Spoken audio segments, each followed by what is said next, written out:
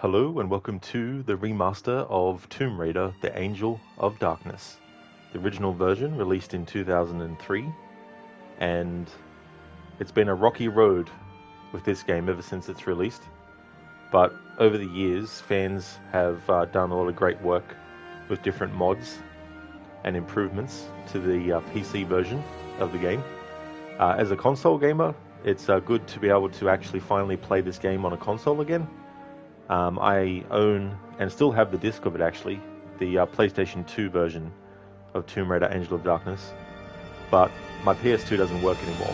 So until the PS5 and these remasters, I haven't been able to play a console version of this game for a very long time, so it's going to be cool to actually play the console version. The remastered version, of course, this time around. Hey there, Ryu. How's it going today? So I'm going to do the same process that I did for the other two remasters with these graphics comparison playthroughs. Going to be showcasing in both graphics mode during photo mode, looking at items, looking at objects, looking at textures on the walls, all that kind of stuff, looking at writing, that kind of thing, and then switching the graphics as I do that. Also showing all the cutscenes that play in the different graphics. Now this game actually has dialogue choices, and there's different outcomes based on what you choose. And there's also cutscenes for not doing certain things, like there's game over screens that you can get that I want to cover in both graphics as well. So this playthrough might take a little bit longer because I'll be showing not only every single outcome for every single dialogue choice in old graphics, I'll also be showing it in new graphics as well on top. Glad to hear that you're going well, Ryu. That's excellent, dude.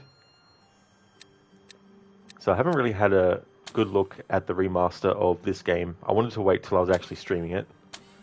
But I did change the volumes. So I've got music at 80%, speech at 100, and effects at 60%. Language is English, subtitles are on.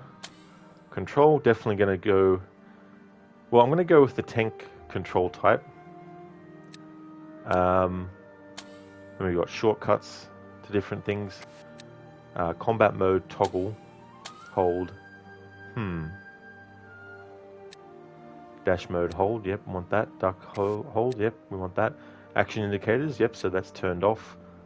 Health boss bars is off. Keep all that the same. Vibration on. Dead zone, just keep that where it is. Sensitivity the same. Quick save off. Hey there, Keone. How's it going today?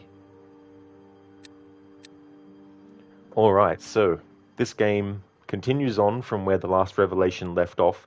Not directly, but in terms of like timeline of events. This is what happens after Lara was presumed to be dead, but she actually wasn't.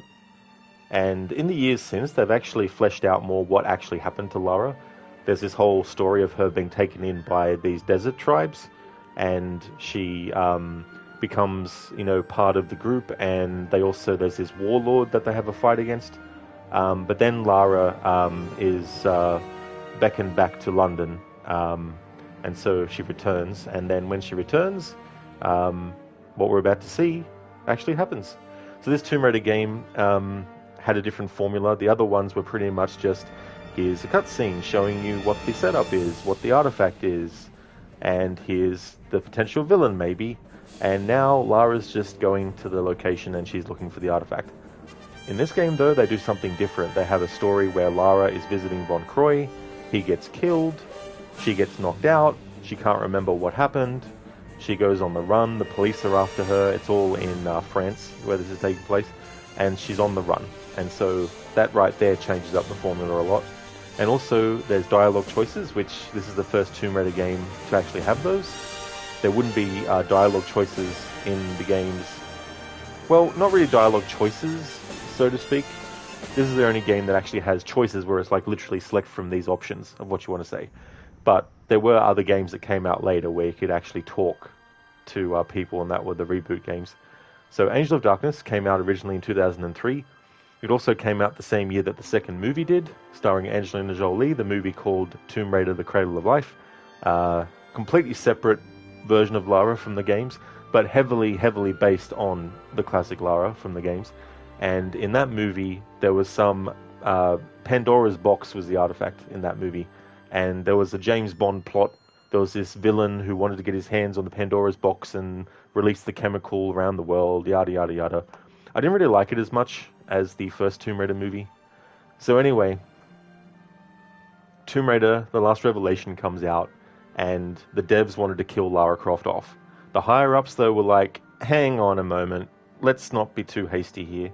So they commissioned them to do another Tomb Raider game, which was Chronicles, and then there was another team created, a new team created to actually start this game, Angel of Darkness.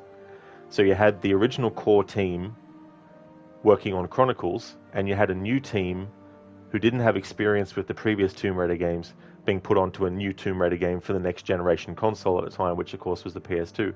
And so having those two teams working on the two different projects, it meant that by the time the Chronicles team, the original core design team, had finished that game, they were then moved on to Angel of Darkness, and apparently there were a lot of things that needed fixing and all that kind of stuff. Not to say that, the people who were working on it initially were terrible or something. I've got no idea. I wasn't there. But essentially, they came to the project that had already been started by a different team, and they were sort of like having to play catch-up a bit. But the higher-ups were like, look, we want this out by a certain time. And it just so happened that the movie that was in production, Cradle of Life, was going to come out in a certain year, which was 2003.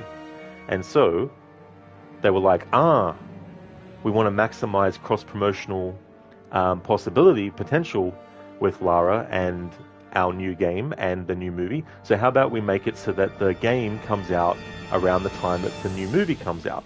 Even though the game and the movie are completely unrelated, it's not an adaptation of the movie. There's nothing like that. It's not like Street Fighter, the movie, the game, or anything like that. So they were like, no, we need to release it. In the meantime, this game wasn't actually fully ready to be launched. And so EADOS were just like, no, sorry, already spent enough time on this game. It has to come out around the same time as the second movie. And as much as I really, really felt that Angelina Jolie was great as Lara, I don't actually agree with her saying that the movie that she was in failed because the game wasn't successful. It's more like the game wasn't as successful because they rushed it, and they also rushed it to be released at the same time as the movie. So it's not the game's fault that the movie didn't do as well. It's the movie's fault that the movie didn't do as well. So this game has had, a lot of ups and downs over the years and all that kind of stuff. It also came out the same year that Prince of Persia: Sands of Time came out, and that had a control system and everything that was just chef's kiss. And so it ended up being the better 3D platforming parkour game, puzzle solving game, trap dodging game at the time compared to this one. But this one, while it does have its flaws, there's still a lot of really, really good stuff in it. So I've always felt that this is sort of like a game that's been unfairly kind of appraised. The things that it did well, it did really well. The things that it was flawed at, I could definitely see why people would write the game off completely because of. But I don't know, there's just something about this game that has always kept me coming back to it and giving it a shot and all that kind of stuff. So that's a little bit of the history of this game when it first came out, what else was happening in the Tomb Raider franchise at the time with the second movie, and how this game didn't do too well. It was rushed, and so it's had an uphill battle since then. But fans have modded it on the PC version for the last few years, or past 10 years now. I mean, the game's been out for 15 years already as of last year, so yeah. No, not 15 years, 20 years. Yeah, 20 years. Shit. 20th anniversary it celebrated last year. No, 2023, what am I saying? Hey there, Keone. Which celebrity has the look of Lara? Well, I mean, there's probably a heap that do. Like, they used to have official Lara Croft models as well, and the models that they chose actually had a good likeness to the character. One of the earliest people who played Lara as promotional model was... what was her name? I was going to say it, but then I completely... Rona Mitra, that's right. Rona Mitra. If anyone's seen the Underworld movies, I think she was in one of those. She was also in the movie Hollow Man with Kevin Bacon, where he played this guy who became invisible and wasn't a really good guy, being invisible. But I think she was the first promotional model of Lara. And then you have, people that have played Lara, like Camilla Luddington. She actually looks a lot like classic Lara, or she's got features that, if she was to have dressed up in the classic clothes as Lara, it would have been like, oh, that's a cool, that's Lara, that's that classic version of Lara. But Angelina Jolie played her in the first two movies, and then Alicia Vikander played her in the third movie. It was rumored that Sophie Turner was cast in the new Tomb Raider series that they're doing, but it was also mentioned that it wasn't 100% confirmed as well. And I can't remember the actress's name, but there was someone else that was also up for the role in the new series they're doing. She was in Terminator Dark Fate. She played the new character that was created for it. I can't remember her name though, but there's been a couple of like casting kind of like related stuff for that live action series and things. Hey there, Code. Good morning. How's it going? Hey, nah, bro. Welcome on in. Yeah, she was in the Underworld prequel. So it was a prequel? Gotcha. Yeah, because I knew she was in one of them because I haven't actually seen them. But, after a while, you see, cover art of movies and stuff over time. And I've always had, like, a good eye for remembering, if not the name of a celebrity, what they actually look like as well. You thought that the last live-action Lara looked the part, but the movie was boring. That's definitely fair now, bro. I felt that the elements that were Tomb Raider, the general elements of Tomb Raider, like the danger, the running, the climbing and jumping, and getting into dangerous situations, the traps, the puzzle solving, all that kind of stuff is very very good in that movie. But it's a terrible adaptation of the 2013 game. It completely guts a lot of the story and what made the actual 2013 game really, really interesting with Himiko and the lore of the island, Yamatai, and all that kind of stuff. Whereas in the games, she's half dead and half alive, and she has control over the weather. So it's a supernatural thing. In the movie, they made it that it's no supernatural thing, that it was just a freak storm that made the ship crash that Lara was on. And all that kind of stuff. And it turns out that there's some virus or some plague that's on her body. So it completely takes away the supernatural element, which the whole point of that game was to have Lara not believe in that stuff, but then by the end of it, if not believe it fully, at least be more open to the belief of supernatural stuff and all that kind of stuff. But yeah, I feel like they really did a disservice to the story of the 2013 game. But I feel anyway that it's probably better suited for a limited series. Like Season 1 would be back in Himiko's time period, Season 2 would be during World War II, and then Season 3 would be when Matthias arrives on the island, and then Season 3 would end with his scouts talking about how they've just seen a ship come in, which is the Endurance with Lara on it, and then just end the series with him going to the location. Or, whatnot, him sending a team there or whatnot. Hey there, Oliver, welcome. It's going to be a good day when Rod is online. You're heading to work in half an hour too? Oh, no worries at all, Oliver. Well, thank you for popping in before you go to work. How's things going today? Code, you're just enjoying hot coffee is feeling like freezing as this morning is minus 20 Celsius outside and 1 hour to leave to work. Well, hope you can stay warm and, especially when you go to work as well.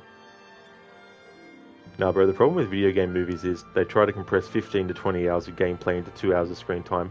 Exactly, nah, bro. Yeah. I mean, there's certain things that you do in a video game that you don't expect them to put in the movie. Like, you don't expect to have a scene of Lara just wandering around the island for like 20 minutes looking for salvage to craft upgrades for her weapons and stuff. Like, you can have her find materials and put it, make a makeshift thing, that's fine, but, there's certain gameplay elements you don't need to show. I agree with that, and some video game movies have the wrong idea of how to adapt the games. Exactly, Ryu, that's the thing, Like, some might say that simply saying that they needed a different approach doesn't really solve anything or doesn't really, have any point to it. But it really does, like the team of people that are working on it, what vision they have for it, what direction they want to take it in. Do they even like the source material, Like, there's nothing wrong with getting an outside perspective on elements of stuff, but at the same time, you also need to make sure that you're really listening for what is it about the actual elements of the game, irrespective of whether they're in the video game or not. Like, is the storytelling good? Is the dialogue good? Does the dialogue actually get across what it needs to? Does there even need to be dialogue in this scene? What is the aesthetic that you're going for? What's the tone? Are you going for more serious, or are you going for like a more parody type thing? Are you doing a prequel? Are you doing a sequel? Is yours an alternate universe thing? Is yours separate? All these things factor in ultimately, and you can get a great result, sure, if you don't put in elements from the games, but you need some elements. You can't just completely go full clean slate. You have to have some core things to carry across as well. Code, the only good thing is the work is about 7 minutes walking from home, so yay. Well, I mean, that's good though, Code. Like, it's good to be able to live close to where you need to work. All the things are going great, no drama, only having fun grinding towards your next paycheck, and can have a workout later this work too. Nothing better than a juicy chest and bicep pump after a 12-hour shift. Well, that's good though, Oliver. It's good that after working, you still have the energy, and the mental energy to be like, right, work is over, now it's time for, gym work. So that's really good that you're able to do that. Now, bro, you reckon video games are better served as TV shows? Like, look at The Last of Us, great show for a great game. Oh, absolutely. Yeah, you get more time to spend with characters. You don't have to rush things as much. You can also go back in time and show things from when characters were either younger, or you can have an event that played out years ago for them and show it to the audience. You can do dream sequences where, it's like a what-if scenario. You can do all sorts of things. Hey there, Spicy Chicken. I hope things are going well. So with this game, with the other two, doing the graphics comparison, there wasn't any, dialogue choices. So as a result, it didn't require me to actually show all the different outcomes in both graphics. But this game has dialogue choices, so one additional thing that I'll be doing for this game to show in both graphics is the outcomes of all the dialogue choices, and doing all of them twice in the old graphics and the new graphics as well. I'll have the Rest in Peace Lara Redeem active soon. Just wanted to, wait until we're actually in gameplay. Spicy Chicken, you had an alright day. What about you? Well, I hope that you can have a great evening, Spicy Chicken. As for me, had a good day. Was able to get some things sorted for some streams that I've done recently. Doing thumbnails and all that kind of stuff. Which I don't mind doing it myself. It's pretty, fun. Plus I can, listen to music while I do it. So it's just like, finding the images I want to use and then getting the text and all that kind of stuff, the fonts, all that kind of thing, and then just putting them together and getting into a routine, and figuring out, shortcuts to things, like, create a template where it's like, once I lock in what image I want to use for the YouTube thumbnail, I can then, put the text where I want it. Once I'm happy with all that, then it's just a matter of being able to replace what part it is, like part 1, part 2, part 3. Replace it without having to worry about redoing everything, So all that kind of stuff that I do is pretty fun.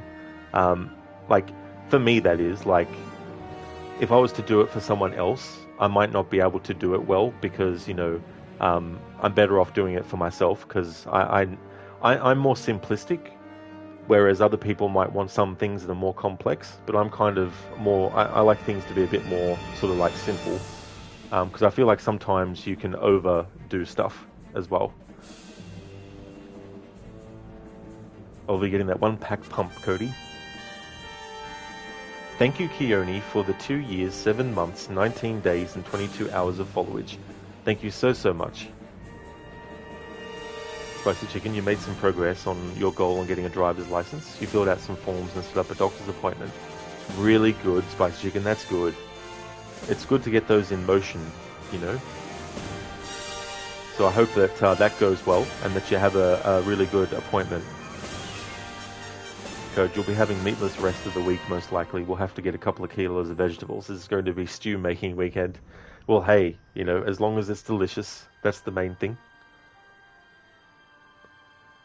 Straight up, when we go new game, there'll be a FMV sequence, and there's going to be, you know, some differences between having the old graphics selected when that happens and the new. So I've already got it set to the new graphics. A good way to tell is if you look at Lara on the left-hand side, when I press the button to go to old graphics, you'll notice the difference in the image there, plus the image in the background that's spinning around is placed differently.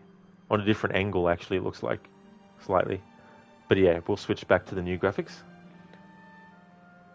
Spicy chicken, speaking of vegetables, you would love to have zucchini again soon. Now that's something I haven't had for a long time, actually.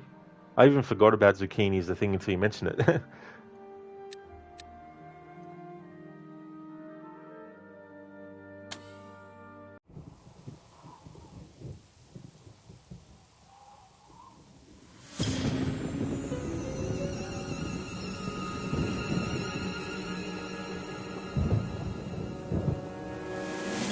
There have been 17 reported murders so far in this latest outbreak of monstrous killings. It would appear to be the work of a single, highly psychotic perpetrator. The name of the latest victim was just released. A Professor Werner von Kroy. A female, described as Caucasian, brunette, and wearing a ponytail, was seen leaving the most recent crime scene. Officers are advised to use extreme caution when apprehending the suspect. At present, nothing appears to link any of the individuals involved. There are no known survivors of these attacks so far.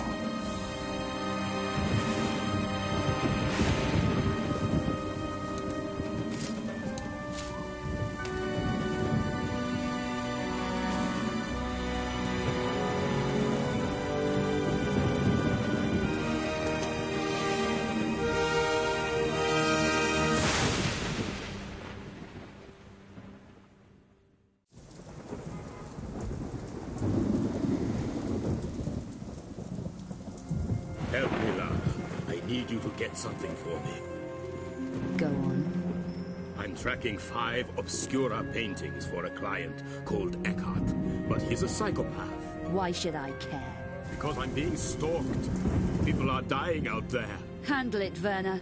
Lara, please. Look, go and see this woman, Carvier.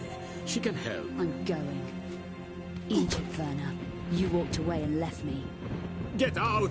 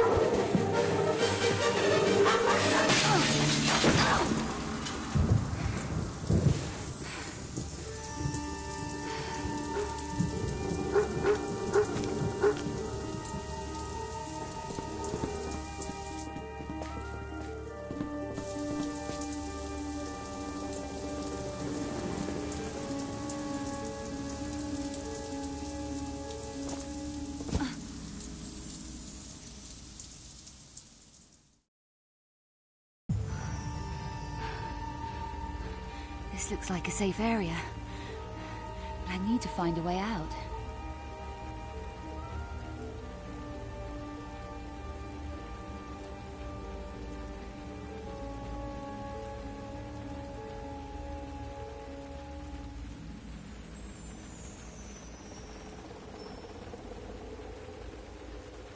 Hey Sona, thank you so much for the lurk. It always is the wind. Why does the wind always do this for? It must have been the wind. Spicy Chicken, unfortunately you're going to have to wait till next month to see your doctor. Oh no. That's a really long time. That's so annoying when that happens. So good if you can, get to see them much earlier, but if it's that long, Oliver, it probably was indeed the wind. Lara's the villain now. Lara, no. Well, that's the thing too. Like when this game first came out and people first played it, it's like, did Lara kill Von Croy? Is she a murderer now? What's going on here? Are you the wind that comes from the arse? That's right. Oliver, he passed wind. He well and truly did. So what I want to do, to start with, is show the character model of Lara in Angel of Darkness in both graphics modes. So this is the old graphics mode currently active.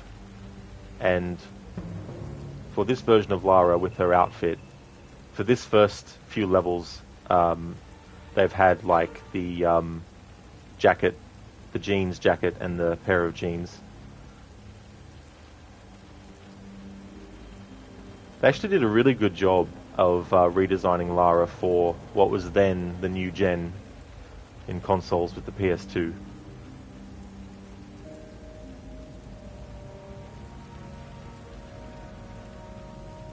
And then this is the new remastered graphics.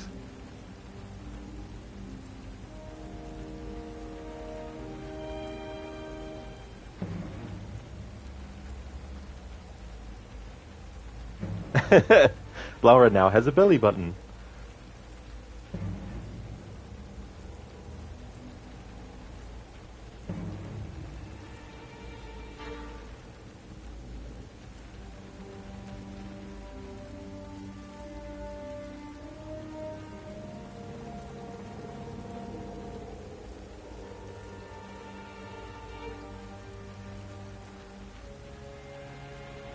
I can see already that with this remaster of this game, it's more just about cleaning up the textures.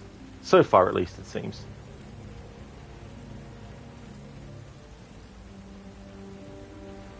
Good to see you in chat as well, Sona.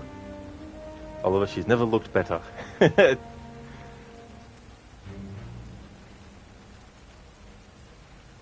a lot of the redesign I feel was also inspired by the movie. Alright, so we're going to go through. First I just want to test the limits of the photo mode in this.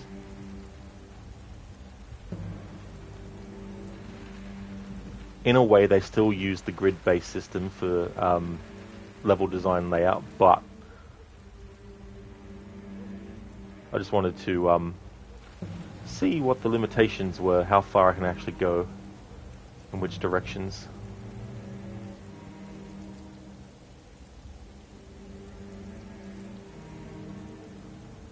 Alright, so we can go through here.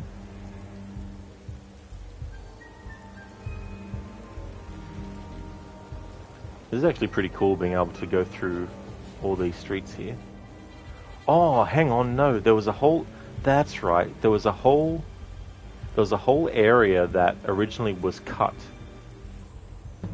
And you could do it in the PC version if you had the mod for it, I think. I vaguely remember hearing about that. So there might actually be that section. Oh.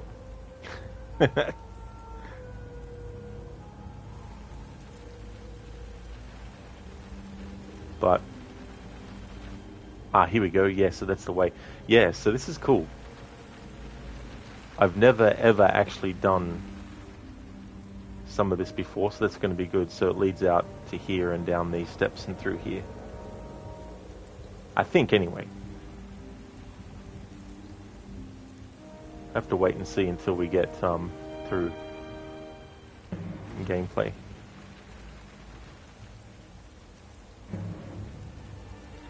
Alright, so we can go through there to that area. We can go through here. We can go through the window of the building. There we go. Very good.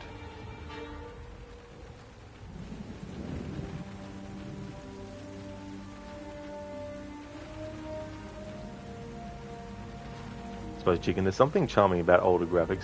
There well and truly is. It becomes more like an aesthetic. Well, I mean, you know, everything has its own aesthetic, but new things come along, improvements get made, and so while something may not graphically be as good as other things became, there's still an aesthetic there that is really, really good. It can add a lot of charm to things. Alright, so I'm going to put this camera in a position that will be good. I can actually go over here. Damn.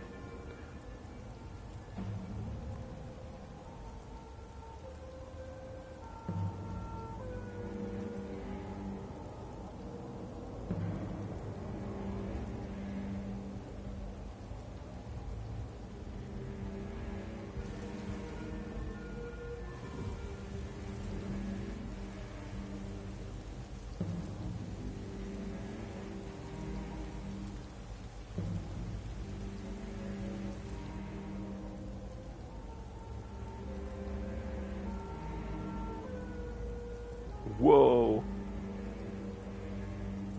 Alright, so where to put the camera to start the process?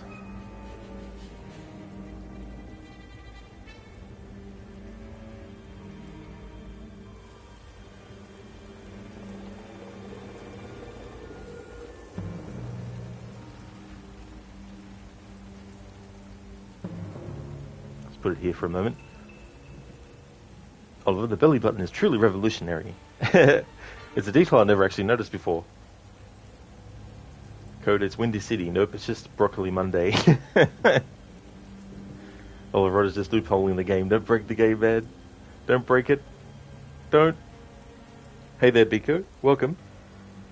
Surprise people. Yes, Biko is here earlier than expected. Something is super disturbing you, so you're working out what to say, then going into town early to get advice to either clear the storm in your mind or it might make you worse. Well, that's definitely fair, to go and get some help, you know. Definitely nothing wrong with doing that too, as well. Always good to get help when you need it. So I hope that you can get the help that you need, and that things will improve for you today, Biko. It's good to see you in chat. Thanks for popping in. We're just getting started on showing the graphics comparison with the photo mode.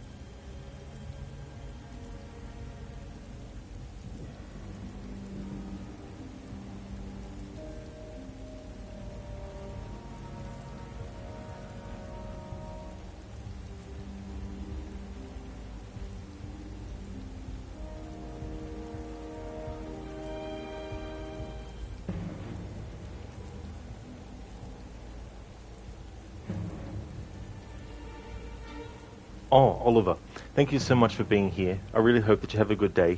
Hope that work goes well and you have a great gym session afterwards. Thanks for popping in. Biko, you pray they can clear your woes and worries. You love Angel of Darkness. It's one of your all-time favorite Tomb Raiders with Tomb Raider 2 and 3. Hopefully so, for sure, Biko. I don't blame you as well. This is a really good game, in spite of its flaws. There's definitely a lot of things in it that were done really well. Spicy Chicken, thankfully you did finish an art piece you were working on today. You like to call it The Nightclub of Ambition. That's a really good title. That's cool. That's good that you finished it as well. Did you start it a while ago, or was it something that you just started recently?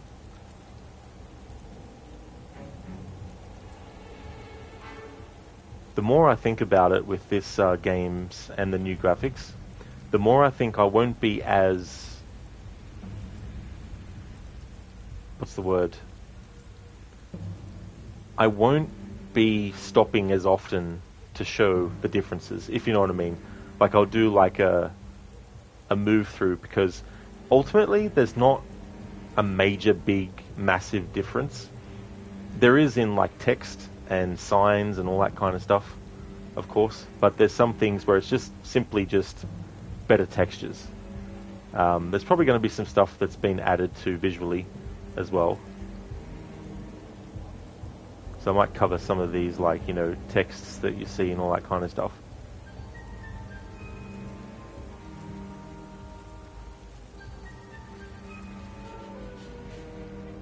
Suppose Chicken, a week or two ago, you would have finished it sooner if you didn't misplace your sketch pad. It was on the top of your desk. Oh no.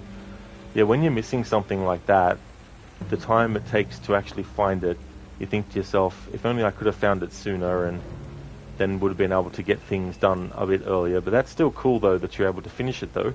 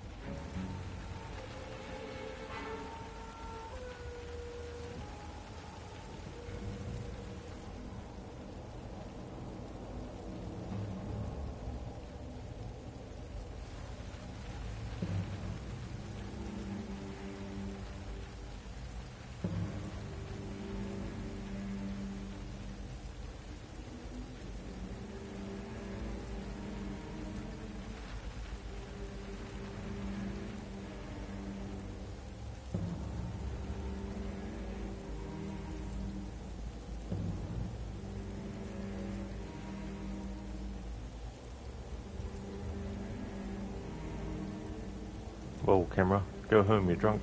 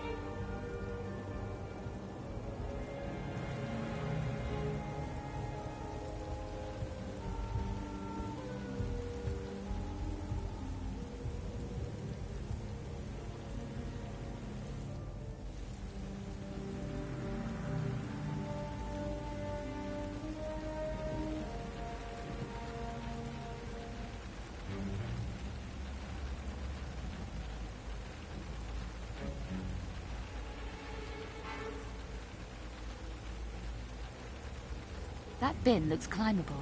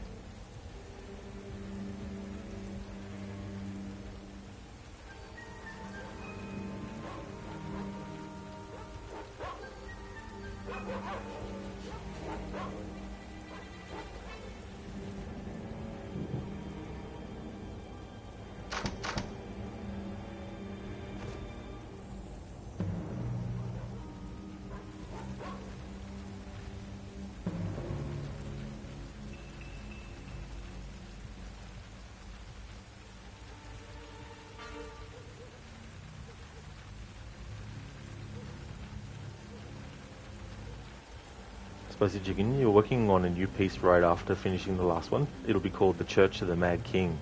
Well, that's another really good title as well. Church of the Mad King. Well, I wish you all the best with that one. I hope it turns out the way that you like it.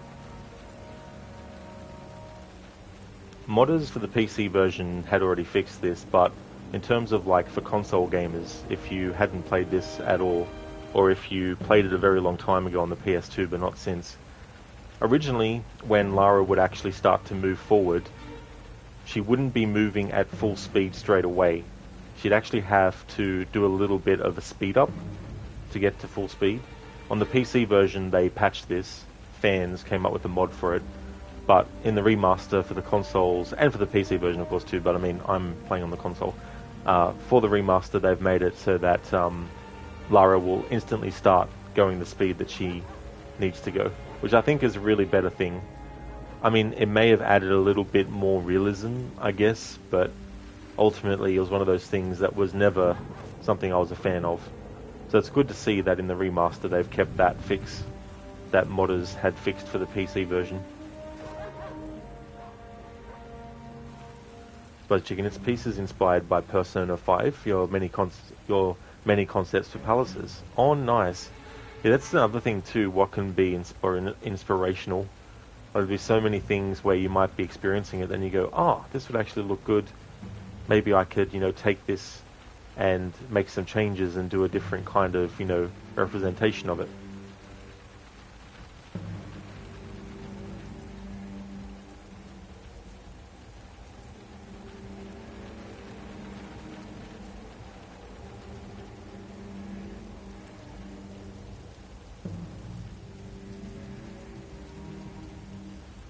I see that there's some voice lines missing.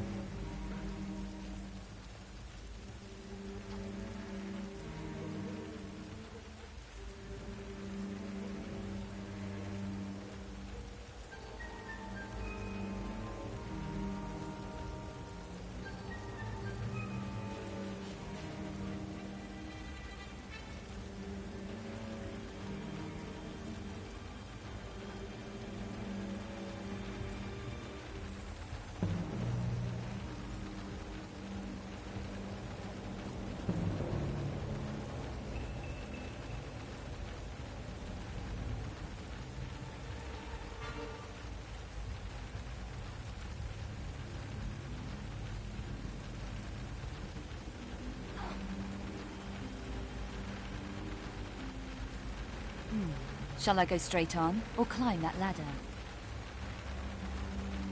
Very nice. So, I was talking earlier how there was a part of this level that was cut originally, that you couldn't access, but modders for the PC version have managed to put it back in. So this is actually my first time playing this content, because the versions that I've played was either the PS2 version, back in the day, which didn't have this area available, or I haven't done the PC version with the mod installed for this area to be opened up. So this is really cool. We're going to access an area that was originally not available to the player to go to.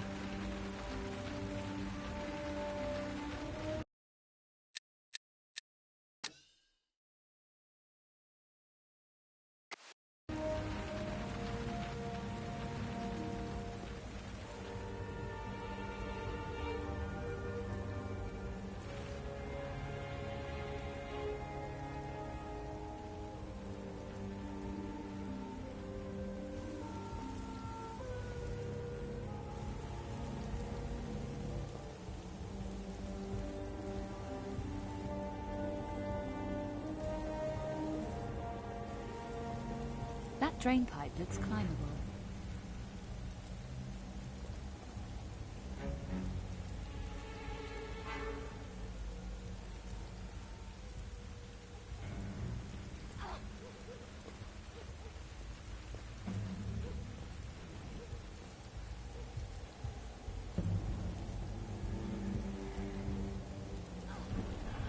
Some movable objects can be climbed on.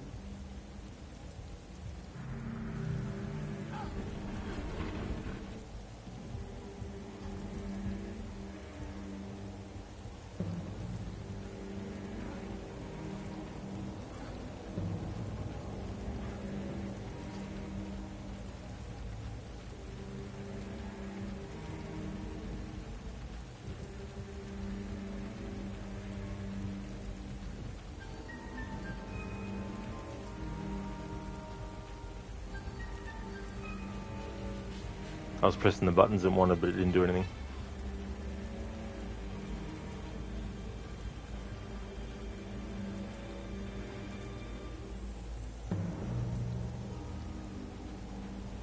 Don't keep me hanging around. I need to reach the roof before I lose my grip. That wire looks like it will take my weight.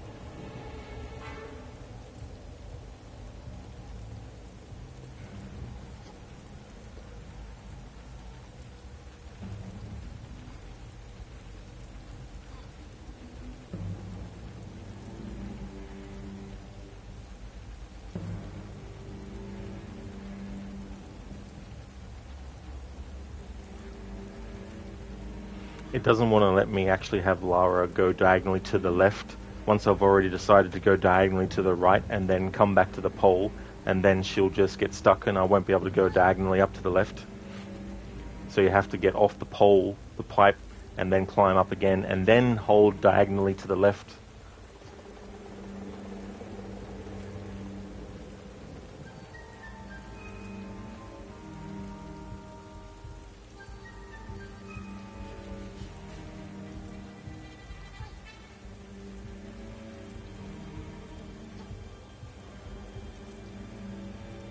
Hey there, Amanda Nicole. Welcome on in. How's your day going?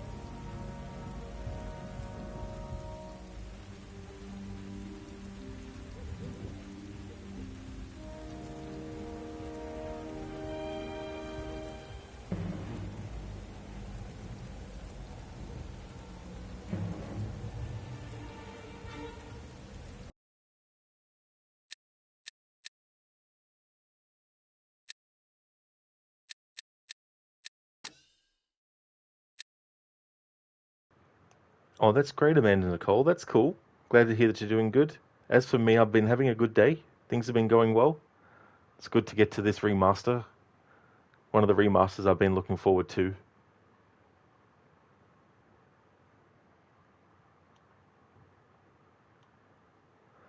However, I'm starting to wonder if I should do a graphics comparison to the same extent that I did with the other two.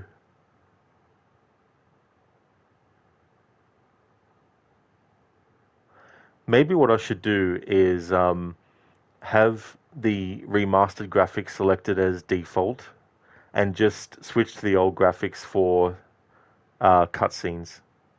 Not cinematics, which are separate. They're FMV videos that play separate to gameplay cutscenes, but I think I might do that because, to be honest, it was different with the other remasters because the graphics for the original versions were very, very sort of like drastically different when they remastered the graphics, if you know what I mean. Whereas in this game, there's not as big a giant leap in the graphics necessarily. It's still a good remaster though. Like I like the new graphics for it. What I'm trying to say is I don't think there is as big a difference that had to be met between the old graphics and the new graphics that they've added than they had to with the other ones as well. So I think that's probably what I'm going to do for the rest of the playthrough is just switch up how I do it. So what I'm going to do is keep it with the remastered graphics and then only switch it to the old school graphics for certain things, for certain cutscenes and stuff like that. Maybe show the items that we pick up in the two different things, although there's not even a big difference between those two things as well. Yeah, so I'll just leave it on this. Man and Nicole, they put so much into the newer graphics. They really did. It's good to see the textures and everything cleaned up for this game, and I really appreciate that as well. Plus, it's cool to access this area. I was saying before, it was an area that was originally cut, but only PC gamers who installed the mod could actually access it. And even though I've played the PC version of this game many times, that was a mod that I didn't install. So to actually play it for the first time in this version without having to worry about installing the mod, getting it to work, and all that kind of stuff, I can just have the benefit of it already being there and something that can be done. I'll have to I'll have to update my Stream Elements message that pops up in chat that talks about what I'm actually doing with my playthrough. I'm going to edit it so it's not as extensive.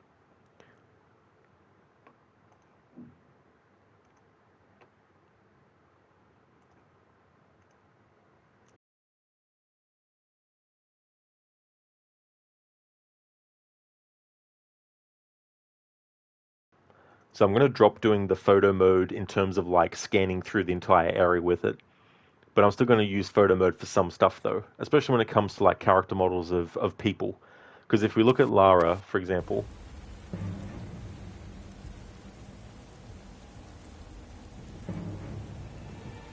so that's remastered graphics, that's old graphics. There's definitely a major difference in the character models for the characters.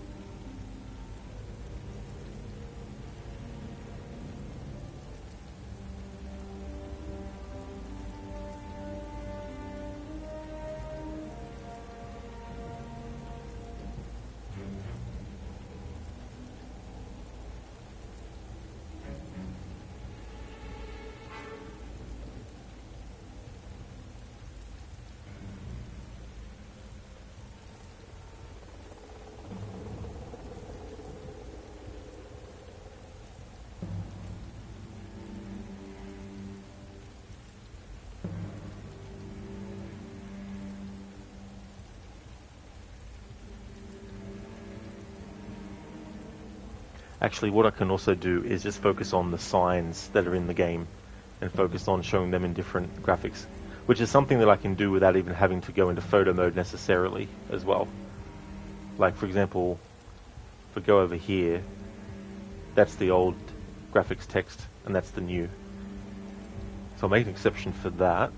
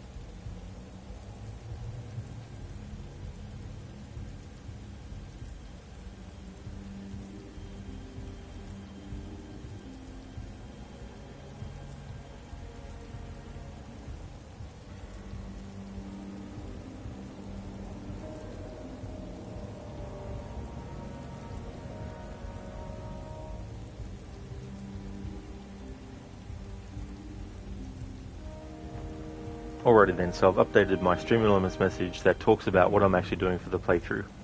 So this is what I've now changed my focus for this particular game to be. Cover some of the differences between the old graphics and the new in terms of character models, text for signs, in-game cutscenes, and the different dialogue choice outcomes in both graphics.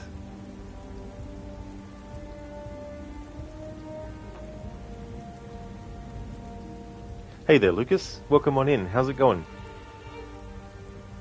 Just working out how I want to approach doing the graphics comparison for this particular game. Because in a lot of the cases, it's really texture cleanup.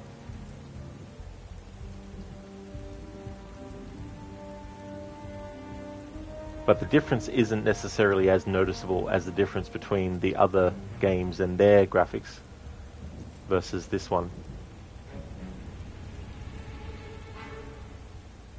So I'm going to keep the graphics in the new, but then switch to the old to show some things as we go along. Oh, that's great, Lucas. I'm glad to hear that you're going good. As for me, things are going well too.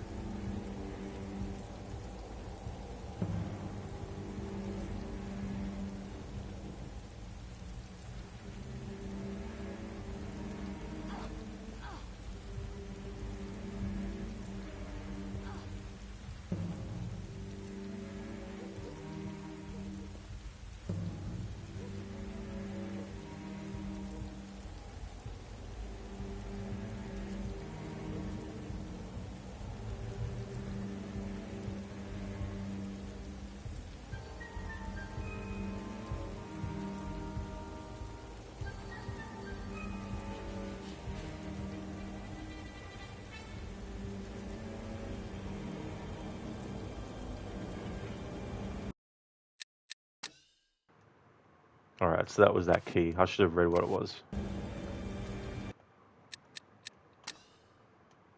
Oh, how did that happen? How did I get a save? Jeez, that burst of music.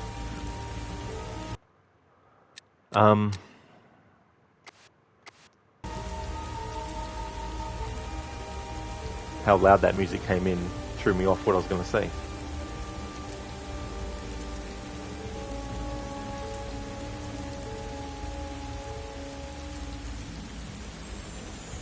I can't remember now.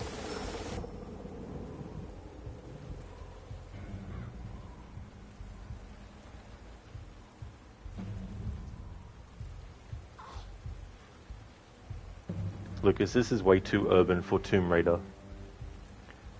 Yeah, they want to do a different approach to this game. There are still like a lot of areas that are very much tombs and locations like that.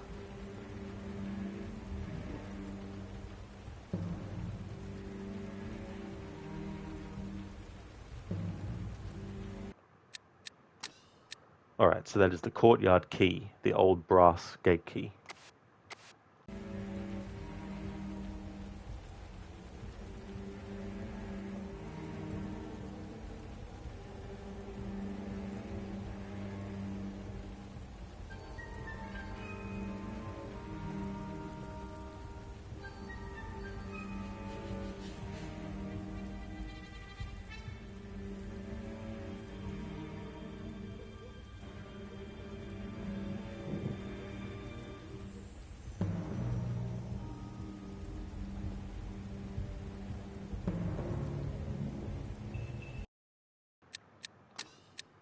Crowbar, useful for heavy leverage. I can crawl through that gap in the gate.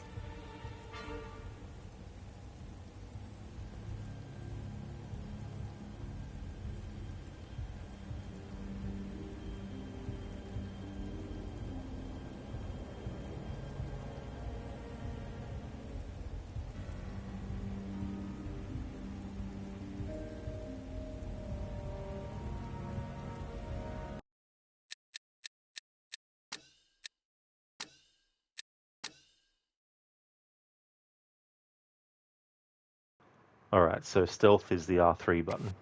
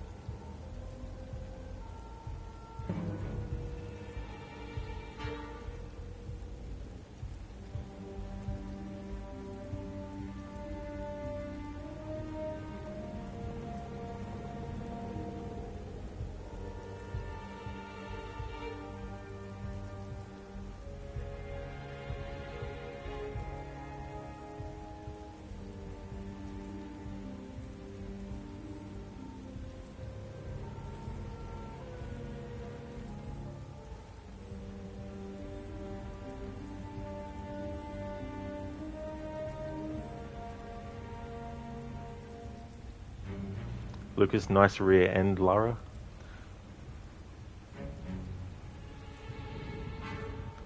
Still amazes me how that's the only thing people comment on when they see Lara.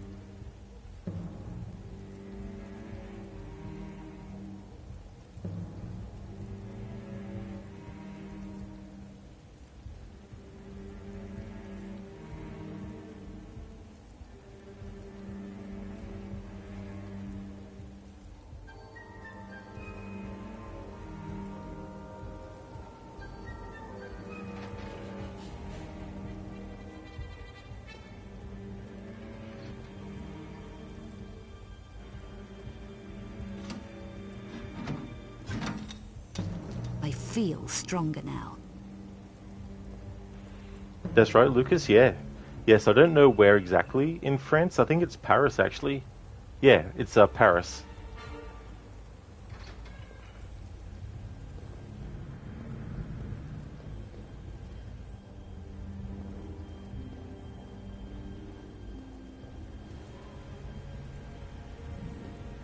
This is so cool to be able to play this area that's been reinstated.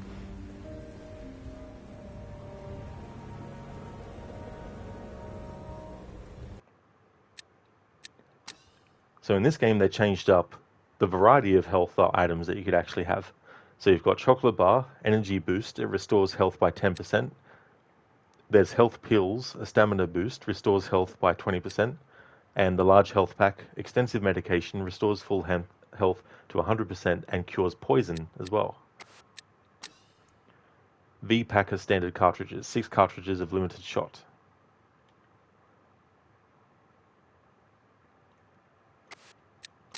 I'll show these in the different graphics. Lucas, well, that was a guess. It was a good guess. Yeah, there's some serial killings that have been going on in Paris, and the timing of it lines up with Lara visiting her old mentor, who she had a strained relationship with, and he ended up getting killed, and so she's been accused of his murder, so she's on the run currently.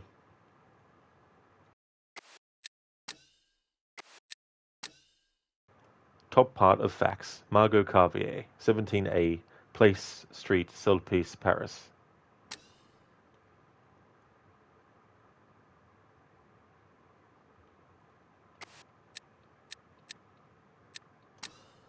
Okay, so at the moment, we only have the ability to put Lara's sunglasses on or off.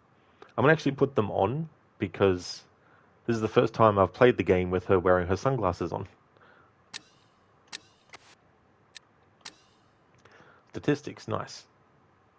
I like this. Health restored, health items found, choco bars found, pickups and kills.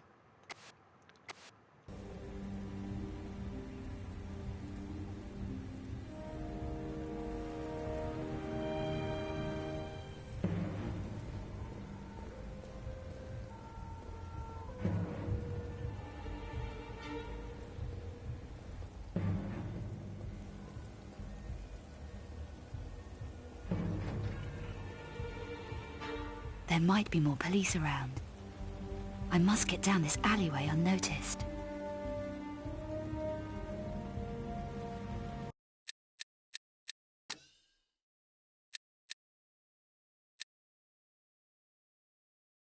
Lucas, actually from the game Driver 3 they had similar police cars, that's why I said France. Oh really, Lucas? Oh, that's definitely understandable too. If there's something that is like a general kind of thing.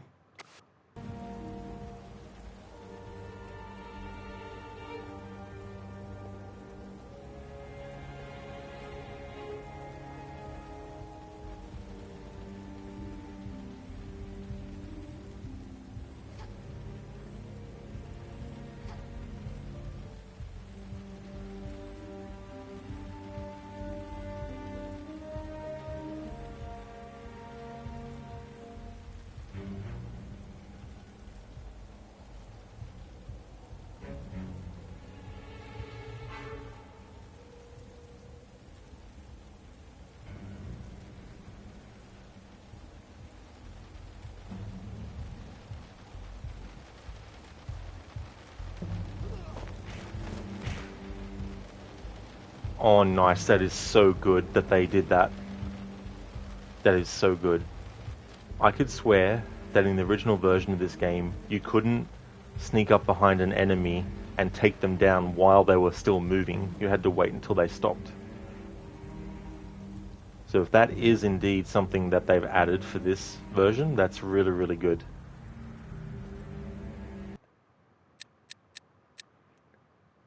Hope you have a good one, Spicy Chicken.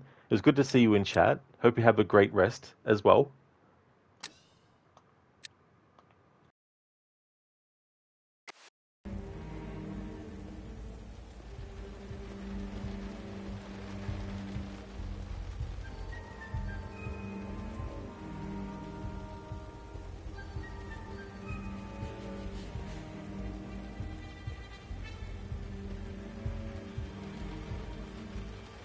Oops, I forgot to show the character model of the enemy before dealing with them. Oh well.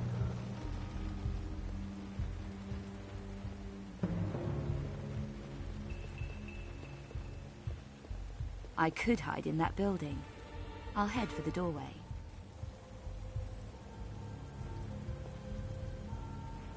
This is so cool how there's like this completely alternate way to go.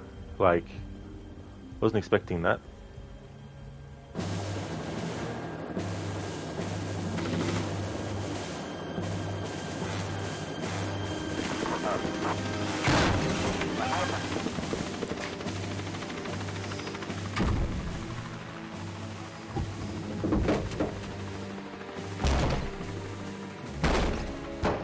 Alright. I need to reload the save because it's something I need to do. That's slightly annoying.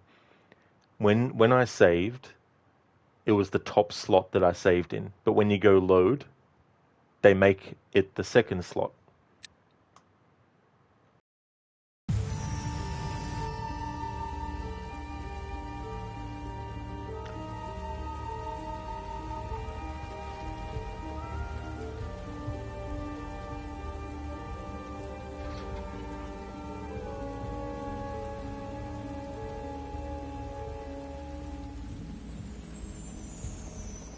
I could hide in that building. I'll head for the doorway.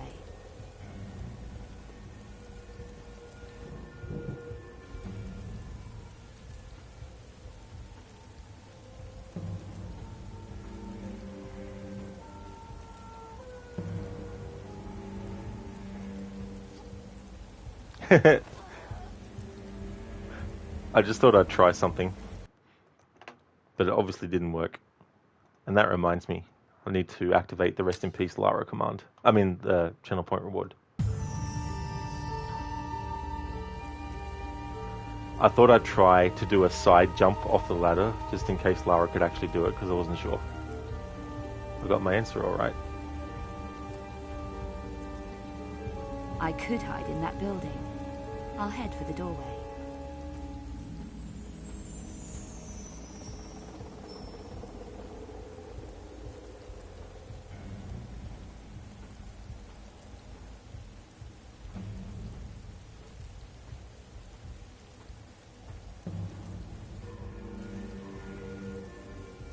I could hide in that building. I'll head for the doorway. That's funny.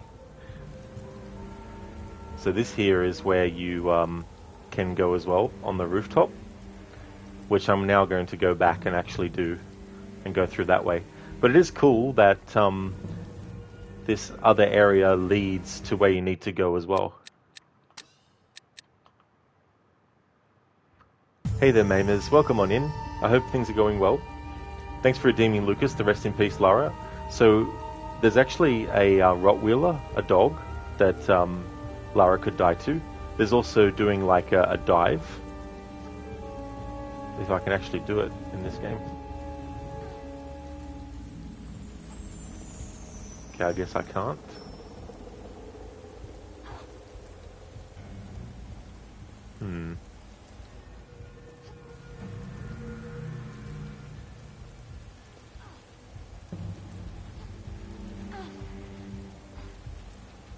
Okay, so I can't change direction mid-air with the jump.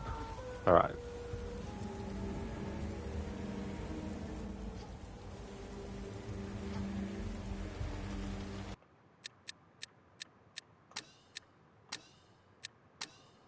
Controls: run, back, left, right, walk, jump, action, draw weapon, look, roll, change targets, duck, dash, secondary, and stealth. Okay, we can't actually dash yet, because in this game, Lara has to actually unlock the ability. But I could swear that she could do the dive.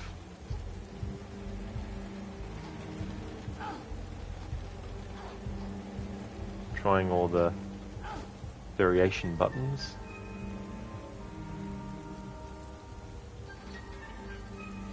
Feed the dog, Lucas? Oh no, you only have 105,000 points left? You're getting very low then.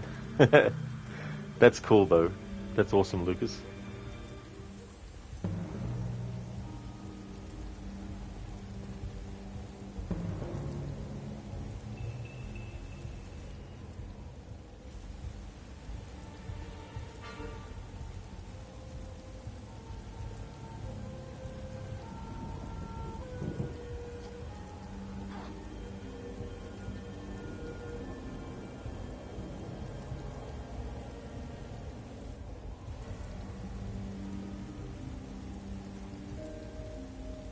Because normally, to do a dive, you hold down the walk button and then you jump forward. But it's not working. Oh, now it's working. What was I doing differently then? Oh, okay. So you can't do it from a standing position. Alright, you have to be running to do it. Okay, there we go, I worked it out now. In the previous games, you could do the dive from a standing position.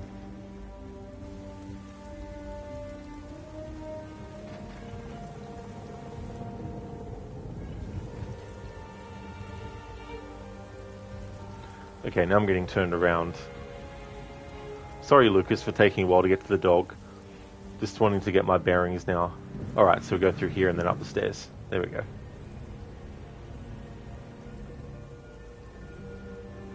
Once we get back there, I'll make a save.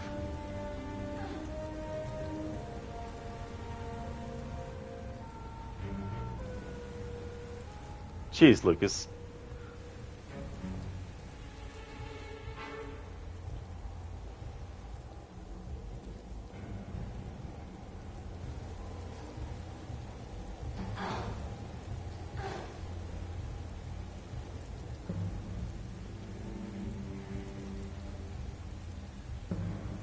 Okay, game, what the fuck is going on? Why can't I get back to the other area?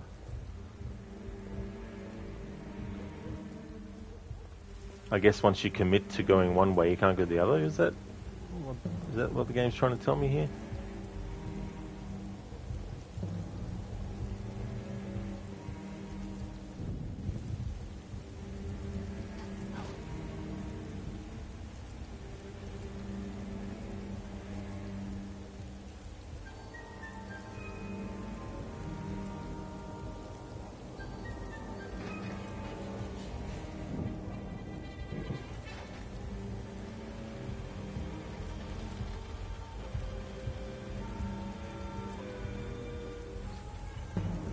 Alright, here we go.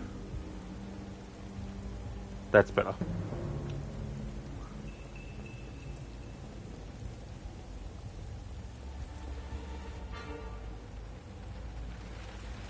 That's right, Lucas. Yeah, puppy chow.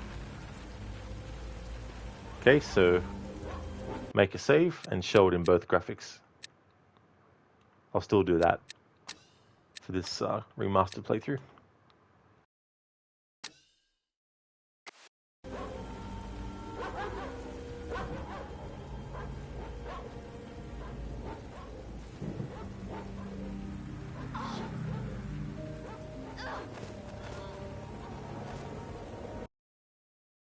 Oh, I can't move the camera around Lara when she's dead in this one. Alright, now in the new graphics.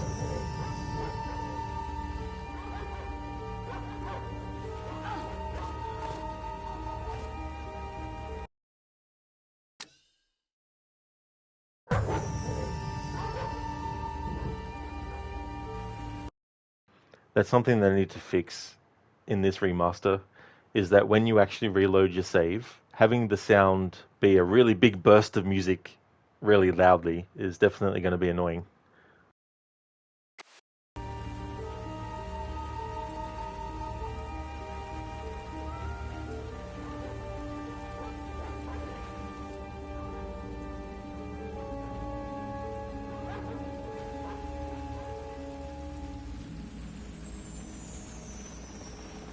So that other way is what was added. But now I'm going to go the way that was generally the only way you could go. Lucas, rather anticlimactic. Yeah, that's the thing too with deaths in games. Like for some Tomb Raider games, it's you know, there's like an animation specific. Like getting mauled by an animal might have the animal actually, you know, grab you in its teeth and do something. Whereas in this game, it seems the dog just attacks you and then you lose your health and then you just fall over.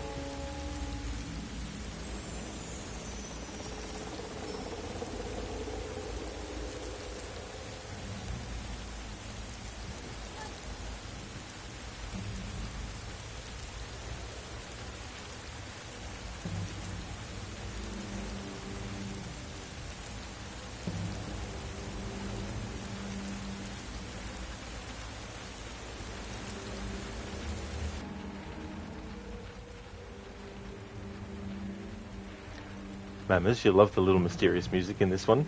Oh yeah. Yeah, the music in this game is really, really good. It's also great to hear the classic Tomb Raider theme with an orchestra as well. It's probably one of the best renditions of the main theme. Lucas, your favourite rip Lara is probably the neck snap from jumping too high and hitting your head on the ceiling. Oh yeah, Lucas, exactly. Yeah, they're pretty good. Pardon me, they're pretty good ones.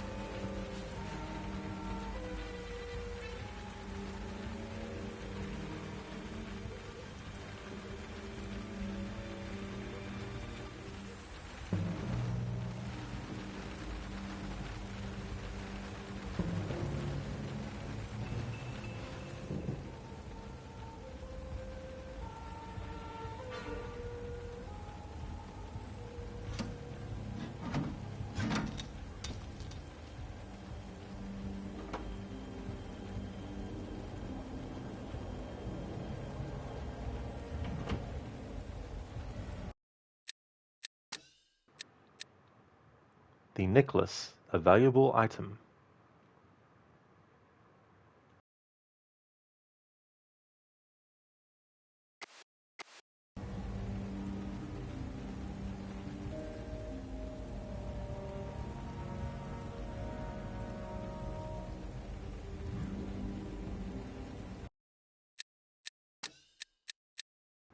Antique doubloons, a valuable item.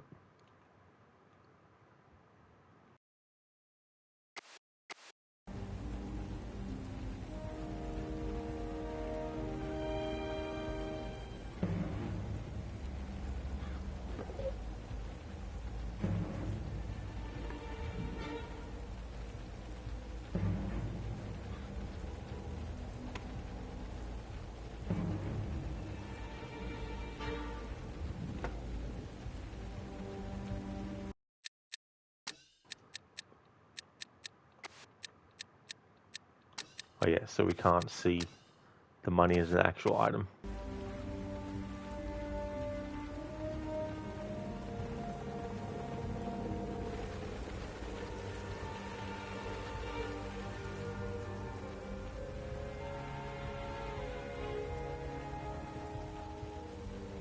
Just testing to see if there was a quick turn.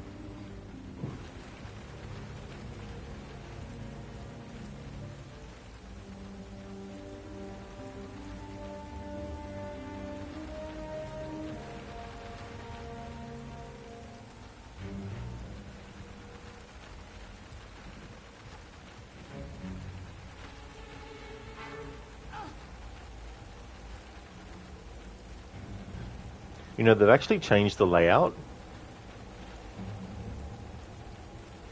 They've changed this layout.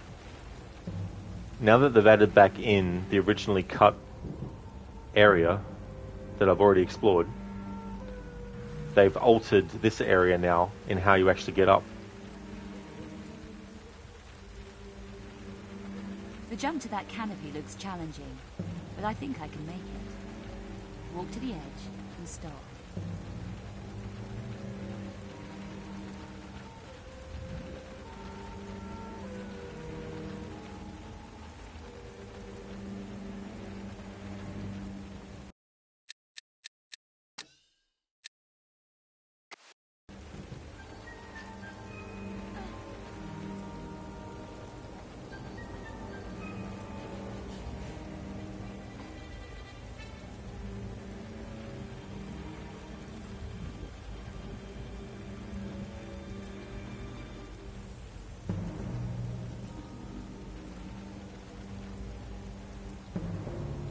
Remember that by holding the walk button, I won't fall off any ledges.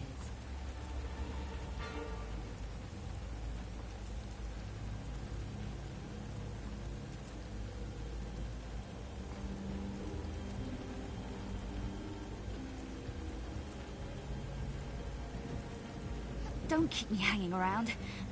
I need to reach the roof before I lose my grip.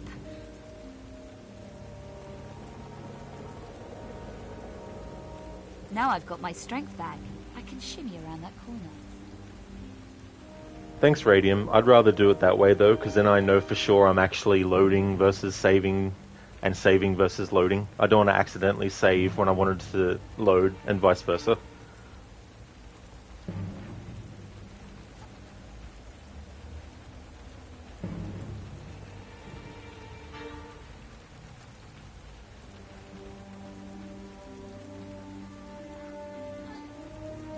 Made it. No time to waste. I need to get to Carvier's apartment. And by the way,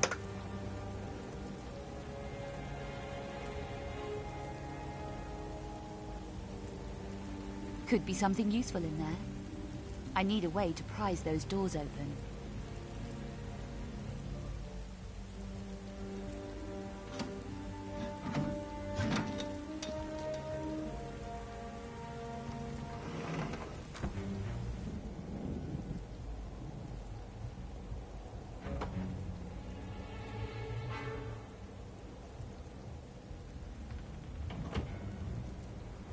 uh-huh. The MV9, basic design, 9mm semi-automatic, 12-shot clip, long range.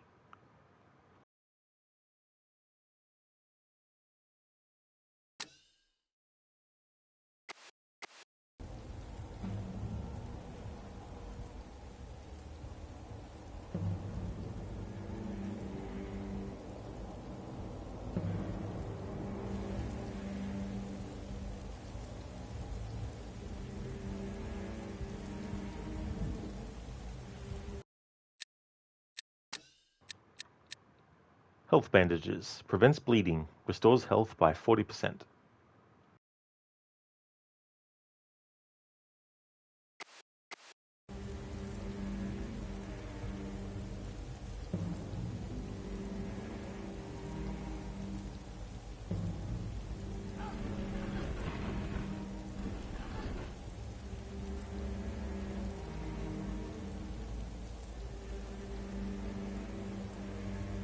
Nice. We went the other route, so we already have a crowbar.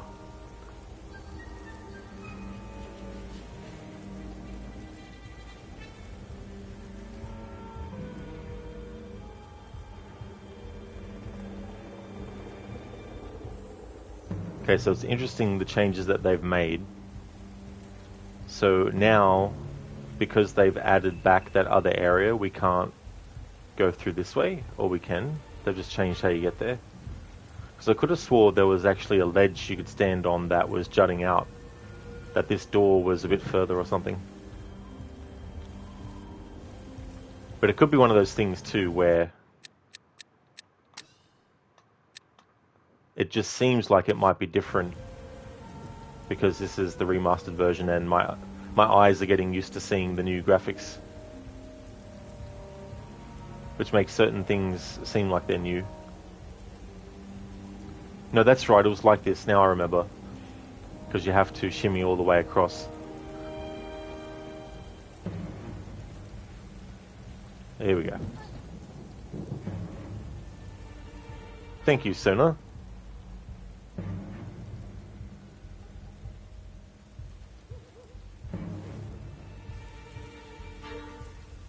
Great! There's the key.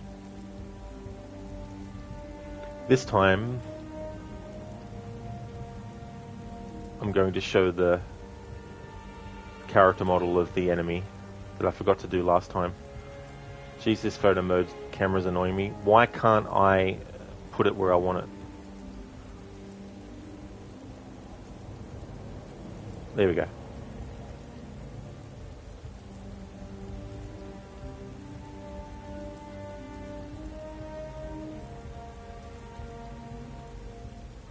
What, there's literally no change?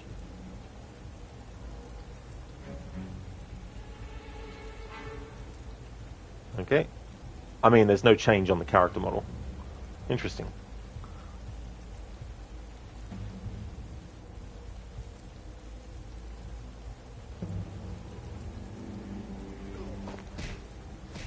Yes, Sona, the Blessed Wind.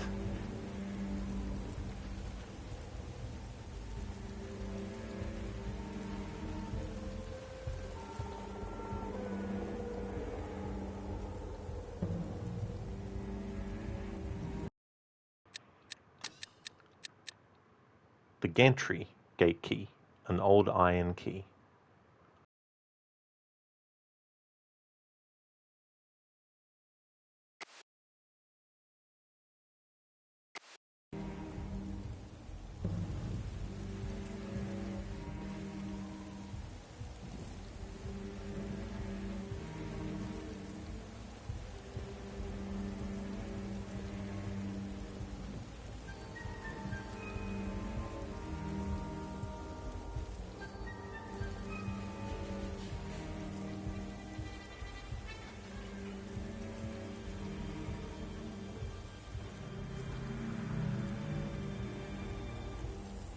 And there we go.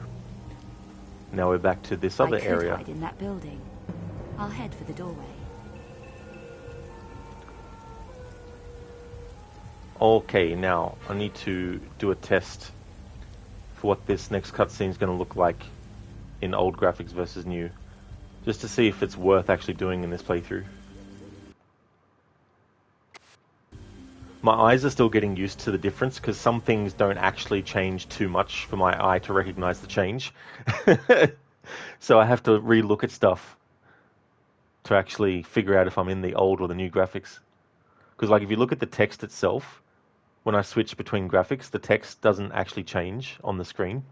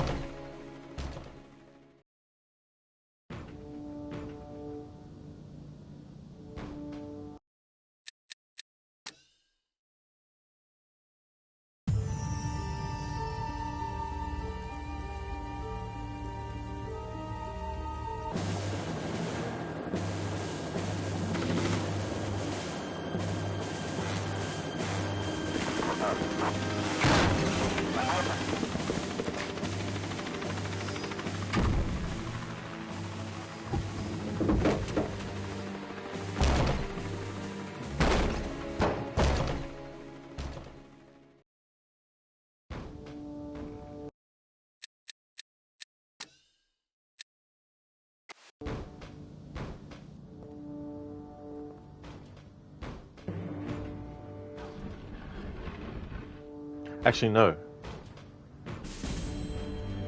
I want to show what it... Yeah, I want to show what it looks like when they actually burst through without... Haut les mains!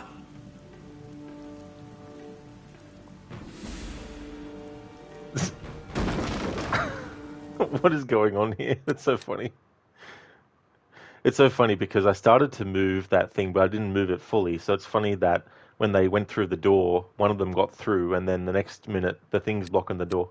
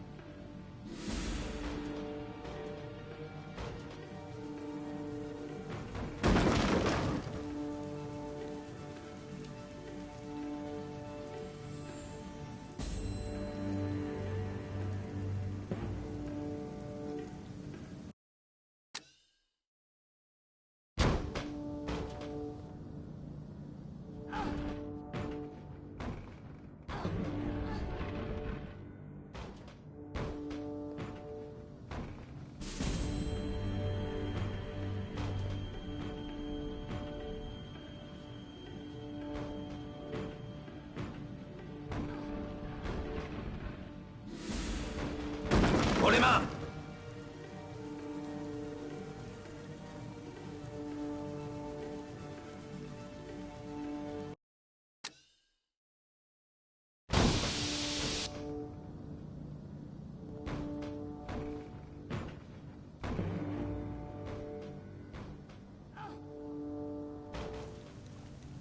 Haut les mains!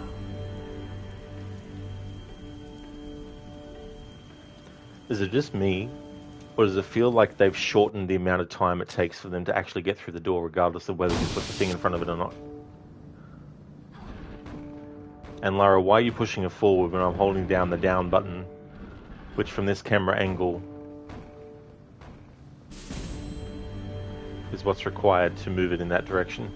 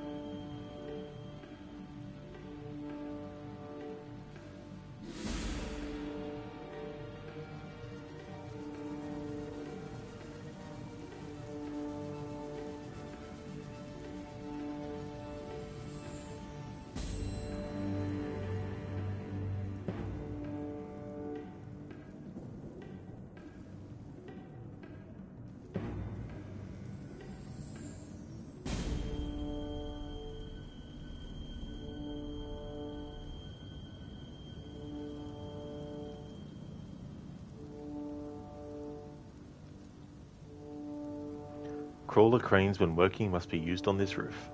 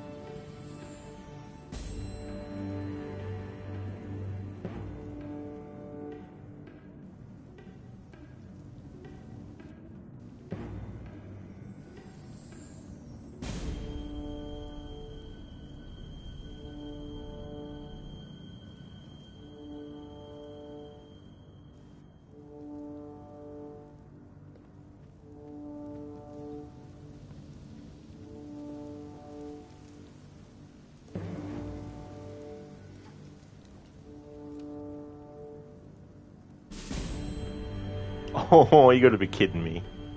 Right.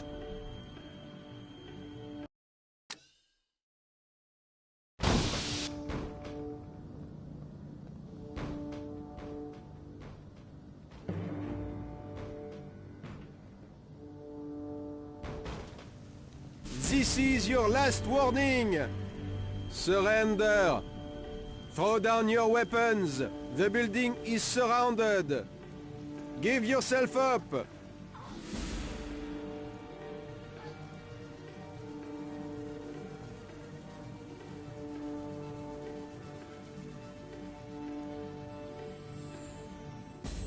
I don't remember that dialogue in the original.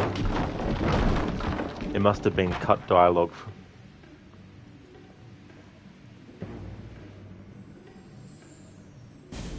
This door is locked.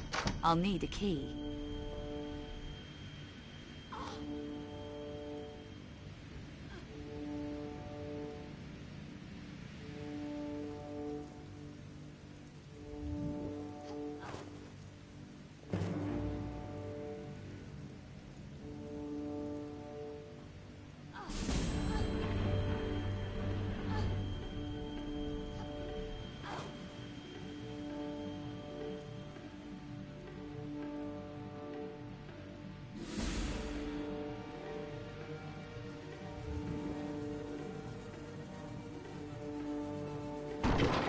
I feel stronger now.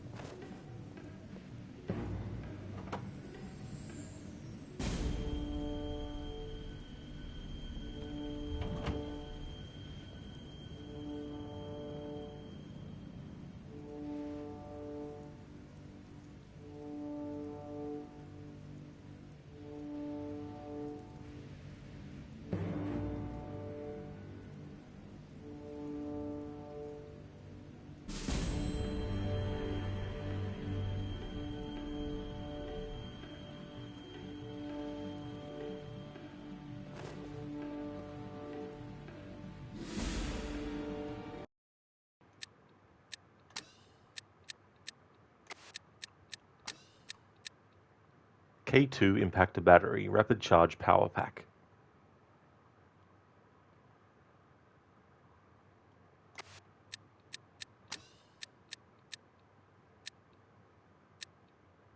Poison Antidote, fast-acting antidote for bite wounds or gas inhalation.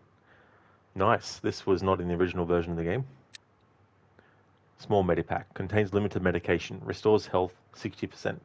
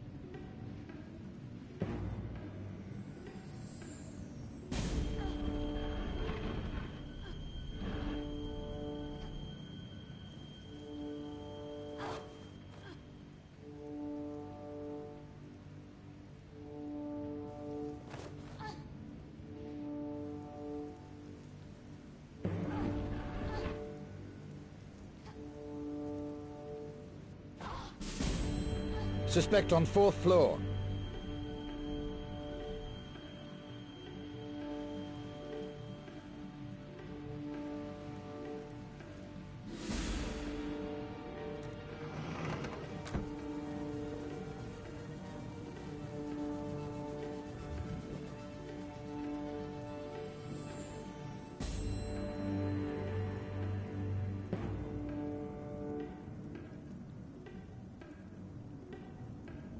Nice, you can actually see the writing better on this one. I'm not sure what floor that is.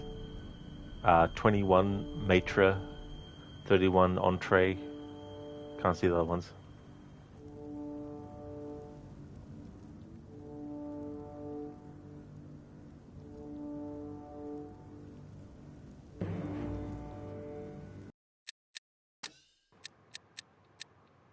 Lift maintenance key. Access rooftop.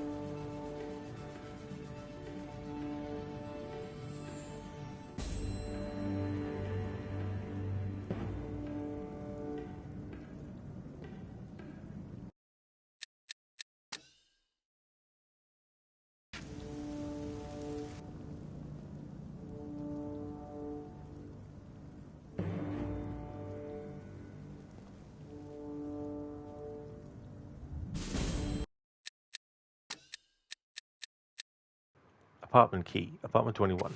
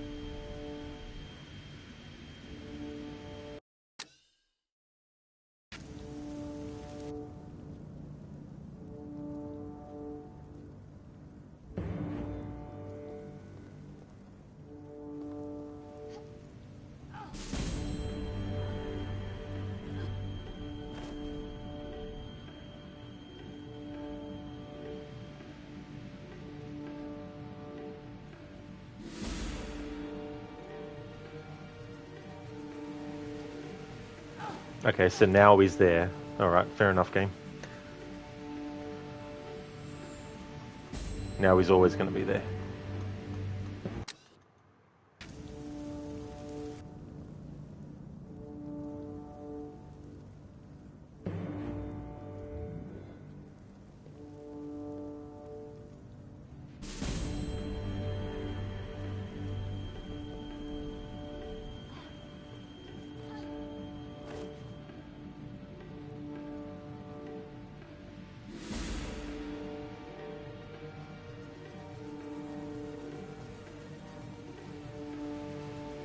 I won't forget about it then.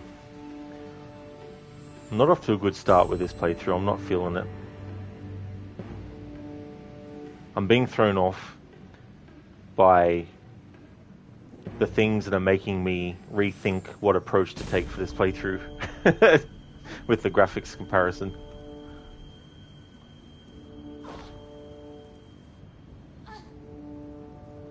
What I'm going to do is when we get to the point where we're actually talking to characters, if there's not really much of a change in their character model face, there's no real point in worrying about switching to the old graphics. So this playthrough could potentially just become a show the game in the remastered graphics only, and when it comes to dialogue choices, show all the different dialogue outcomes in the new graphics.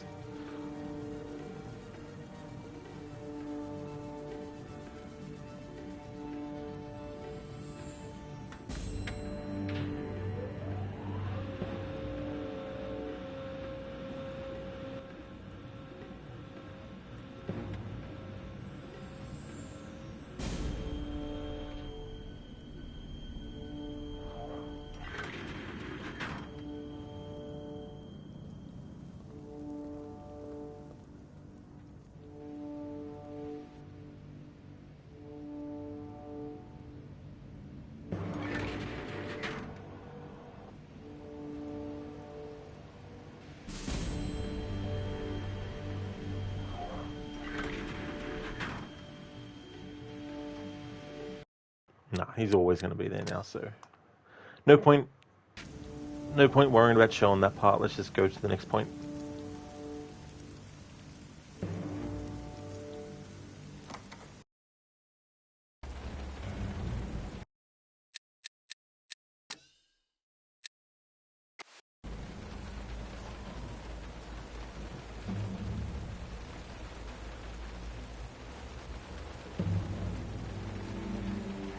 That wire looks like it will take my weight.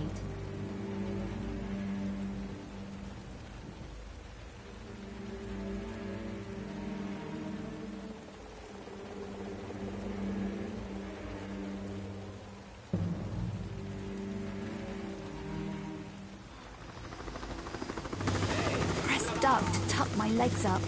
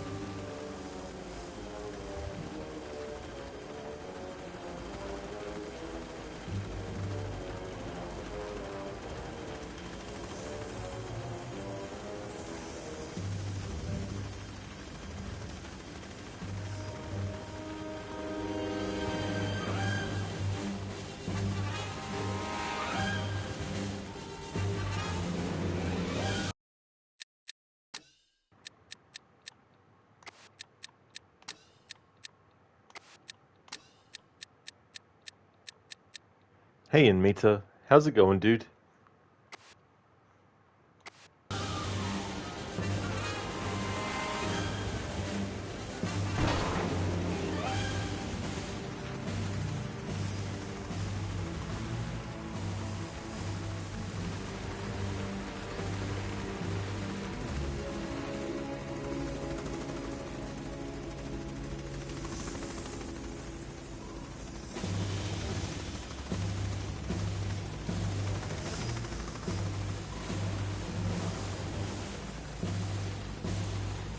Oh no. When the camera moves to that position, to go to my left, I have to press right.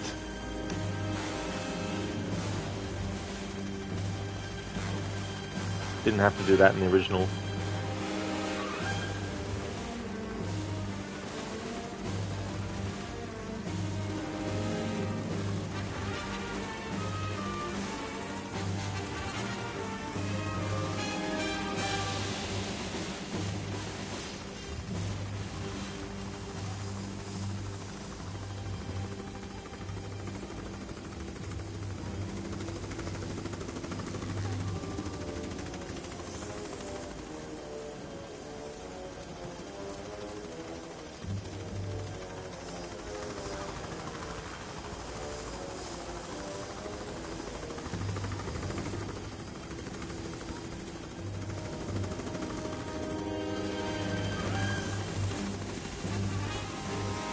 That jump looks too far. I'm still a little rusty, you know.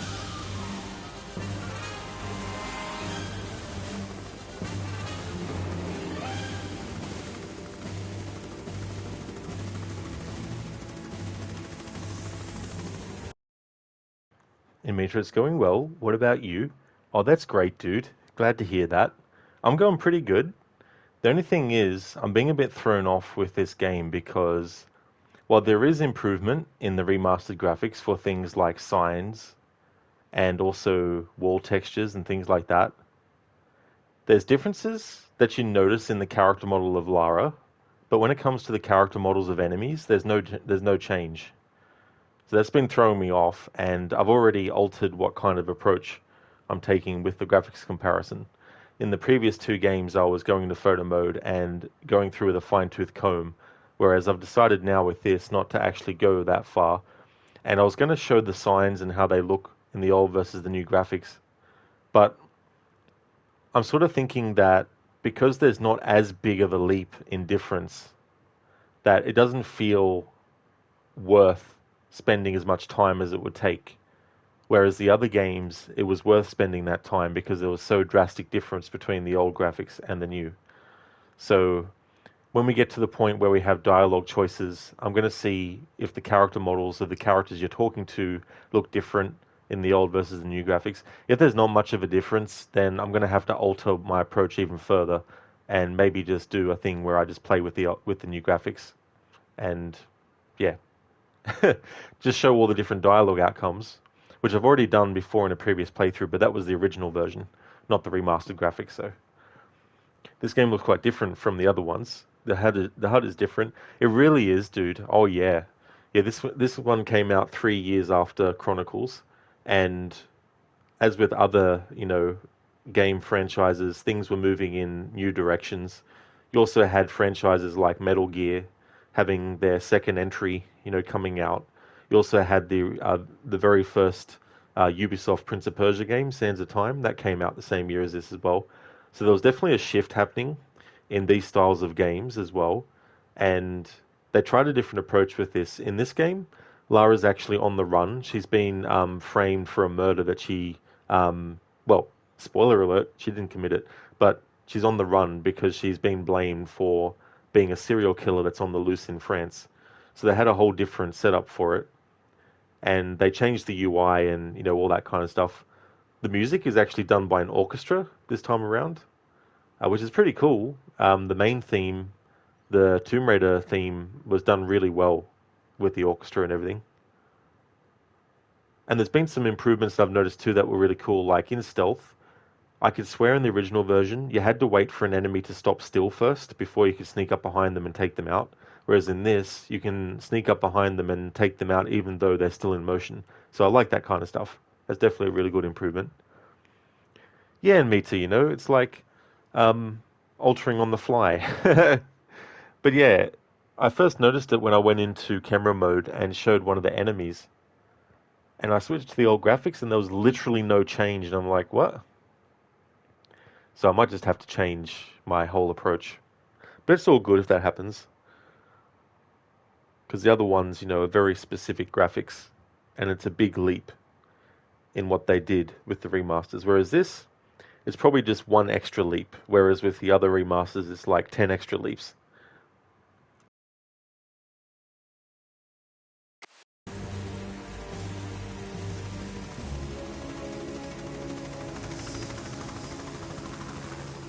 This one in Mita was 2003.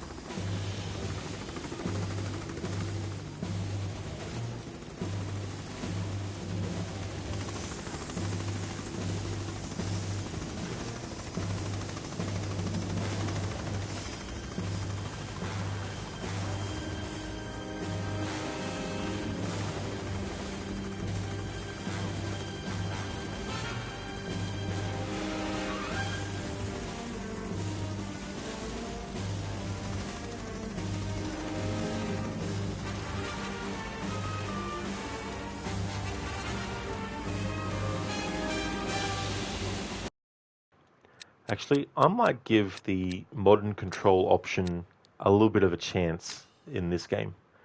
Let's actually see what the difference is with the modern control type now that they've added that for the remaster. Admit, I guess that's why they didn't do much with this game. It's like GTA Trilogy Remaster, which from what you saw doesn't change much.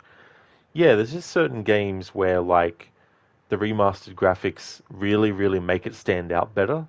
But then there's ones where it doesn't really make too drastic of a difference, really, when you think about it. I haven't seen what those games look like now that the remasters have been treated by another company. I think it was the same company that worked on LA Noire, which now just recently got. Oh no, maybe it wasn't. Maybe the people who worked on LA Noire started their own company.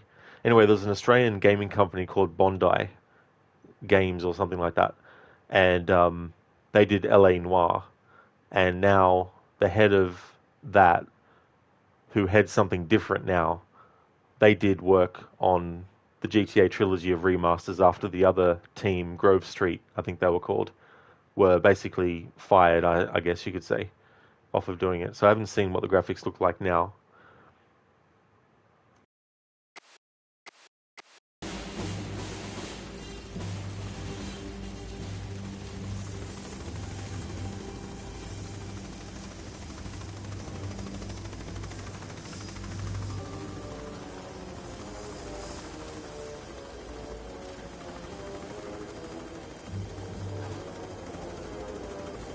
You know what? This actually feels more intuitive in this game to have the modern control setting than it did in the previous ones. But then again, they were still using a kind of grid-based system, but they must have been able to improve it. So these new modern controls seem to fit better for me with this game than they did for Tomb Raider 1, 2, 3, 4, and 5 Remastered. So I might leave it like this actually. Huh. This is the first time in a remaster where you can choose a different control type, that I've actually chosen the new control type. I remember when I played Resident Evil 1 Remake for the first time, I was using the control sticks, but then it felt really weird, so I switched it back to 10 controls for that.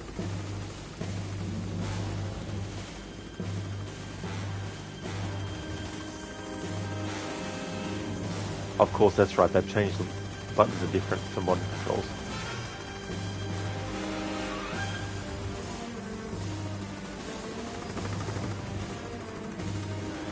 Okay, so what's the duck button now?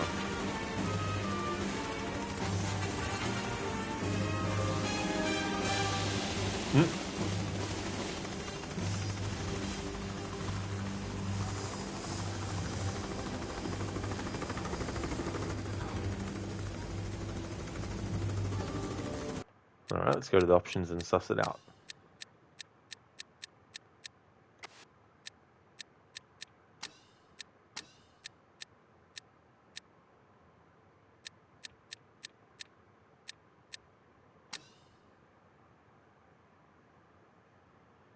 Mate, you only played a bit of GTA 3 and it looked quite good, but you heard that some people had performance issues and glitches. Oh, yeah. Yeah, that's the thing, like, I think the original people who did the remaster basically just did AI upscaling without doing any much curation of it, I guess. She looks like Lara Bond. Oh, yeah.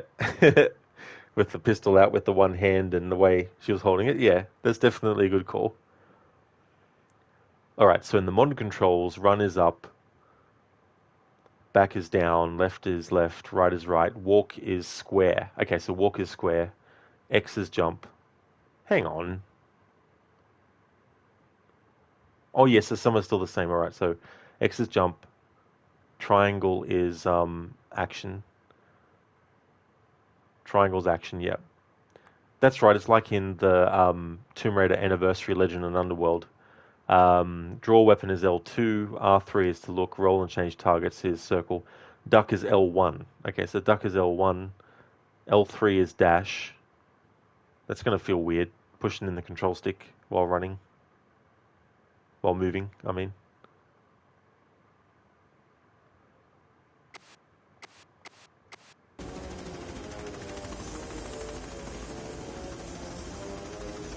Maybe I will change it back to 10 controls.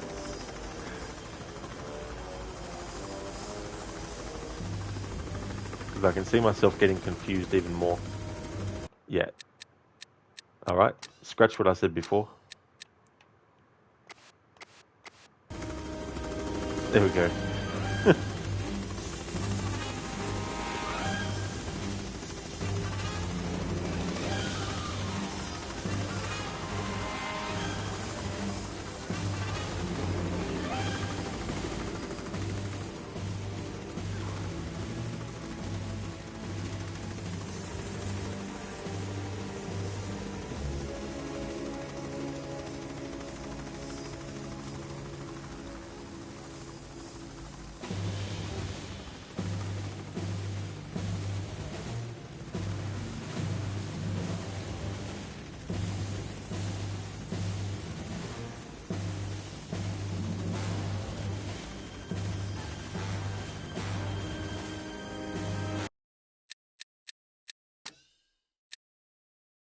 It makes the music is really good. Absolutely is, dude.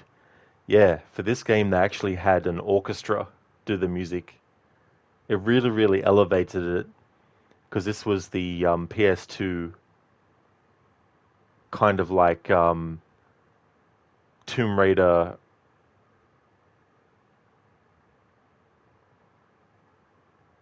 No, that's probably not the right way to say it. Well, let's just say it was the next evolutionary step in the Tomb Raider series. Whether that was a good or bad step is obviously, something that is up to the individual to decide. But I mean, this game does have, its problems and all that kind of stuff. But there's definitely been some improvements that fans have done to the PC version over the years. But yeah, in the same way that Assassin's Creed Unity was supposed to be the next gen Assassin's Creed, this was supposed to be the next gen Tomb Raider.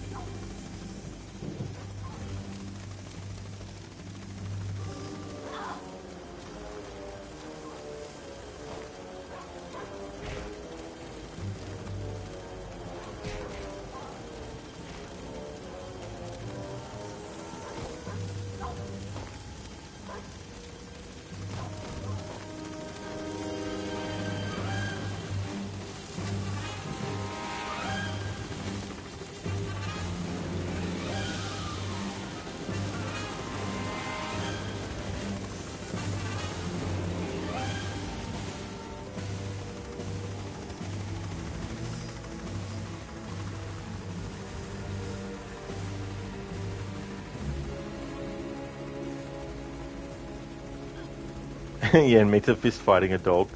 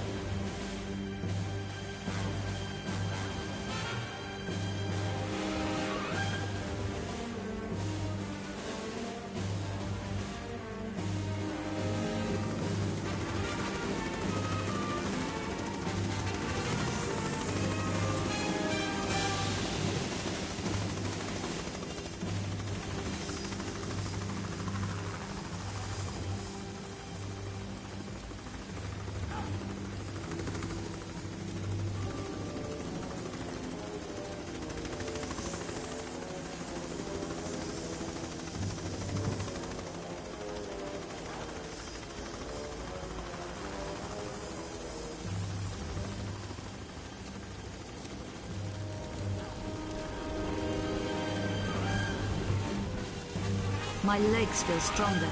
Maybe I'll make that jump. There we go. Oh, that's something I want to talk about too.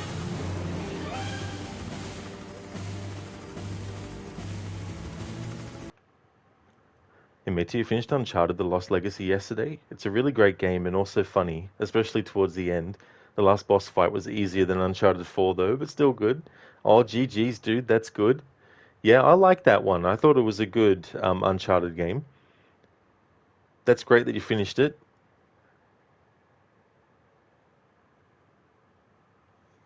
Oh, that's all good, dude. Yeah, I'm looking forward to replaying those games again, because it'll be interesting for me to play them for a second time and see how I feel about them the second time through. Something I wanted to talk about. People who've played this game before, they already know, but this is for people who might not know. So there was a system that they added in this game where Lara wasn't as strong physically as she had been in the previous games, because what she went through in Egypt at the end of the last revelation, the injuries that she sustained, she had to recuperate from those injuries. So that's the in-universe kind of like explanation for this mechanic in the game where Lara has to improve her upper and lower body strength by doing certain things. I don't know whether or not in this remaster they were able to actually make it be the extent it was originally intended. But irrespective of that, with this system, it means that there's some doors, there's some jumps, and other things that Lara can't do straight away unless she goes somewhere else and interacts with something specific that improves her upper or lower body strength. So because we pushed that thing and pulled it, the game mechanic has kicked in and it's basically said, right, Lara now has enough strength in her legs to actually make the jump. So that's what's going on with that whole system. And Mita, you're surprised at how good they were optimized. You didn't have big issues with them, and you're able to stream them on ultra settings. They also look very beautiful graphically.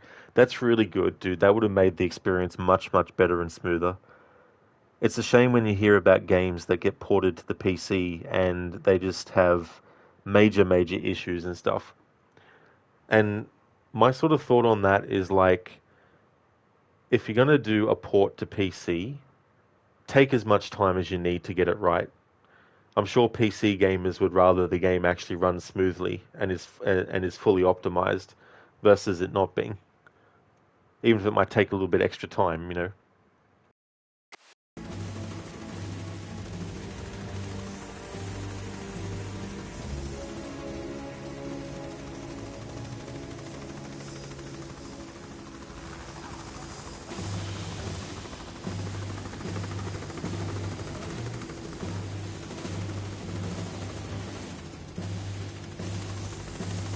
I reckon I'll make it across.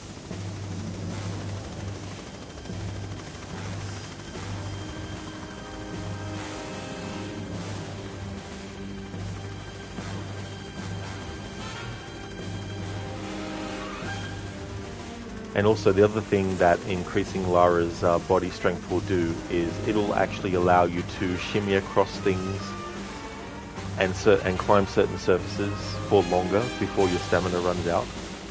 And so the reason why they've given Lara a stamina bar, for gameplay purposes, I think they put it in there, of course, to make it a little bit more like a puzzle to solve, where it's like, what can I do to increase Lara's strength so that she can shimmy on things for longer? But that also ties in narratively to how she's still recovering from her injuries from the end of the last revelation.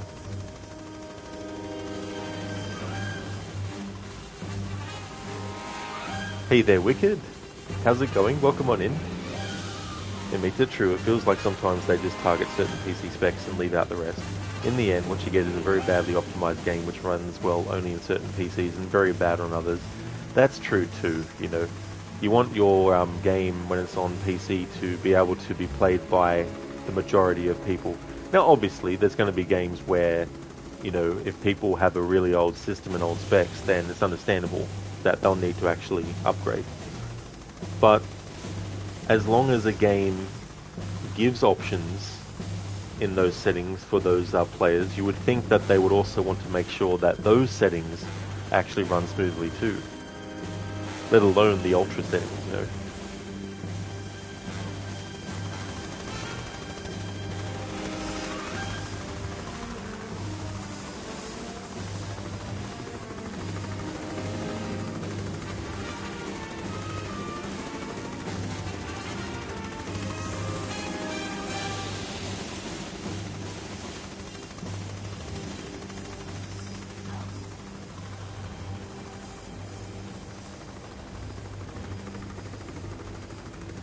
See, look at this light in the old and the new graphics.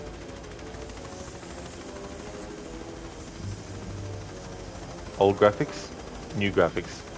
See, there's not much of a difference with the light itself and the beam of light.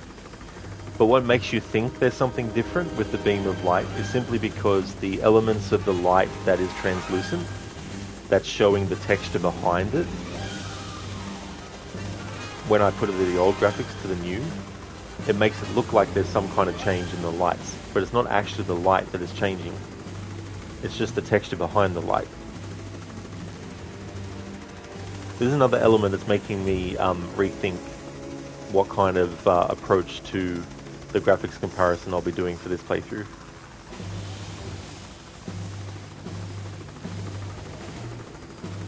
Wicked, doing good. You moved in your own place. New Styx games got announced. Solid to say the least. Oh, excellent, Wicked. That's cool. It's always good to get the moves sorted, and then when you're in there, you know, getting in the unpacking and all that. That's really cool. I haven't actually played any of those ones. Wasn't like the original one. The original one wasn't actually a stealth game, was it? Was it like an isometric Age of Empires style thing, or like more a Diablo thing? And mate, you were reading the Rise of Ronin reviews on Steam, and most of the comments were negative because apparently the game was stuttering so much, even on RTX 4090. Oh, really? Yeah, that's the other issue too.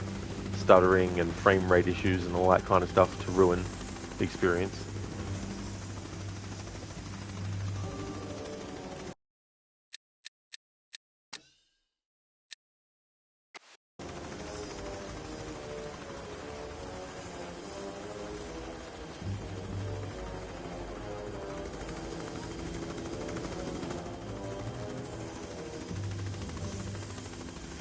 Alright, I'm going to test the next cutscene that will come up soon to see if there's any difference really.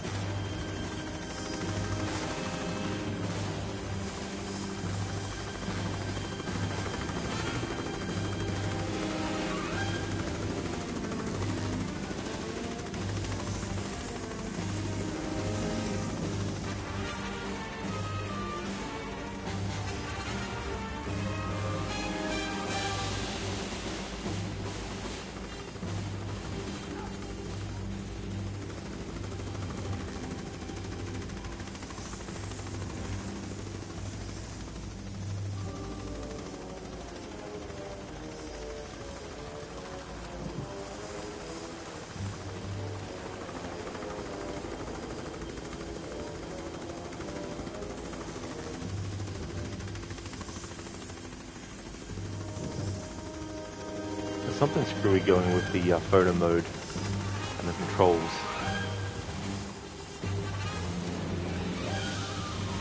Sometimes it leans to a certain direction on its own when I'm simply just moving the control stick that actually moves it forward and back.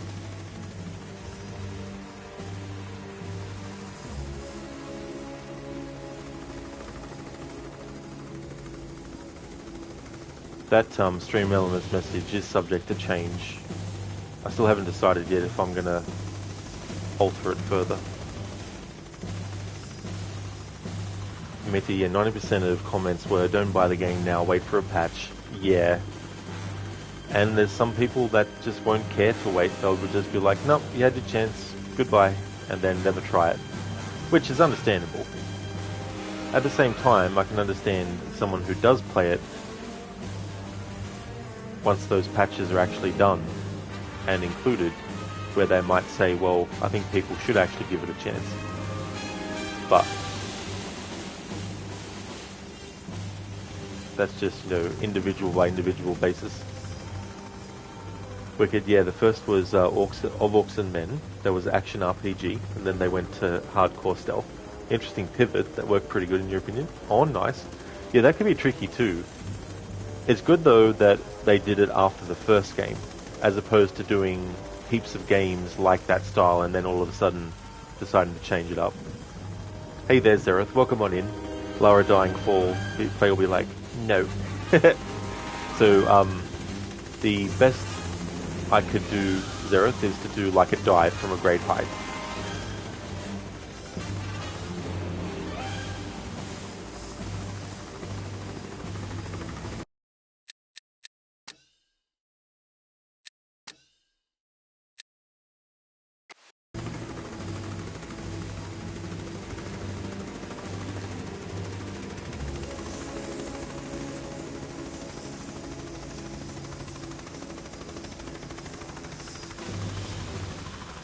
Zereth, the most bone crunching?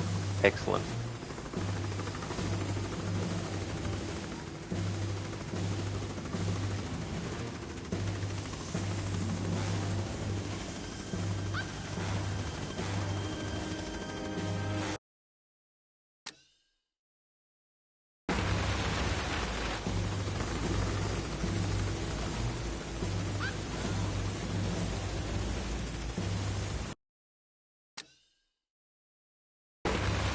There we go, Zereth. Thanks for redeeming that. Unfortunately, they've shortened how long it stays on the screen after Lara dies. In the previous games, it actually lasts a little bit longer.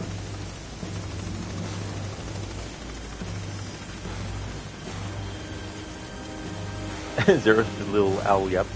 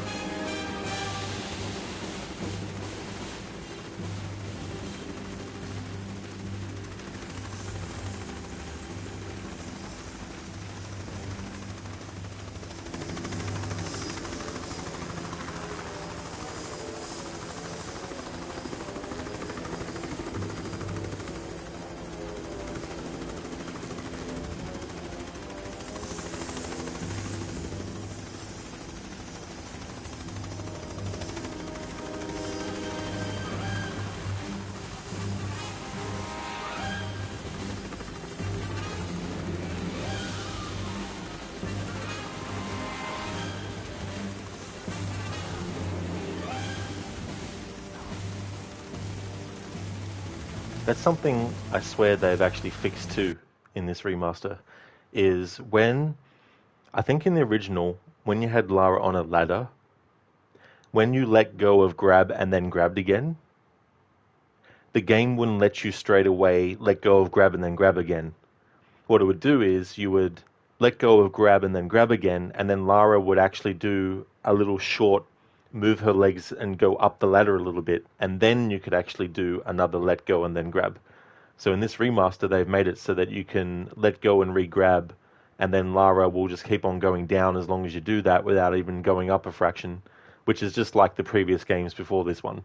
In the previous games, if you were hanging off a ladder, if you let go of grab and then pressed grab again, Lara would hang there and you could just do it constantly until you got down to the ground. Whereas in this game, in the original version, when you tried that, Lara would have to do the animation of climbing up a rung or two to reset herself before letting you actually let go again and then drop down.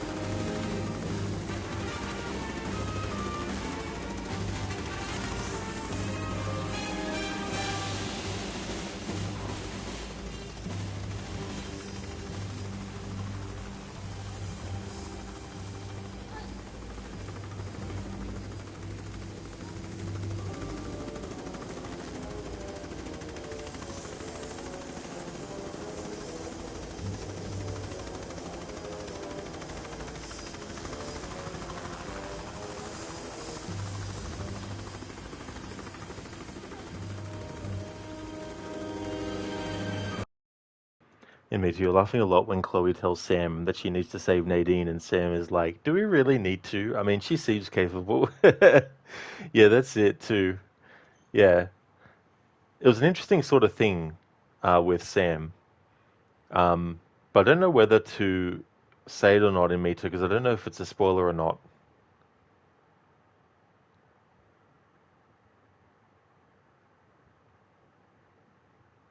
Because you played 4 and then Lost Legacy, you didn't play 1 to 3.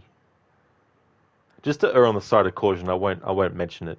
It was related to a certain character from 4, but yeah, I'll just wait until you've played the other games.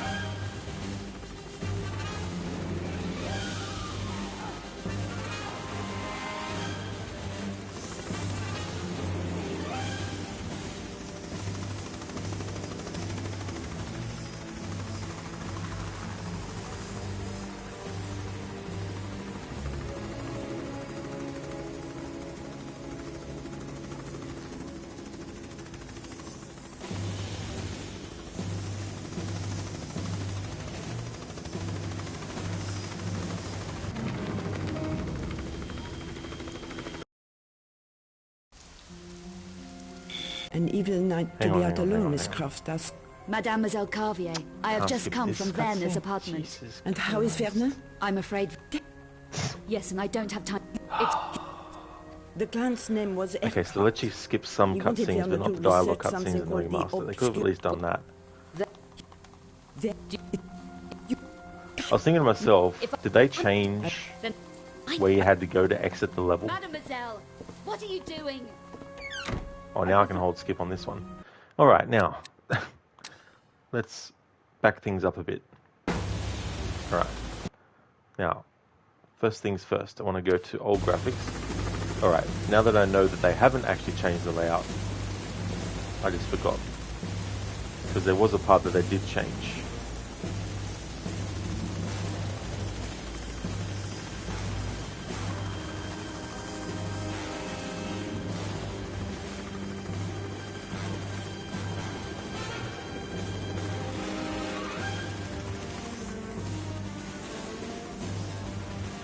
You know, I'm starting to feel like I should make this game my weekend game now, and make Disco Elysium and other games after it the weekly game. I don't know, I'm just feeling really weird right now about this playthrough. I'm still going to do it, but I'm sort of like thinking maybe I'll change the schedule or something. Anyway, let's save, and there we go. I keep on having to go to this screen to see if the graphics have changed, because there's not really that much change. My eyes aren't recognizing the change quickly yet. So I have to go to this screen and then watch the yellow background to know whether I'm in the old or the new graphics. And me to you doubt Sony, yeah, you haven't played the other ones because they aren't on PC. You doubt Sony will bring them on PC. You don't know how Nadine was in the other games, but they made her very mean in 4 and the Lost Legacy, although towards the end of the Lost Legacy changes. Yeah, there is a change, isn't there, in her character a bit. I mean, it's been a long time since I've played them, so there's a lot of stuff that I'd probably have to play it again to actually remember, because I've only played it once so far, and that was back in 2020. The other thing that throws me off is if you look at the text like items load game in that, as I constantly switch between the graphics, those don't change. So that's the other reason why my eyes are having a hard time quickly identifying if I'm in the old or the new, because those words are the same in both graphics. It's just the thing behind it and the character model of the gun and all that kind of stuff. Okay, so now we've got it in old graphics, and I want to see if there is much of a difference between the old and the new graphics in the cutscenes when we're talking to other characters.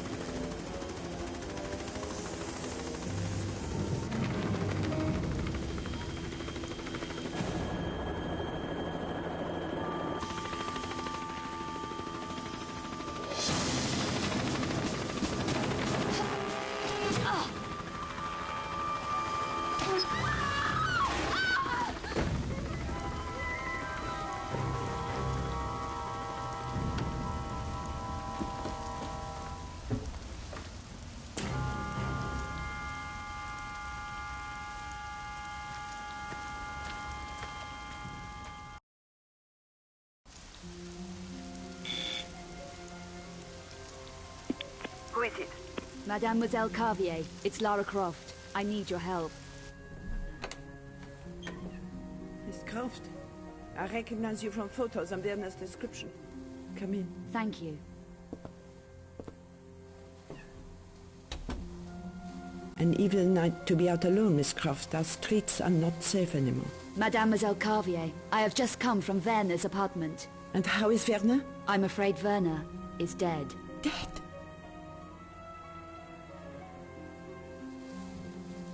Alright, now there is definitely a difference in these cutscenes with the actual character models.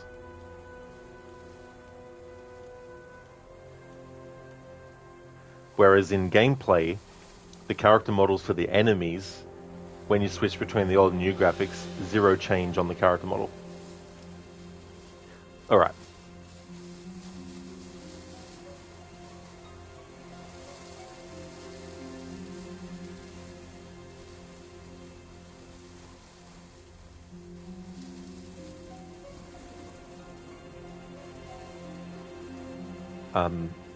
Oh, hey there, Schiller. Welcome on in, dude. It's going not too badly. How about yourself? How's things going? I'm just a bit weirded out by this game at the moment. I'm sort of like still umming and ahhing about what kind of graphics approach to do for this one. Biko, that Paddington Bear stare. Damn, she's sexy beast. Yeah, not too sure about that, Biko. Yeah, I don't know. Alright, so there's a clear difference in these cutscenes when we're actually talking to characters and stuff. So I'll still show the different graphics in these cutscenes.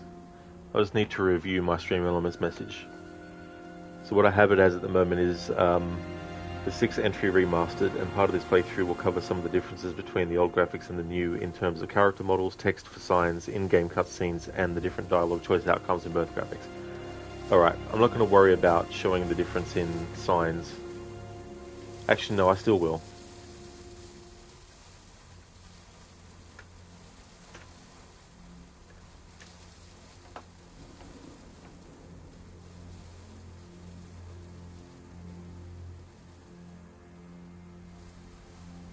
Actually, I'll take out the part about terms of character models.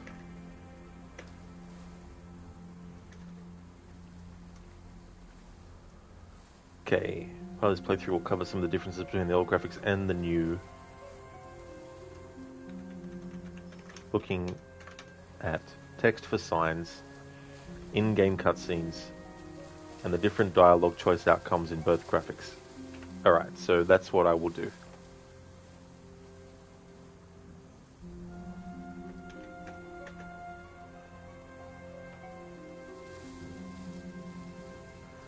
Okay, so the game will let me skip cutscenes that have action moments in them.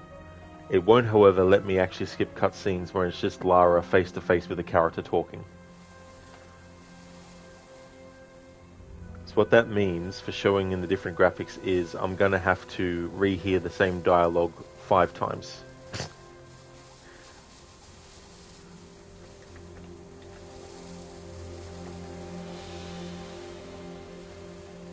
Jill, are you okay? You lost your voice yesterday. You drink a lot of tea, so I hope it's back soon. Hopefully so, dude. Yeah, that's definitely understandable to, to need to have something to help. Hopefully it won't, take too much longer. Alright, so the best thing to do is I've got a document that I prepared for this playthrough when it came to these dialogue choices.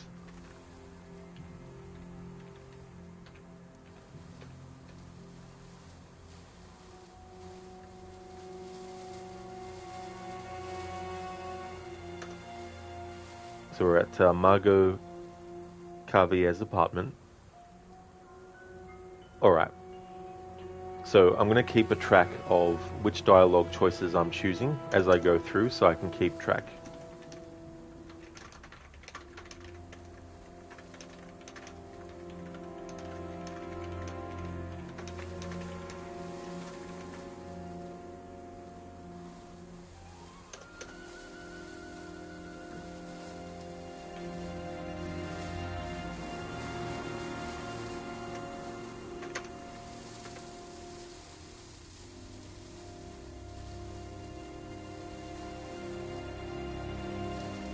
Yes, and I don't have time to waste. I'm being chased all over Paris. You owe me an explanation. I'm waiting. It's all a bit vague. I arrived at his apartment today from London. He was babbling with fear. He said he tried to contact you. He did. I never expected that. Not after Egypt. Werner has been fearful for his life. He accepted a commission 5 weeks ago. Since then, he's been acting strangely, jumping at shadows. He even left a package with me for safekeeping.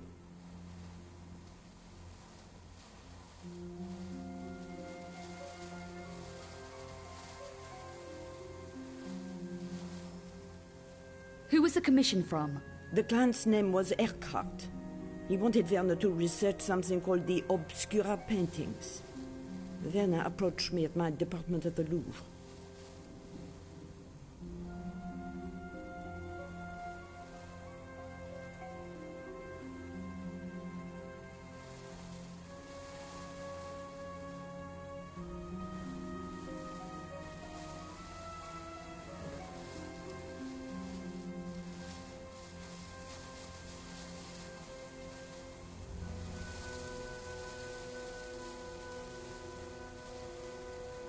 Were you able to help him? A little, I think. Poor Werner was clearly terrified.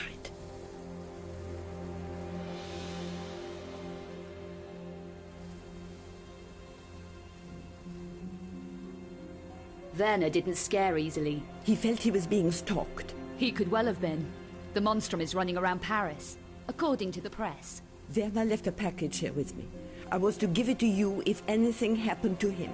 Do you know what it is? It's his field notebook. If he left his notebook, he was spooked. You still haven't explained what happened.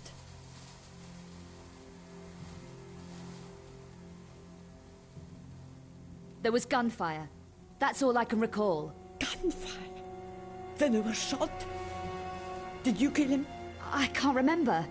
It's all a blur. Miss Croft, I strongly suggest that you talk to the police.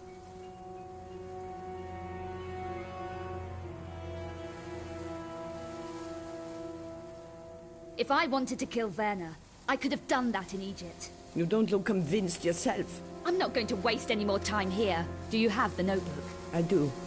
It's safe for the moment. Then I suggest you give it to me now. Somebody killed Werner. You say you don't remember clearly what happened. Perhaps the police are right in suspecting you. I never killed Werner. I think you better leave, Miss Croft. What about the notebook? I think not. Werner was unsure of you, and so am I. Mademoiselle, what are you doing? I've decided it would be wrong of me to hand over the notebook. I'm going to call the police. My warning is out of respect for Werner's memory, but that's all the chance I'm giving you. Alright, so that's in the old graphics, and they're the dialogue choices that I made. Now, if this happens, the notebook can still be collected because you can't progress without it. If you don't get it, then you'll get game over because the police will arrest Lara. So you need to get the notebook. They've just put it in a different spot for you to get it in as well. So what I'm going to do is, instead of reloading the save and then showing the same thing in the new graphics now, I'm going to just let this next part play out where we actually wait for the police to turn up and arrest Lara in the old graphics. I'll still have to do it in the new graphics, but I'd rather do it all in one run than actually do it piece by piece. No worries, Schiller.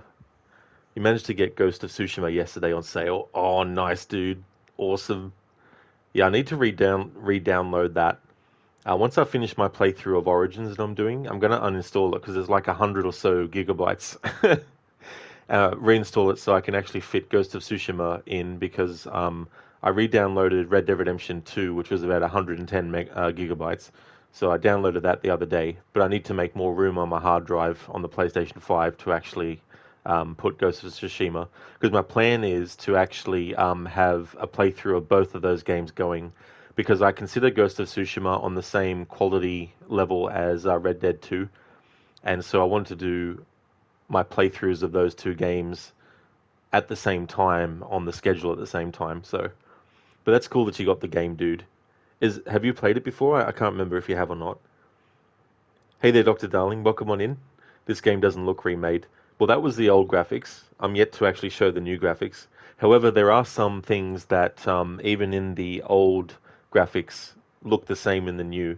Like if you look at the text on this screen where it's got weapons, items, and load game, if you keep an eye on that text, when I actually press the switch to change the graphics to the new, I mean, there's no change in the actual text. It's only the background that changes, and the character model of the the model of the gun, and also the UI bit with the health.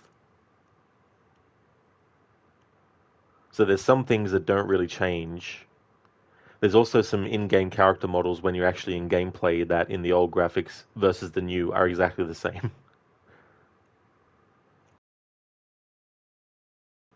Never thought I'd die fighting side by side with a T-800. What about side by side with a friend? I could do that. Thanks for redeeming that as a Arnie impression, Dr. Darling. Very nice. Changing the dialogue from Lord of the Rings, The Two Towers. Because it must be a UK phrase. It's a pose that people do generally, older people putting their glasses at the end of their nose and posing hand on hip. Ah, okay. Yeah, didn't realize that. And Meter Uncharted was also a big game, 100 plus gigabytes. Yeah, it can be crazy, you know. And then you get games with DLC that adds extra on top, which makes it go even crazier. You never played it, Schiller? Well, you're in for a treat, dude. I can't wait to actually see you play it. I absolutely love that game. You're all heart.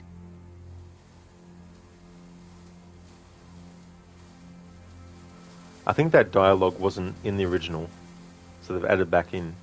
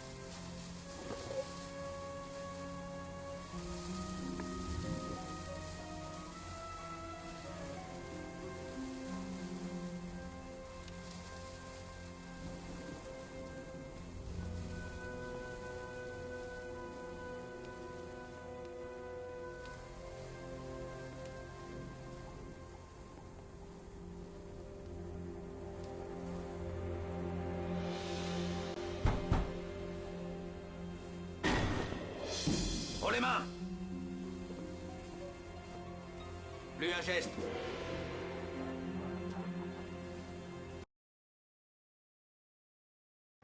Alright, so there we go. That's what happens in the old graphics if you don't actually get the notebook and leave. Now to reload the save, switch to the new graphics and then choose the same dialogue choices I chose before. And then show what happens if the police turn up and you don't leave in the new graphics. Sona 2 weeks. Yep, from Total Recall. It's a great line, that one. It's a funny scene too. Chili, you kind of want to start it when AC Shadows releases. Yeah, dude. Yeah, that's when I wanted to start my playthrough of Ghost of Tsushima, was when AC Shadows comes out. Or a day or two afterwards, you know. But I might start my Red Dead 2 playthrough a bit earlier than Ghost of Tsushima. But I still wanted to have them both running on the channel.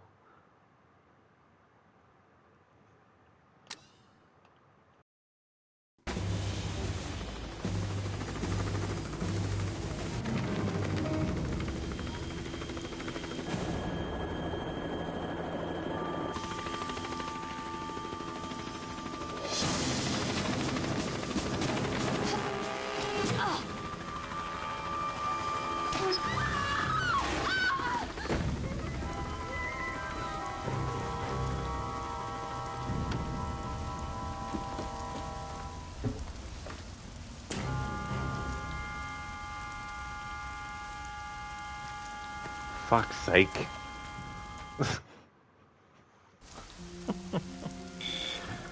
Ah, dear, I tell you what, sometimes Who is it? Mademoiselle Carvier, things don't go the it's way I Lara want to Croft. fucking make them I go. need your help. An evil night to be out alone is... Yeah, it's all a bit... Who was the... The clan... Were you... There, Werner left a... You... there was... If I... Do you... Then I... Some... What a... Mademoiselle, what are you doing? I didn't realize I didn't have it in the fucking new graphics.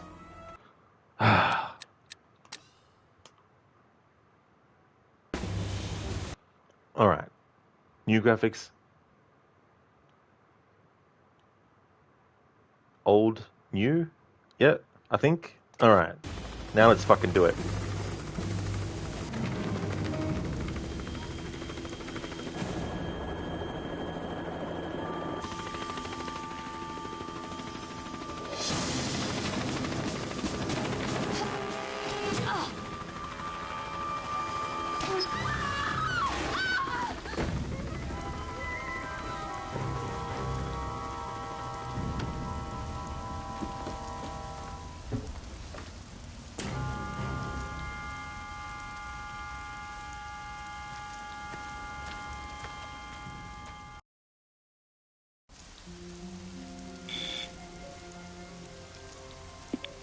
is it? Mademoiselle Carvier, it's Lara Croft. I need your help. Miss Croft, I recognize you from photos and Werner's description. Come in. Thank you.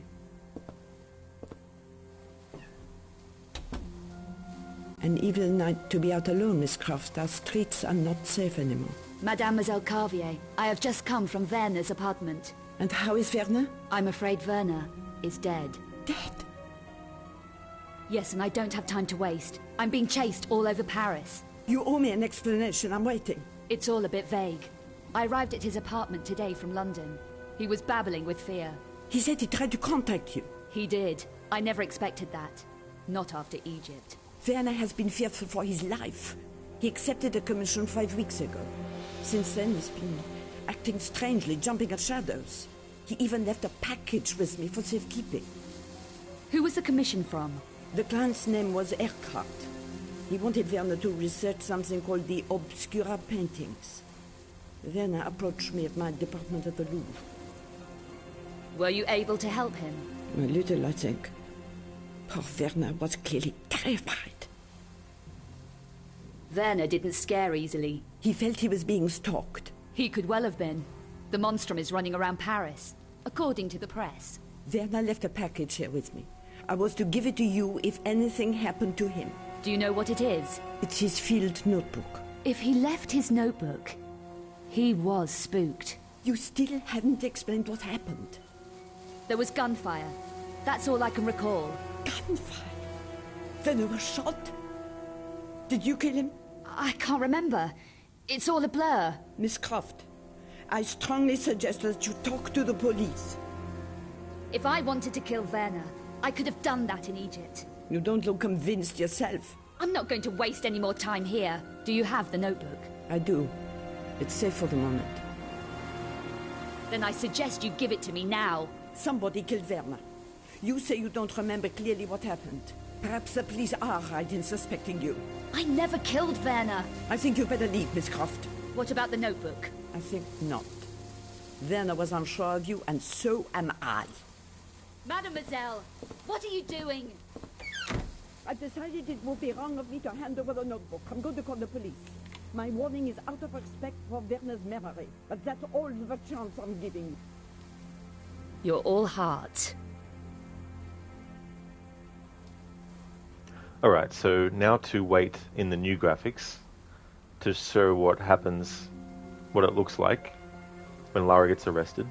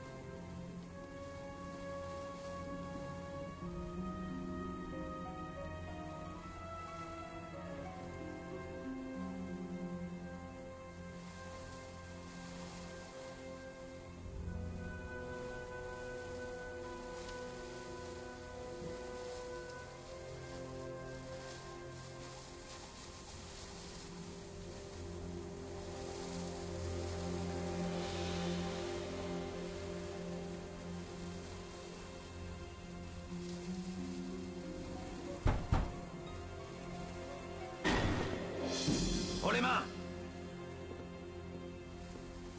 Plus un geste.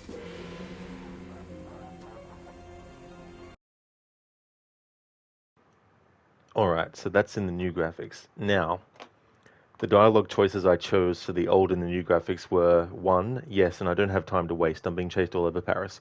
2, who is the commission from? 3, were you able to help him? 4, Werner didn't scare easily. There we go. There was gunfire. That's all I can recall. If I'd wanted to kill Werner, I could have done that in Egypt. Then I suggest you give it to me now. So I showed that in both graphics. Now I need to reload it again and show other dialogue choices in old and new graphics. So we're going to spend an hour on this part.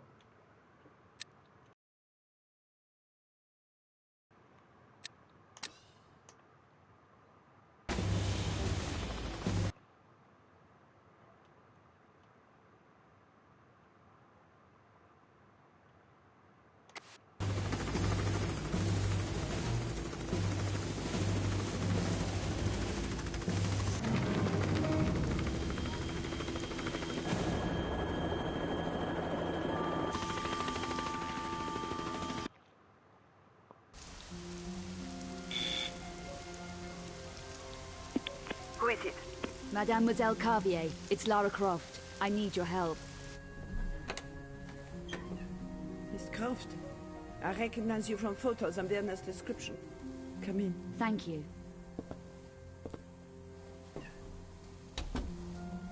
An evil night to be out alone, Miss Croft. Our streets are not safe anymore. Mademoiselle Carvier, I have just come from Werner's apartment. And how is Werner? I'm afraid Werner is dead.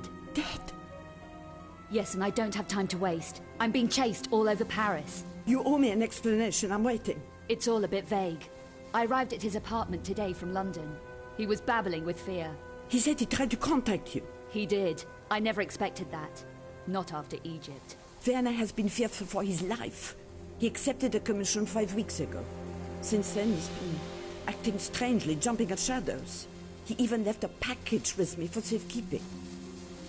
Who was the commission from? The client's name was Croft. He wanted Werner to research something called the Obscura paintings. Werner approached me at my department at the Louvre. Were you able to help him? A little, I think. Poor Werner was clearly terrified. Alright, so we've chosen the same as before that we chose in both graphics before, but now we've reached a dialogue choice where there's 3 choices. We previously chose Werner didn't scare easily the last 2 times, so now for this time I'm going to choose the next one. I wonder why exactly. I wonder why exactly. He felt he was being stalked. He could well have been. The monstrum is running around Paris, according to the press. Werner left a package here with me. I was to give it to you if anything happened to him. Do you know what it is? It's his field notebook. If he left his notebook, he was spooked. You still haven't explained what happened. We argued. I can remember that. And gunfire. Gunfire? Werner was shot? Did you kill him? I can't remember. It's all a blur. Miss Croft, I strongly suggest that you talk to the police. Mademoiselle, I was a good friend of Werner's. I didn't kill him. I didn't. If you say so. Do you have the notebook? I do. It's safe for the moment. I really am going to need Werner's notebook. Somebody killed Werner. You say you don't remember clearly what happened. Perhaps the police are right in suspecting you. I never killed Werner. I think you better leave, Miss Croft.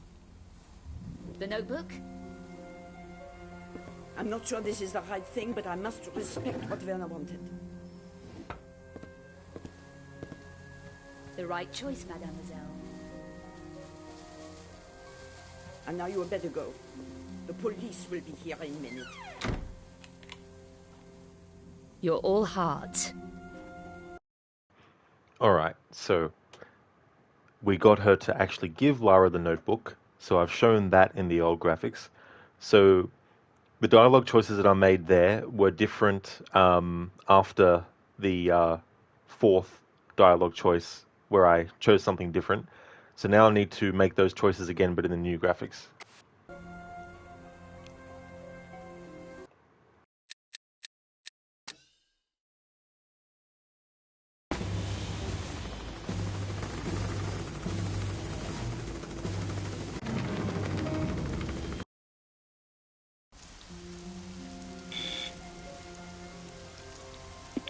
Who is it?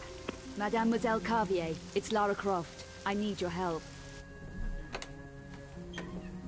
Miss Croft, I recognize you from photos and Werner's description. Come in. Thank you.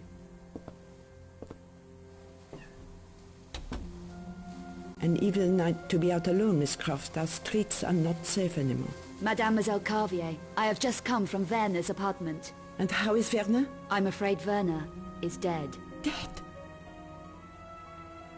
Yes, and I don't have time to waste. I'm being chased all over Paris. You owe me an explanation. I'm waiting. It's all a bit vague. I arrived at his apartment today from London. He was babbling with fear. He said he tried to contact you. He did. I never expected that. Not after Egypt. Werner has been fearful for his life. He accepted a commission 5 weeks ago. Since then, he's been acting strangely, jumping at shadows. He even left a package with me for safekeeping. Who was the commission from? The client's name was Croft. He wanted Werner to research something called the Obscura paintings. Werner approached me at my department at the Louvre. Were you able to help him? A little, I think. Poor Werner was clearly terrified. I wonder why exactly. He felt he was being stalked. He could well have been. The monstrum is running around Paris, according to the press. Werner left a package here with me. I was to give it to you if anything happened to him. Do you know what it is? It's his field notebook. If he left his notebook, he was spooked. You still haven't explained what happened.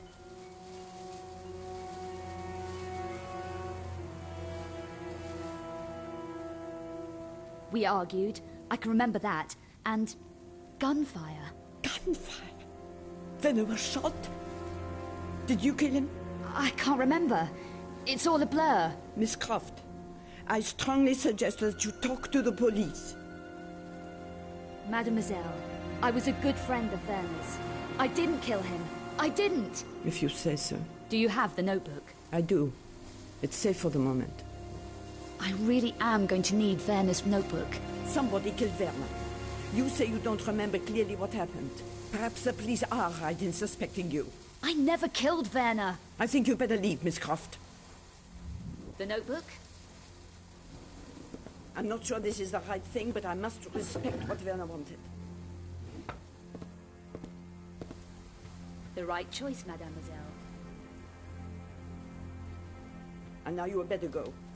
The police will be here in a minute. You're all heart. Alright, so the outcome is the same there.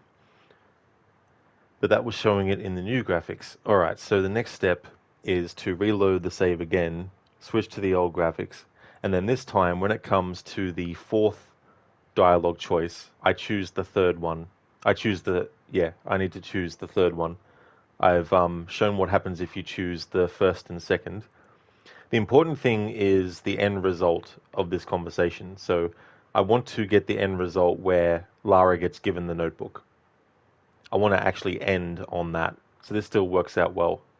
But the dialogue choice that I'm going to choose when it gets to the fourth choice, which will be the third one I need to choose, then the outcome may not change from what we just saw, but I still need to get the dialogue being said by Lara in the old and the new graphics anyway.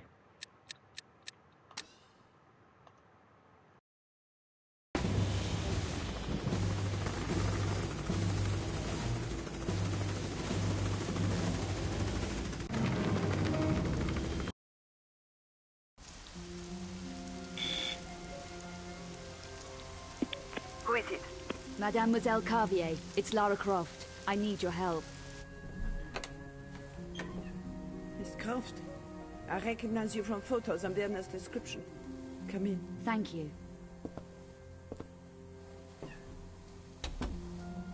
An evil night to be out alone, Miss Croft. Our streets are not safe anymore. Mademoiselle Carvier, I have just come from Werner's apartment. And how is Werner? I'm afraid Werner is dead. Dead?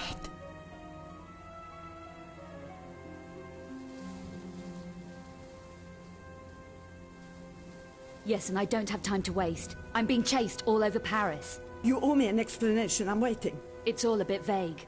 I arrived at his apartment today from London. He was babbling with fear. He said he tried to contact you. He did. I never expected that. Not after Egypt. Werner has been fearful for his life. He accepted a commission 5 weeks ago. Since then, he's been acting strangely, jumping at shadows. He even left a package with me for safekeeping. Who was the commission from? The client's name was Croft. He wanted Werner to research something called the Obscura paintings. Werner approached me at my department at the Louvre. Were you able to help him? A little, I think. Poor Werner was clearly terrified. Alright, now at this point I need to choose the third option. We've already seen the first two in old and new graphics. Now to do the third one in the old graphics, and then I need to redo it again in the new graphics. Can we move this along a bit? He felt he was being stalked. He could well have been. The monstrum is running around Paris, according to the press. Werner left a package here with me. I was to give it to you if anything happened to him. Do you know what it is? It's his field notebook. If he left his notebook, he was spooked. You still haven't explained what happened.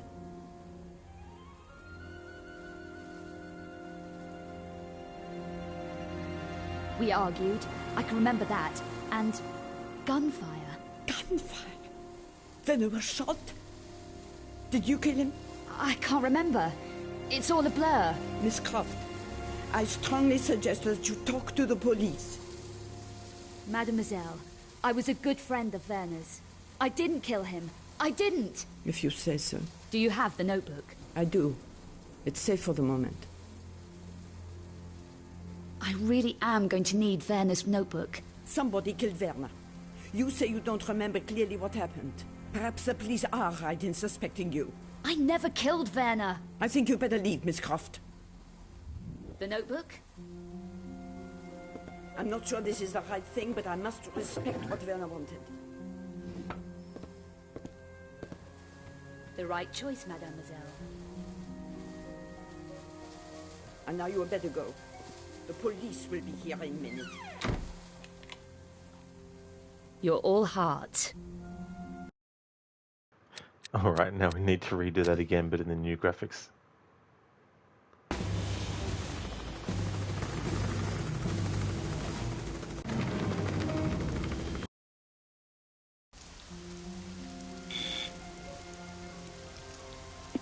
Who is it? Mademoiselle Carvier, it's Lara Croft. I need your help. Miss Croft, I recognize you from photos and Werner's description. Come in. Thank you. An evil night to be out alone, Miss Croft. Our streets are not safe anymore. Mademoiselle Carvier, I have just come from Werner's apartment. And how is Werner? I'm afraid Werner is dead. Dead? Yes, and I don't have time to waste. I'm being chased all over Paris. You owe me an explanation. I'm waiting. It's all a bit vague. I arrived at his apartment today from London. He was babbling with fear.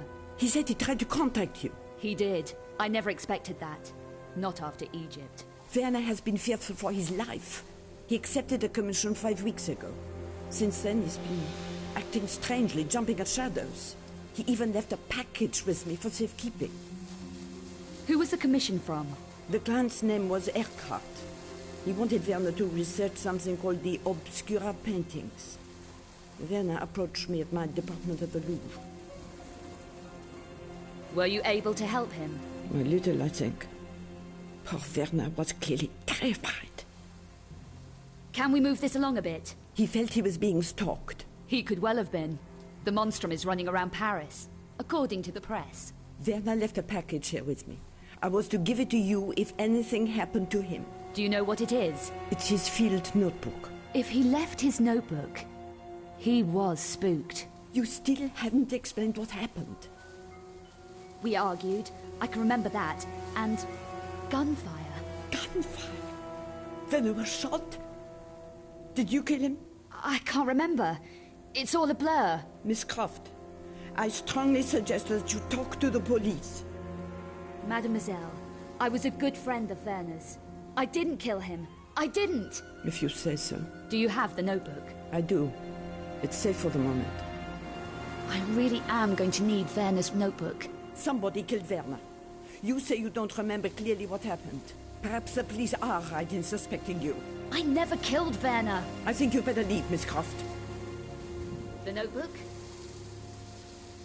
I'm not sure this is the right thing, but I must respect what Werner wanted.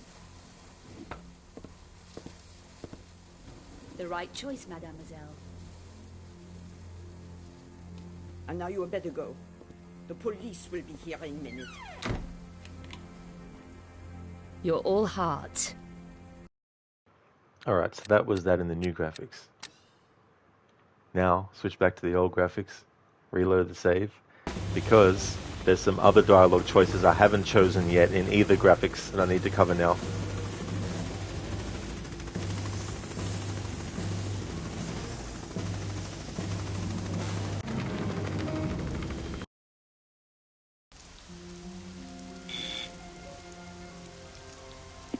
Who is it? Mademoiselle Carvier, it's Lara Croft. I need your help.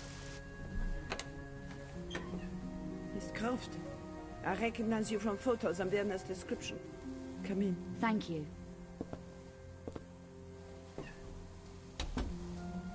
An evil night to be out alone, Miss Croft. Our streets are not safe anymore. Mademoiselle Carvier, I have just come from Werner's apartment. And how is Werner? I'm afraid Werner is dead. Dead?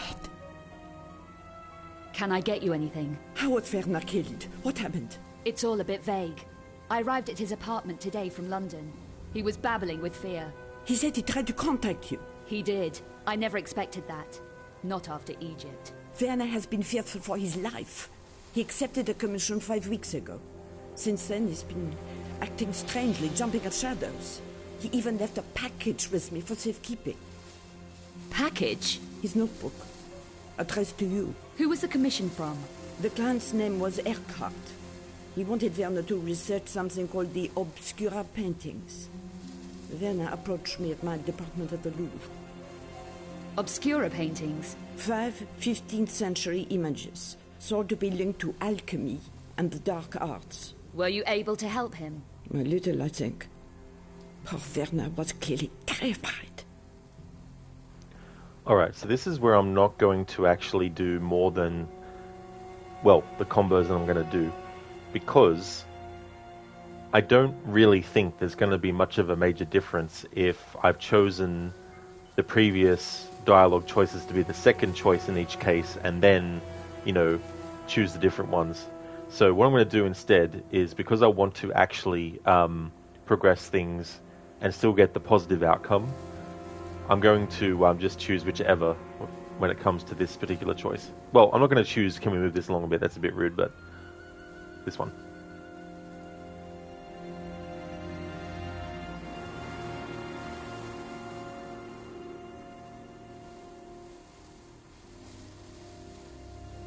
Werner didn't scare easily. He felt he was being stalked. He could well have been. The monstrum is running around Paris, according to the press. You mentioned Werner's notebook earlier, mademoiselle. His field notebook. He said he wanted you to have it if anything happened to him. If he left his notebook, he was spooked. You still haven't explained what happened.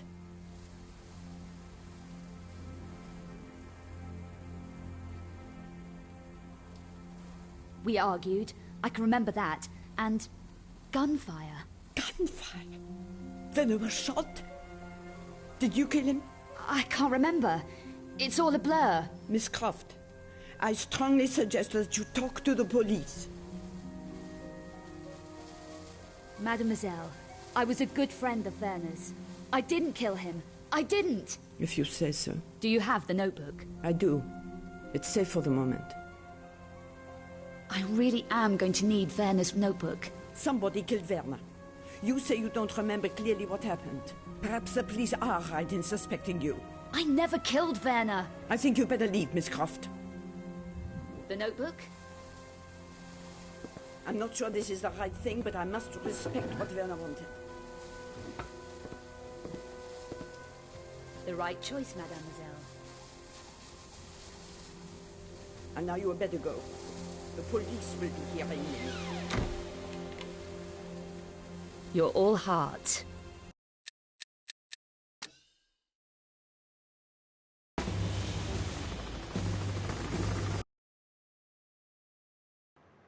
Alright, so just to review so far. So in the old and new graphics, I did one combo where we pretty much chose the top option in all instances. Then, for the second combo, for the first 3 choices, we chose the same as the first combo. But then when it came to the 4th choice, I chose a different one. And then the same for 5, 6, and 7 of the second combo. Then when it came to the third combo, I chose for the first 3 choices the same that I had chosen in the previous 2 combos. But then when it came to the 4th dialogue choice, I chose can we move this along a bit, which was the lowest one out of the 3. And then for the rest of the choices after that, I chose the same that I did for the second combo. And now I just did the 4th combo, but in the old graphics, where I chose different options for the first, second, and third dialogue choices that I hadn't actually chosen yet. And then for the fourth one, I just chose the top one, which was Werner didn't scare easily. And then for 5 and 6 and 7, I just basically chose the same that I'd chosen in combo 3. So now that I've done the fourth combo in the old graphics, I need to do that same combo again, but in the new graphics. And then we can move on from this aspect of this part of the game.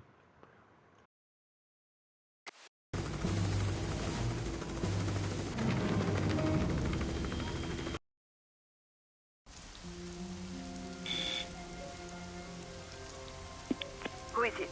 Mademoiselle Carvier, it's Lara Croft. I need your help. Miss Croft, I recognize you from photos and Werner's description. Come in. Thank you. An evil night to be out alone, Miss Croft. Our streets are not safe anymore. Mademoiselle Carvier, I have just come from Werner's apartment. And how is Werner? I'm afraid Werner is dead. Dead? Can I get you anything? How was Werner killed? What happened? It's all a bit vague. I arrived at his apartment today from London. He was babbling with fear. He said he tried to contact you. He did. I never expected that. Not after Egypt. Werner has been fearful for his life. He accepted a commission 5 weeks ago. Since then, he's been acting strangely, jumping at shadows. He even left a package with me for safekeeping. Package? His notebook, addressed to you. Who was the commission from? The client's name was Croft. He wanted Werner to research something called the Obscura paintings.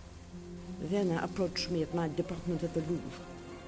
Obscura paintings? 5 15th century images, thought to be linked to alchemy and the dark arts. Were you able to help him? A little, I think. Poor Werner was clearly terrified. Werner didn't scare easily. He felt he was being stalked. He could well have been. The monstrum is running around Paris, according to the press. You mentioned Werner's notebook earlier, mademoiselle. His field notebook. He said he wanted you to have it if anything happened to him. If he left his notebook, he was spooked. You still haven't explained what happened. We argued, I can remember that, and gunfire. Gunfire? Werner was shot? Did you kill him? I can't remember. It's all a blur. Miss Croft, I strongly suggest that you talk to the police. Mademoiselle, I was a good friend of Werner's. I didn't kill him. I didn't. If you say so. Do you have the notebook? I do. It's safe for the moment. I really am going to need Werner's notebook. Somebody killed Werner. You say you don't remember clearly what happened. Perhaps the police are right in suspecting you. I never killed Werner. I think you better leave, Miss Croft. The notebook? I'm not sure this is the right thing, but I must respect what Werner wanted. The right choice, mademoiselle. And now you had better go. The police will be here in a minute. You're all heart. Alright, so now to make another save. Alright, so that was 4 separate combinations of dialogue choices shown in both graphics, the old and the new. The next thing I need to do is go into photo mode and look around the apartment of Margot Carvier and show the difference in the graphics. Mainly for like pictures and text though. Hey there, Shaky. Shoot, 3.5 hours late, but you're here. Glad to see you on, pal. Oh, that's all good, Shaky. That's for sure. You know, time zone differences, but also things that need to be done and, you know, all that kind of stuff. But, you know, that's definitely no worries, Shaky. It's good to see you in chat again. This is the comparison you wanted to see most. Yeah, it's a small percentage. It's a bit disappointing because there's certain things that haven't really changed too much. Like, for example, I've currently got it set to the new graphics.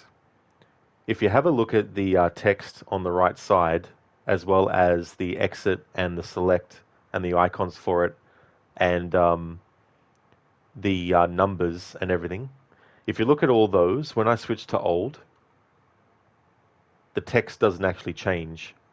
The only thing that changes is the graphics that you see, the blue, the gold in the background, the icon or whatever it is for the health, and the gun that's currently equipped. That's the only thing in this screen, at least, that changes between the graphics comparison.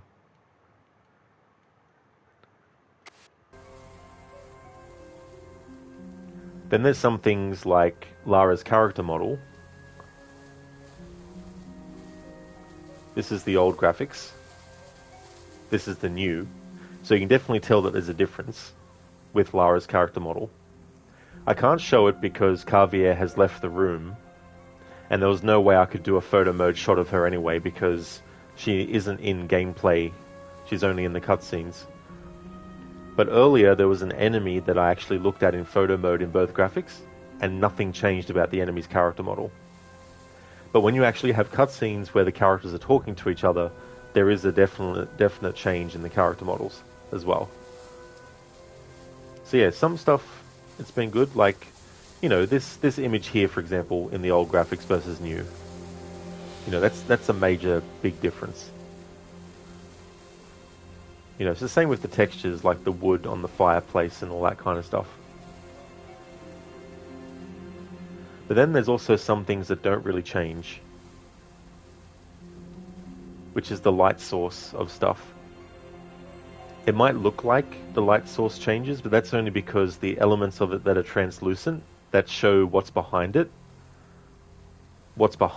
is changing, not the actual light itself.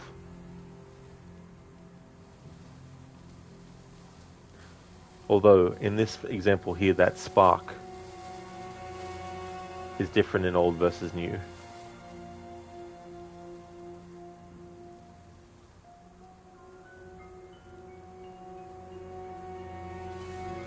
Sometimes, though, I have to do a double take whether I'm actually in the new or old graphics, because some things there isn't much of a massive leap between what they look like.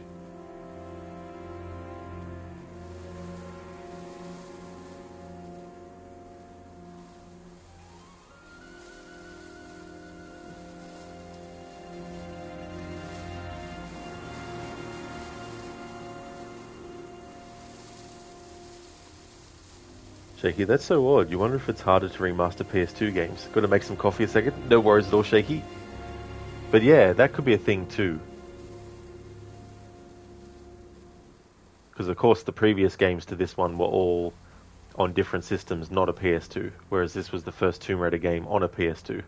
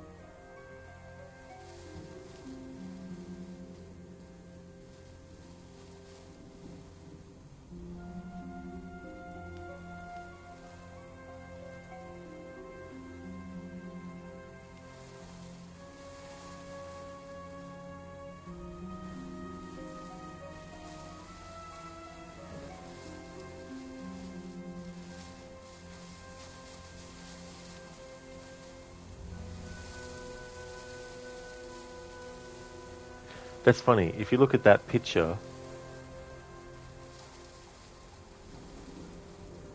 like not the ships on the right side of the screen, but the picture that's actually on the desk, nothing changes about the actual picture itself for that one, except the frame around it.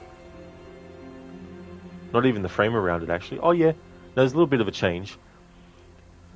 At the bottom of the picture of the woman, when I change graphics, you can see that there's a change on the bottom part. But the actual content of the image in that particular picture doesn't actually change from one graphic setting to the other.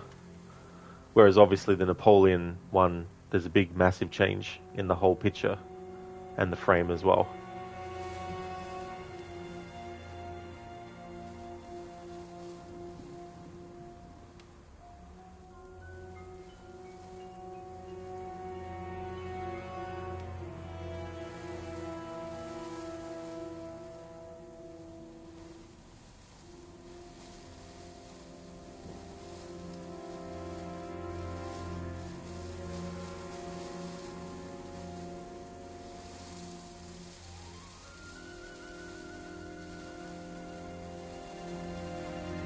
Oh, nice shaky. Artifact acquired. Wait, it's just coffee. Hey, you never know.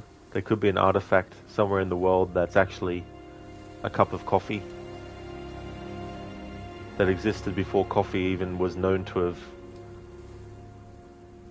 begun. Unité, indivisibilité de la République, liberté, égalité, fraternité, ou la mort. And that's the best French I'll probably ever speak. But a lot of these words are very sort of like familiar to me because of Assassin's Creed Unity. Like there's a part where Arno's talking about, you know, how the people have or they're striving for liberté, égalité, and fraternité. And then the assassin mentor's like, if they were just, I can't remember the quote. Anyway, moving on. Sometimes I don't need to talk about stuff because I just mess up the words and it doesn't make sense and there's no point in even saying it.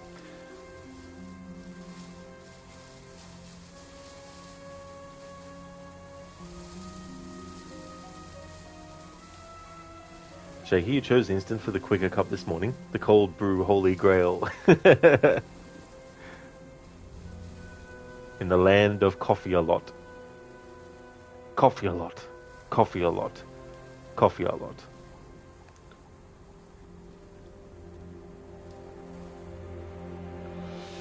Alright, so I'm not going to go into as much detail in showing the graphical differences as I have with the other games, but there's a lot of stuff in this part of the game that actually does have a big drastic difference.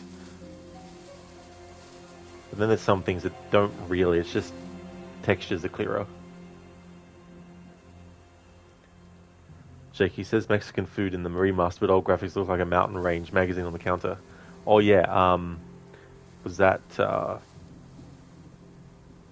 it wasn't there.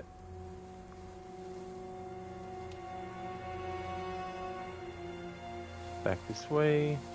Oh yeah, here we go. Increase the field of view.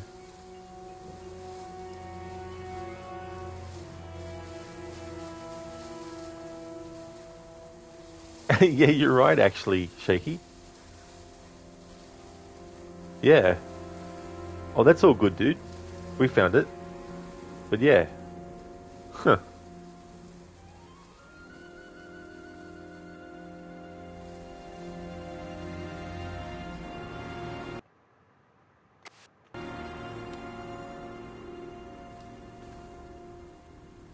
The difference in the light.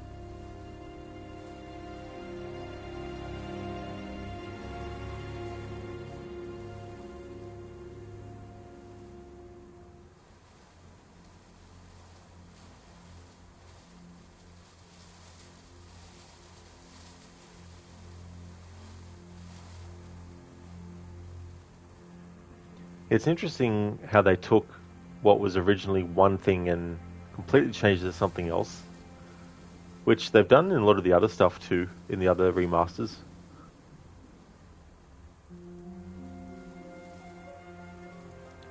Shaky, oh, they could have sharpened the radiator.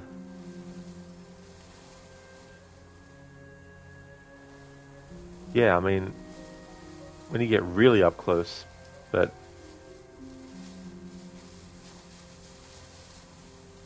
and you got like the wallpaper.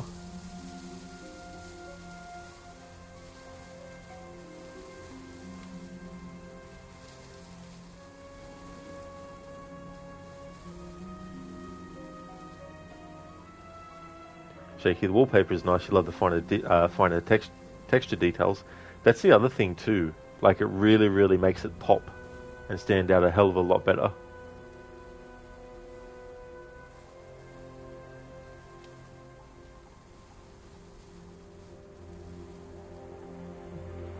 Katie's bag. Wonder if Katie knows she left it there. Just kidding. That'd be a brand name.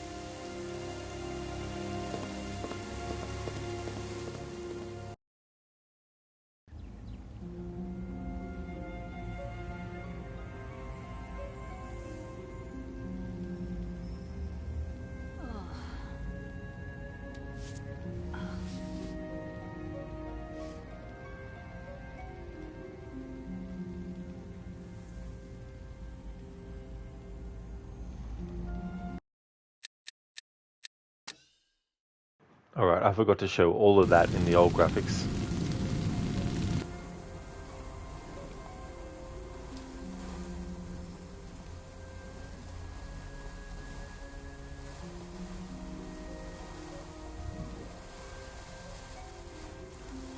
Shaky, that's Lara's sister, Tomb Raider, Katie of Darkness. The long-lost Lara Croft sibling gets trapped for centuries somewhere. Lara must uncover and find out how to rescue her.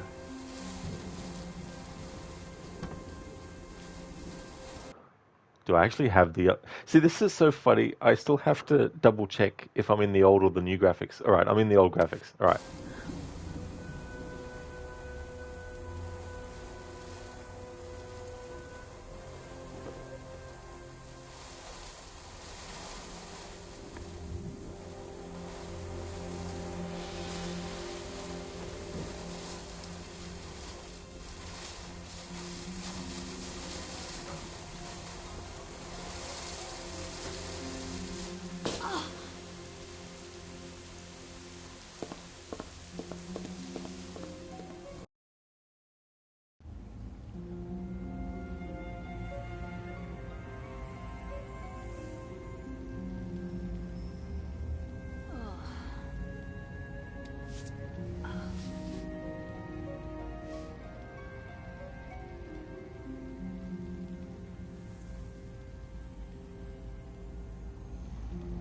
Amita, damn it, you're feeling so sleepy at the moment? Oh, really? Sleep is like, Amita, close your eyes, have a rest. But sadly, you're at work. It's like the timing sometimes of things like that. So it's the lovely music soothing you. That's it. And that's actually something too. This was the first Tomb Raider game to actually have music that was constant. In the previous games to this one, you had music, of course, but it would only play at certain points when certain things were happening and certain, story moments and things like that. All right, so now it's in the new graphics. All right. I didn't want to risk saving it and then getting the timing wrong so that I save it and then the police arrest Lara and then I get game over. So I'll have to collect all these things again. But we'll be able to see. I keep on going to this cupboard, there's nothing in it.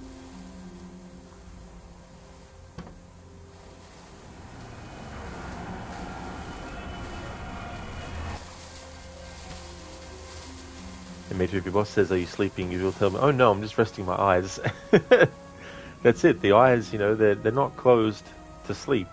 They're just closed to rest.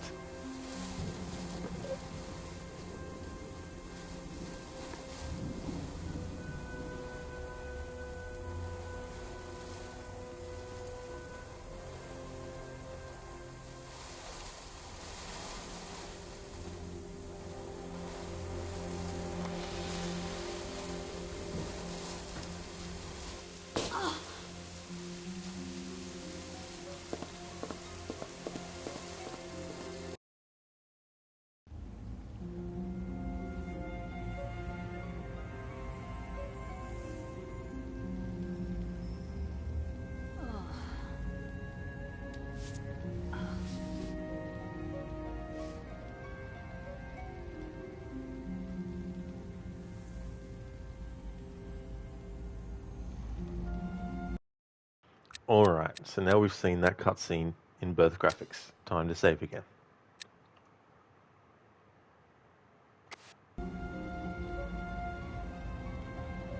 Photo mode time.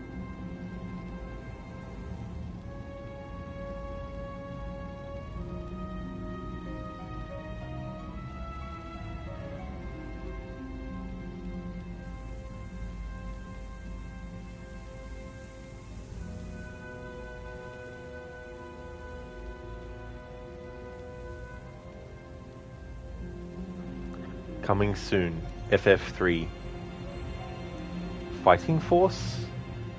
Because I think Core Design, I think they did the Fighting Force games as well. I didn't even realize there was more than one, if that is actually what I'm thinking of.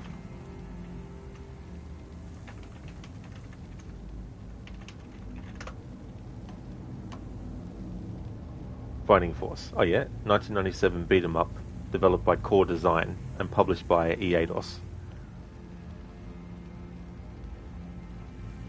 Released for the PlayStation, Microsoft Windows, and Nintendo 64. So that's the version of that game that I remember playing. I rented it one time from the video store for the Nintendo 64, because at that point I hadn't yet bought a PS1.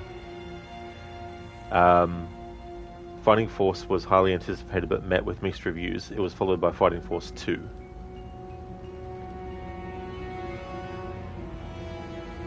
The fact that they didn't say it was followed up by Fighting Force 3 suggests to me that they didn't end up actually doing it. It was cancelled, here we go. A second sequel, Fighting Force 3, was also in development for the Xbox and PlayStation 2, but was cancelled during development. A citation is needed though for that on Wikipedia.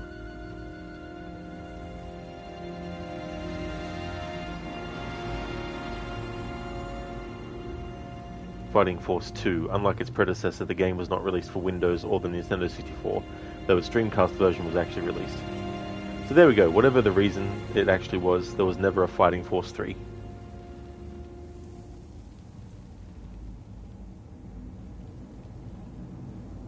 At first I thought this was going to be like a parody poster of Duke Nukem. Or something like that, because in Duke Nukem 0 Hour, I think it's 0 Hour, there's actually a reference to Lara Croft. There may have been some other games of his as well, but the one that I remember it being in was Duke Nukem 0 Hour, which was the Nintendo 64 version. Well, it was different. You had Time to Kill on the PlayStation, and then on the Nintendo 64 you had 0 Hour, which also included time travel.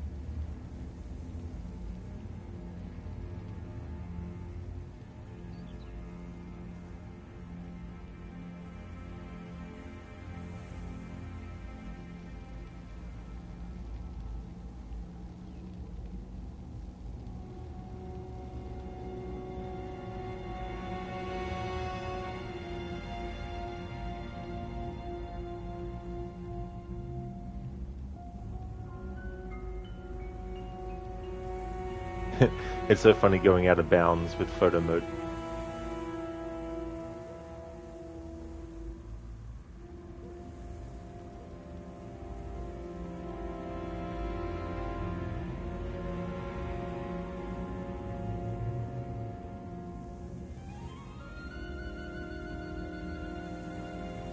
It makes me wonder, and I know there's a channel that actually goes through and shows out of bounds in games, but it seems to me that it'd be like, we can't be bothered deleting this asset from the game completely, let's just move it to a location that the player won't see. Well, won't see normally, that is.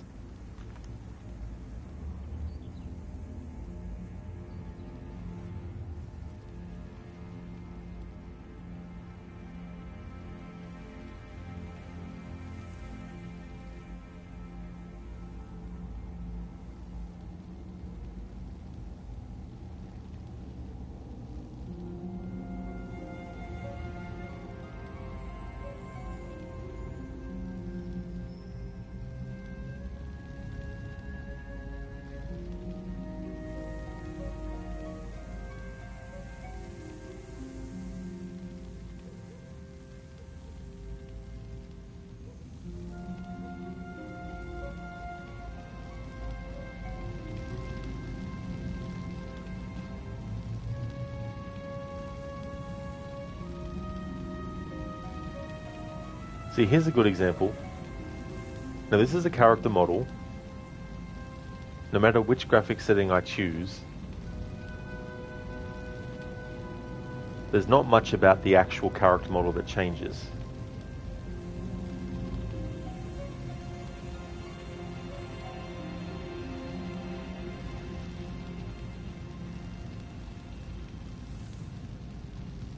I mean, yeah, on the texture of clothing, there's some difference, but it just seems to be like they've changed the brightness on some elements, or the contrast.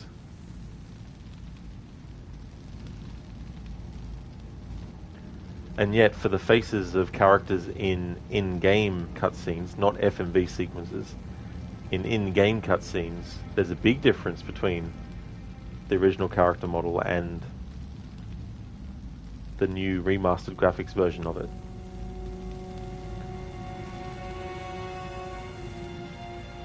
I mean, maybe they felt that the actual faces of some characters didn't really need any changes. But, I don't know. Maybe it's something they'll patch later. Maybe they'll do some extra things. I mean, I wouldn't be surprised if there are some things that they wanted to, not to reach to... Because, I mean, it is... Well, I mean, I don't know when they started working on these ones versus the first 3 remasters, but I don't know if they were going to do all 6 anyway, regardless of whether or not the first 3 were received well. Not too sure. But yeah, hopefully there'll be some differences made to certain character models in the new graphics that aren't.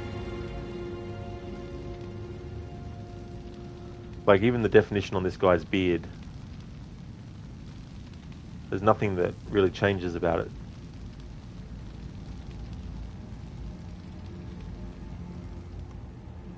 What I might do is if I get What did Von Croy get himself into? Of course I'd be talking over dialogue. What did Von Croy get himself into? Perhaps his notebook will help. The notebook definitely will help. I was actually going to get to that soon and look at all the items that we picked up.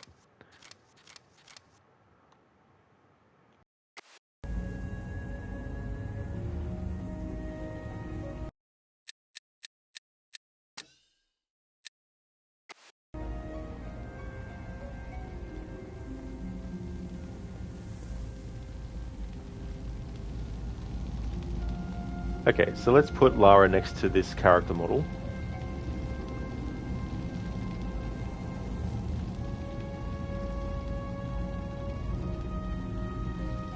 So I can have her next to another NPC.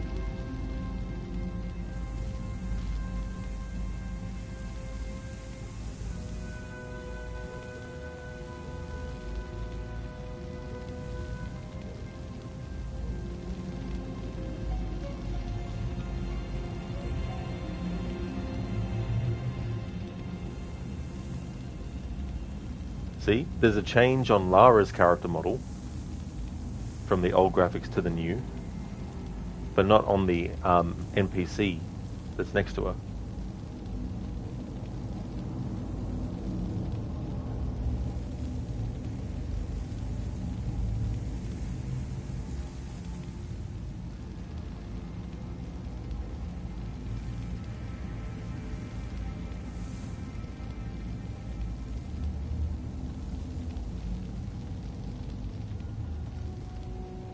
This little dog being tempted by the big steak that the guy is actually cooking.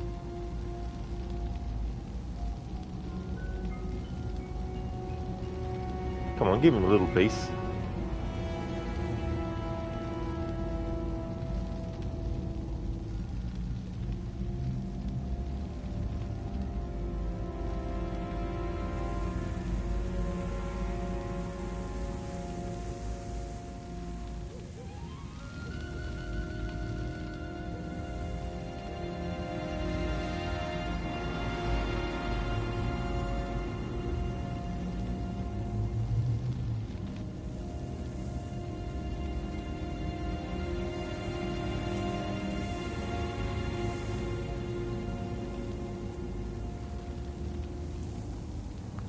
Chuck Norris. It reminds me, there's a Limp Bizkit song that has the lyrics Chuck Norris in it. It's one of their songs from their first album called, what was it called?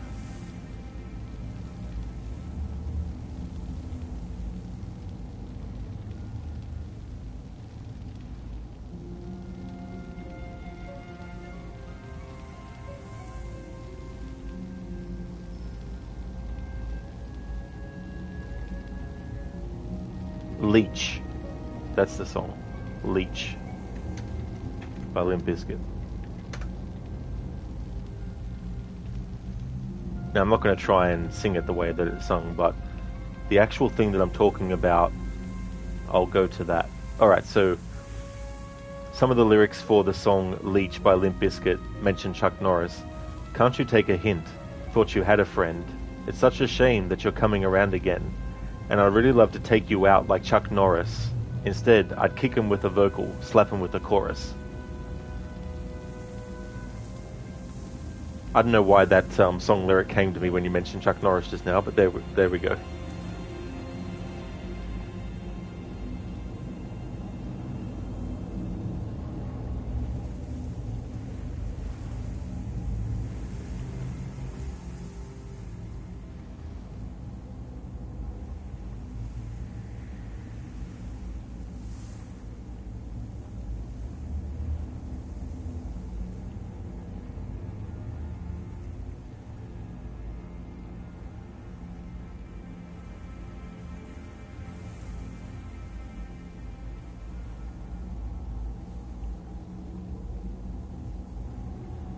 Emit, I don't know if you remember that moment in Witcher 3 when Yen is falling asleep while trying to lift Uma's curse and says, "I'm just resting my eyes." Geralt is like, "Yeah, it's called sleeping." Yeah, now that you mention it, that definitely is familiar. That's another game I can't wait to replay again for my second playthrough. Cuban? No, Dutch-Irish. My father was from Wales. Thank you, Dr. Darling, for redeeming those two impressions. Which, that'd be from, I was going to say Police Story, that's the Jackie Chan movies. Police Squad, that's it. Is that from one of those episodes, Dr. Darling, or is it from the Naked Gun movies? You're sneaking whenever you can to watch for a bit. Oh, nice, dude. That's from the first movie. Ah, so it's from the movie. Gotcha.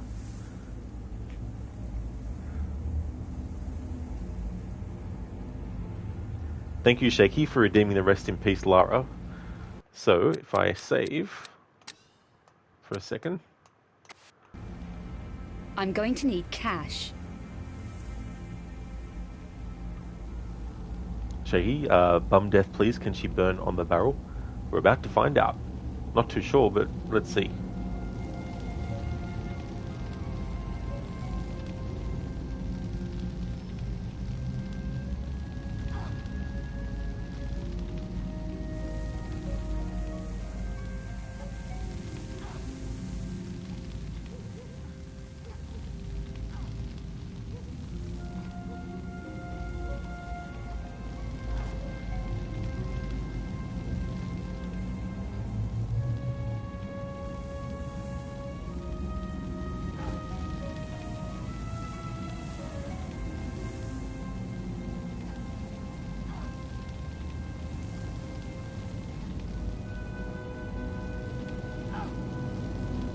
I don't think it can happen, Shaky, because every time Lara gets near the barrel on the top, her foot touches it, but then she bounces off it.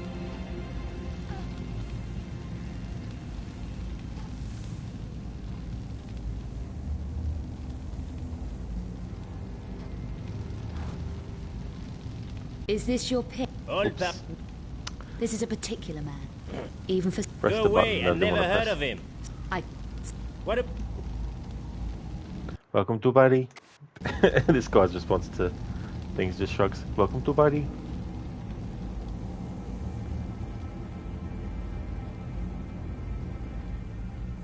Shaky fake game doesn't let you stand on fire barrels. It'd be so fun if you could, though.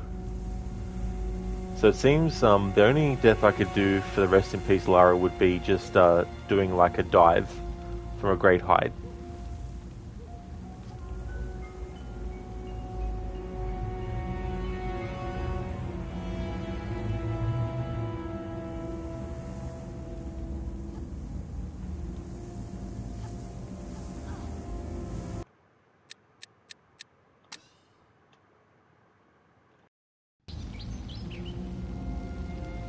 I'm going to need cash.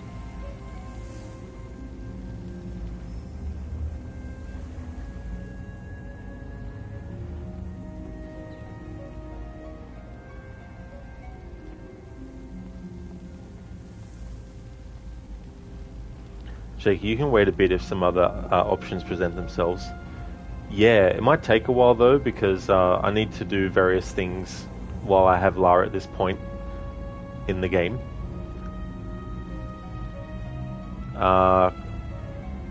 Because there isn't really anything that is too close by as well.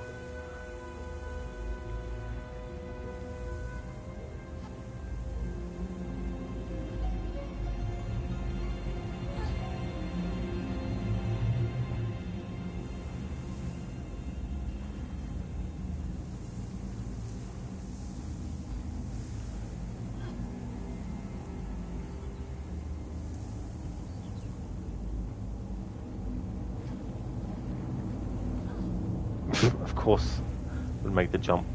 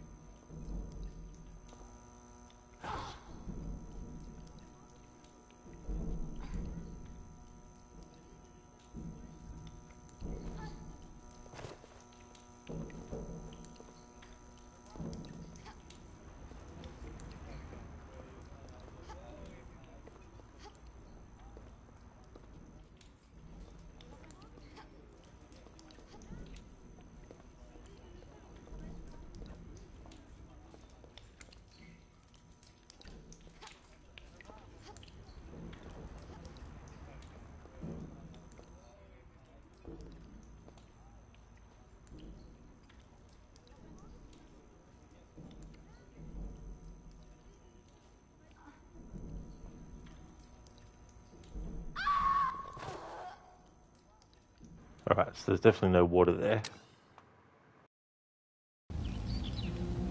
I'm going to need cash.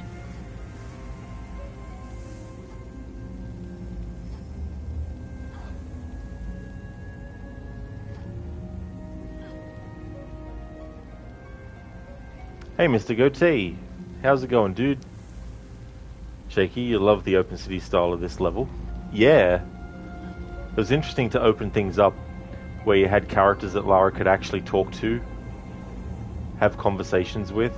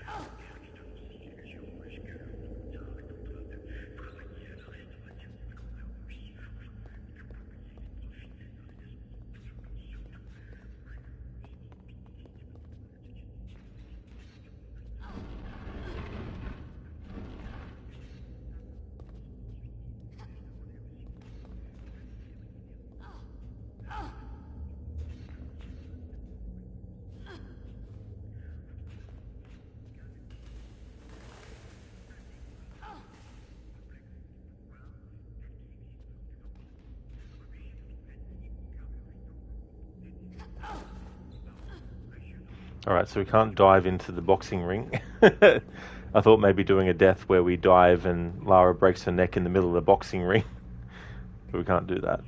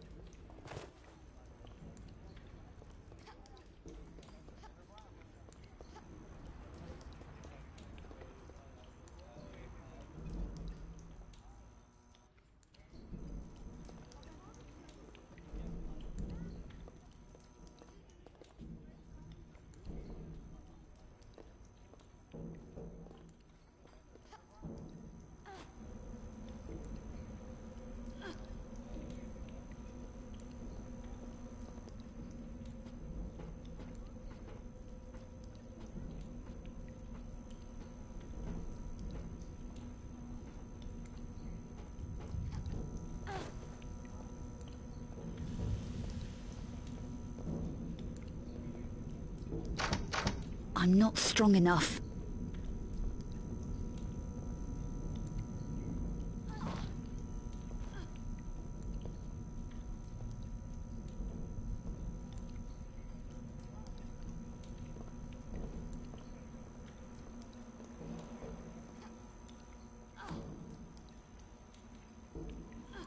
Mr. Goethe, super excited. Gold Coast Nova is next month. He bought tickets and 2 meet and greets to Muriel Morrison, Boba Fett, and Final Fantasy VII Rebirth Sephiroth, Tyler Hoechlin.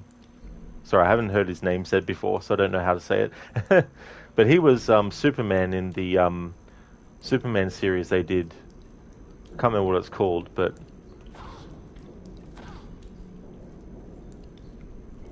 I've seen clips from it.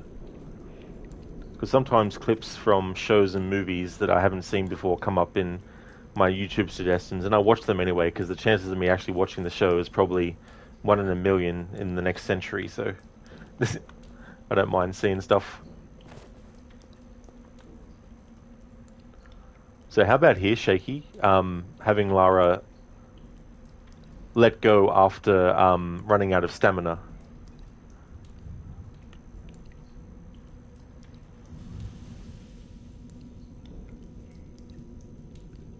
Sounds great, Shaky? Awesome. Alright, so I'll make a second save, because there's still stuff that I need to do back at the start of the level.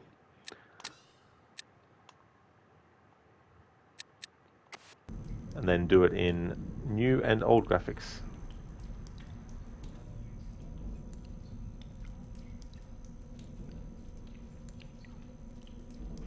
I'll make sure it's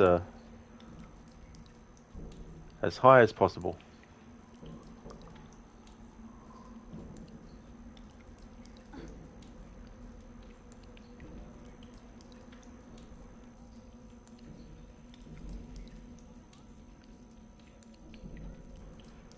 Hey there, Espresso. Welcome. Nice emote. How's things going?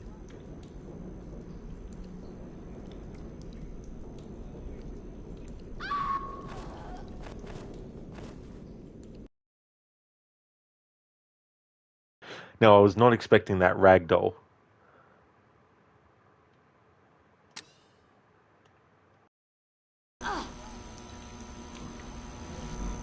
Now for that, but in the new graphics.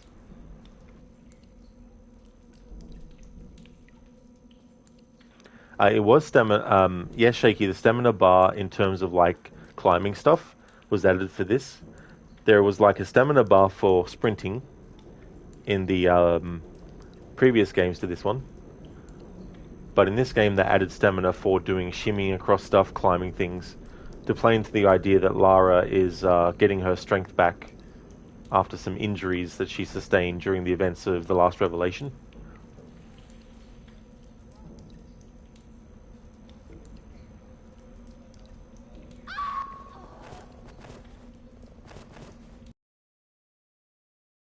There we go, Shaky. Thank you so much for redeeming that. So I'll reload my other save to where we're at the start of the level here, because there's some things I need to cover.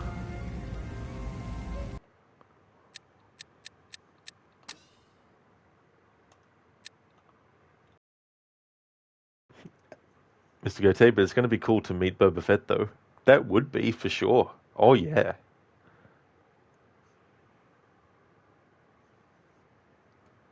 So are they on the same day? So good, you're getting high as possible too. Whoa, ragdoll, awesome. It really was. Oh, yeah. It's a shame, though, that the camera, like, it doesn't stay too long on the death like it does in the previous games. Espresso, even the OG graphics still held up as a 2003 PS2 game in your opinion, which core design doesn't get enough credit for. Yeah, it's been a very long time since I played that version. I've still got my copy of it, but my PS2 is dead, so I can't actually play that version. But I think there's a lot of aspects to the original graphics that are still pretty good. Obviously, there's things like quality of textures that is better, than the PS2 version and stuff. But I wouldn't say it's like a complete write-off or anything like that. But then again, it has been years since I played that version. Mr. Gote, yeah, all on the Saturday and all best takeout food too is across from the convention center. Oh, nice. Well, that actually works out well too. It's always good to have things like that close to where you're going to.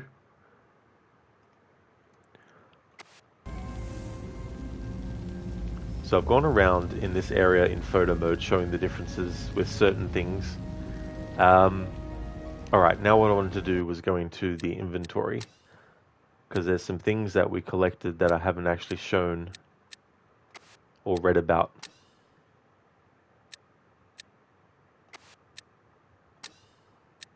Items. Here we go. So we got the vintage cognac, rare vintage, 1851.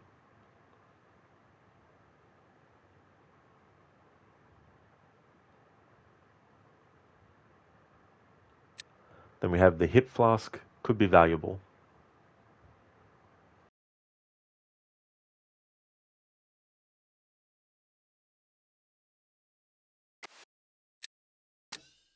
Alright, so we have Werner's Notebook.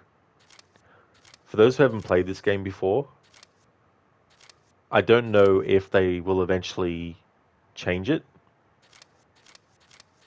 but whenever there's a new entry in Lara's notebook, well, it was Werner's notebook, but it's her notebook now.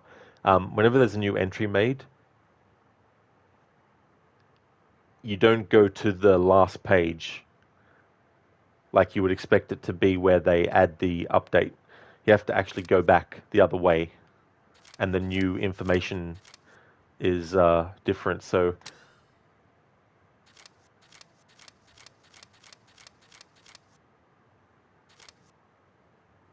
or maybe they changed in the remaster. I don't know, I was reading earlier a guide that talked about the remaster, how even in that you still had to go the other way, but then again, we haven't actually read it yet, so there hasn't been anything, I don't think, to be added, so it's probably safe to just read it from this point.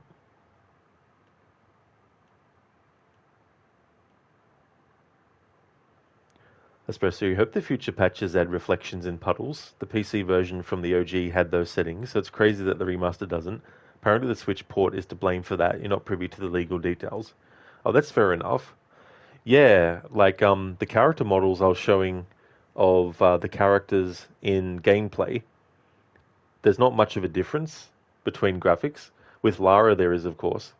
And when you have cutscenes where you're actually talking to a character like Margot Carvier and all that, there's a big difference between the character models. But yeah, the actual character models that you just come across that are doing things in the game, not inside of a cutscene, there's no change in them.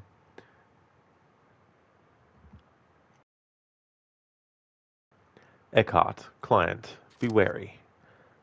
Louis Bouchard, useful contact, purchased handgun, discretion assured. Terrified to go out, monstrum terrorizing the streets. So the setup for this story is that there's a serial killer going around Paris, and they've called the serial killer the monstrum. Obviously you find out who that is, but that's what the monstrum is referring to. Tried contacting Lara again in London, no response, still not forgiven me for Egypt. Obscura paintings, 5 15th century works of black alchemic magic, all lost, hidden by the Lux Veritatis. 5 obscura engravings, drawn copies of the paintings, contain encrypted maps of each painting's location. Matthias Vasily in Prague has sent me 4 obscura engravings. He kept the 5th engraving back, wants more money. Deciphered the encrypted map in Vasily's engravings. One of the paintings is beneath the Louvre, where the latest archaeological digs are. Carvier says she has a security pass for the digs in her office. A metallic symbol is hidden beneath the surface of each painting. Check with Carvier about X-ray facilities in Louvre. Lux Veritatis, Light of Truth, a secret 12th century order of warrior monks who hid the obscura paintings in the 1400s. Said to possess the 3 Periapt shards, artifacts of power, crystalline shards shaped like spearheads, weapons of light. Lux Veritatis tried to suppress the cabal of the Black Alchemist from the 1300s onwards. Lux Veritatis, links to Nephilim? Nephilim from Enochian Gospels, cursed hybrid offspring of angels and humans, exterminated in biblical times. So, in terms of like the Assassin's Creed series, the Isu are pretty much, I think, supposed to be the explanation for who the Nephilim were in the Bible. That's just something I wanted to throw out there as a fan of Assassin's Creed, and the fact that you have these beings that some had actually some had mated with humans, to create hybrids and stuff.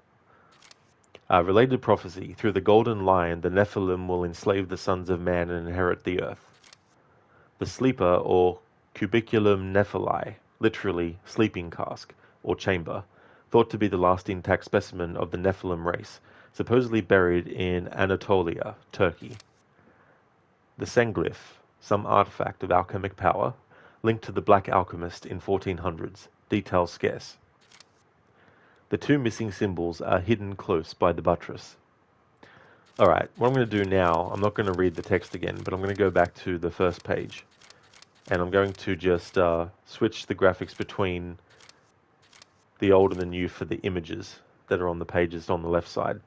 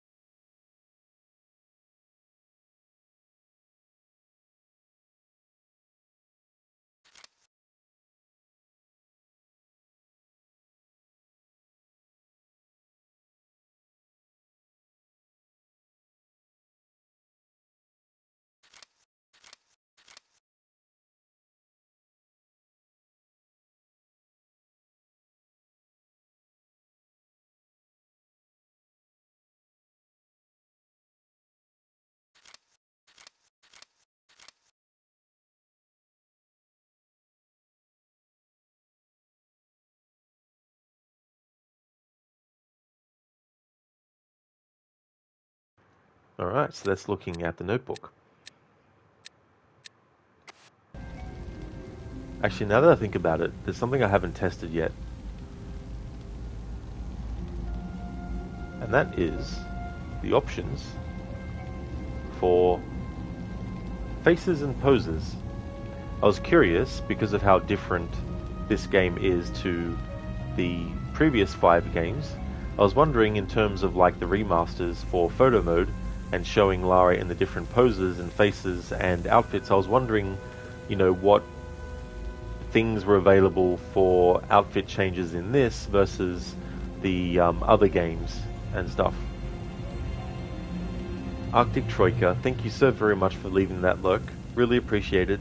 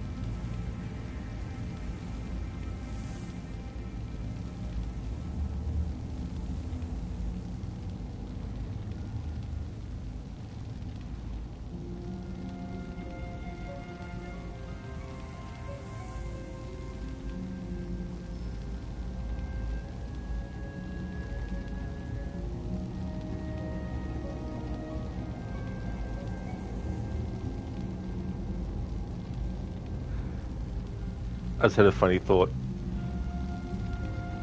Chun-Li's spinning bird kick.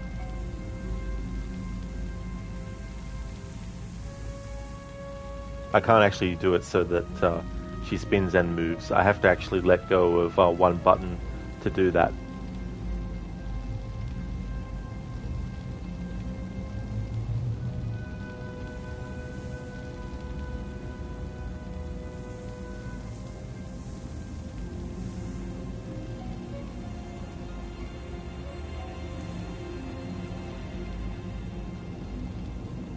There we go.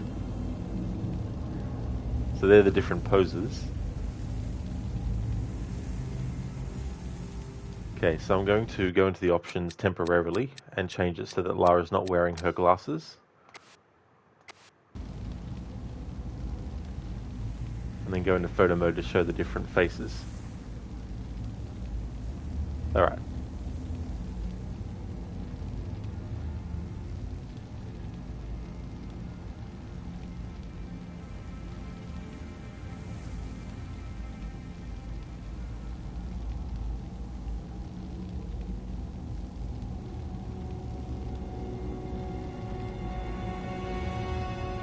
Okay, so there's only 5 different facial expressions. That's fair enough.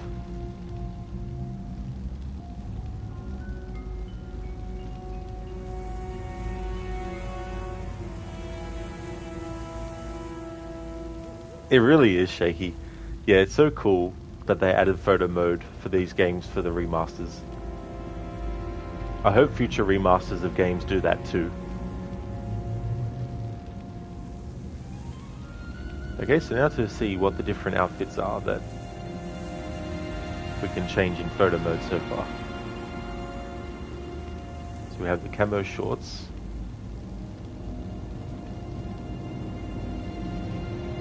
Camo pants. The camo vest.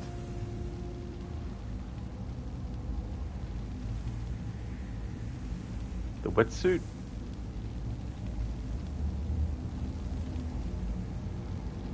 There we go. So that's what we have in photo mode, that is. I don't know what outfits you unlock for gameplay in this yet. But there we go. I thought I'd take the opportunity to have a look at that because I hadn't in this remaster yet, and I was curious to see what different kinds of things there were.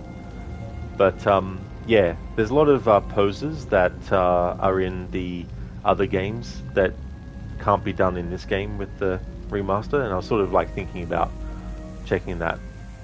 So now I know. Shaky. Yep. She'll speed talking. No dry suit. Psh. No dry suit. Nope.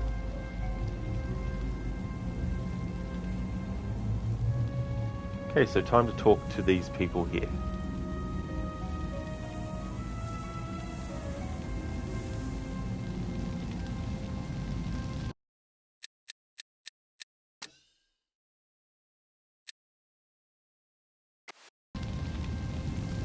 Is this your pitch? All Paris is my pitch.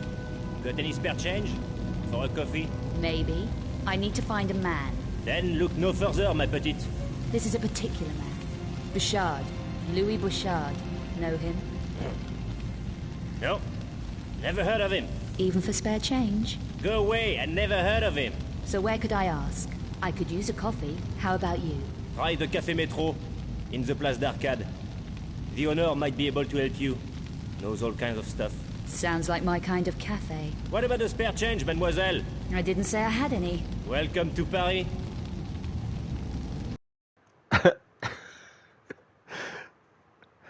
He said the word pitch, but for some reason I heard it as bitch.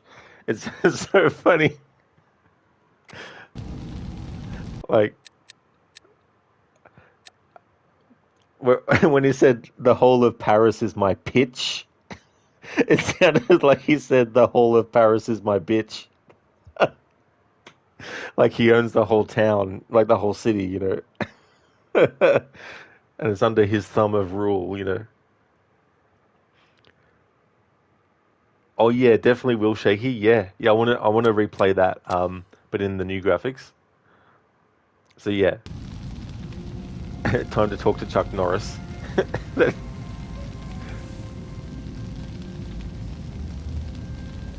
Alright, so I'm about to start the interaction in the new graphics.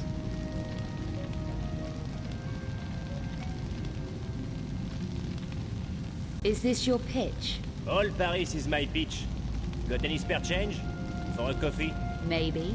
I need to find a man. Then look no further, ma petite. This is a particular man. Bouchard. Louis Bouchard. Know him? No.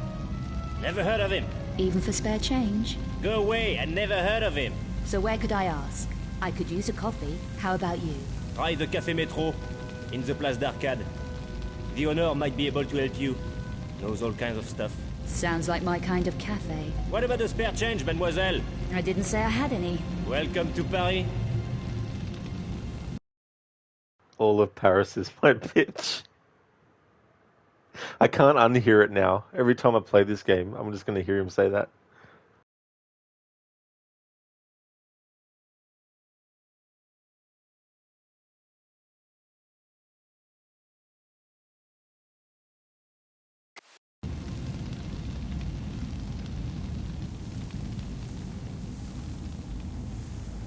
I'm going to need cash.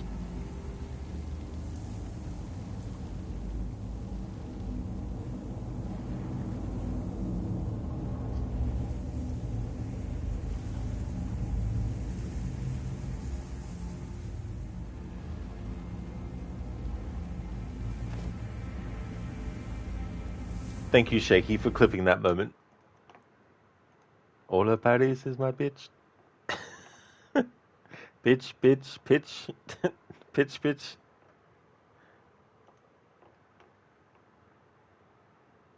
Nice title for it, Shaky. Paris is your what?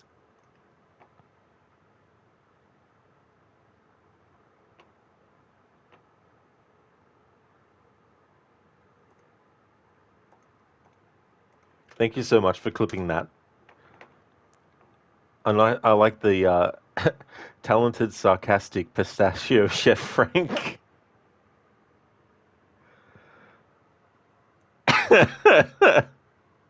Nice one, Gizlake. Does Paris look like a bitch? What a oh my god, celebrity game of Guess Who? Paris Hilton. Sorry, my mind went there. I couldn't help but think about that. Welcome on in, Gizlake. Shaky, you're quite welcome. You almost spit out your coffee the first time. I don't blame you. Oh man. That's the thing too, like if you're eating something and drinking something, like sometimes when you like, spit something out.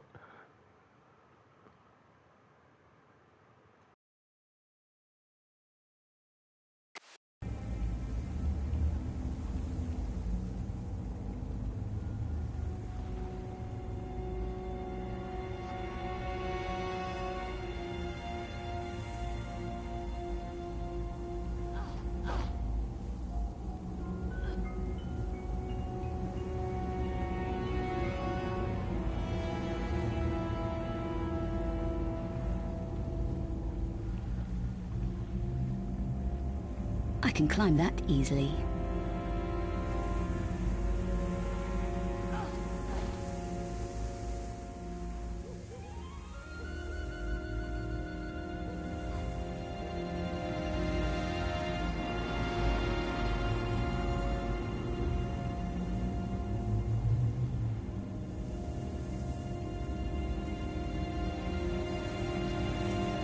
Oh, cool.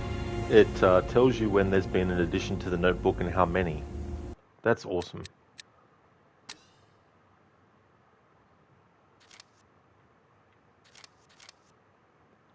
Oh, good. They fixed it so that it actually adds the new information further into the book instead of back the other way. Because originally, you had to go back the other way from the first page. That's cool that they fixed that.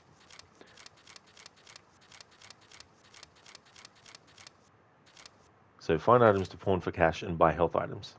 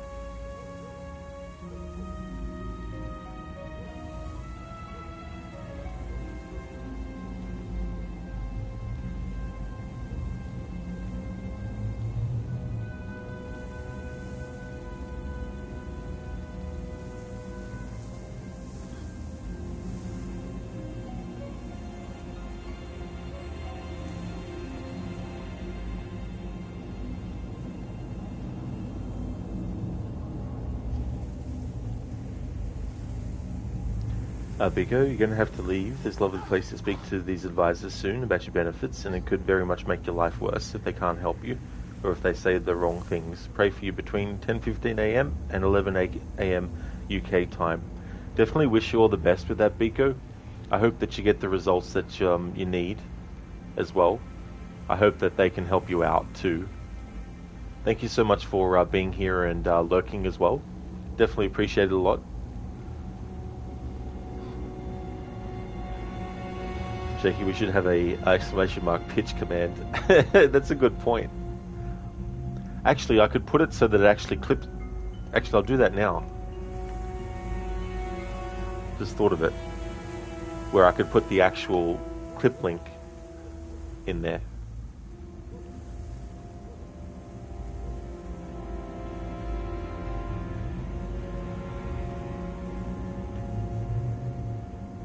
Alrighty then, let's create a new command.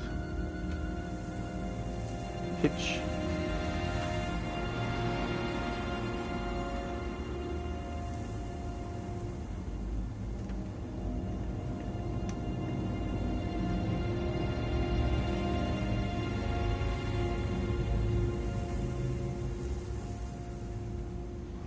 Thank you so much, Shaky, for that.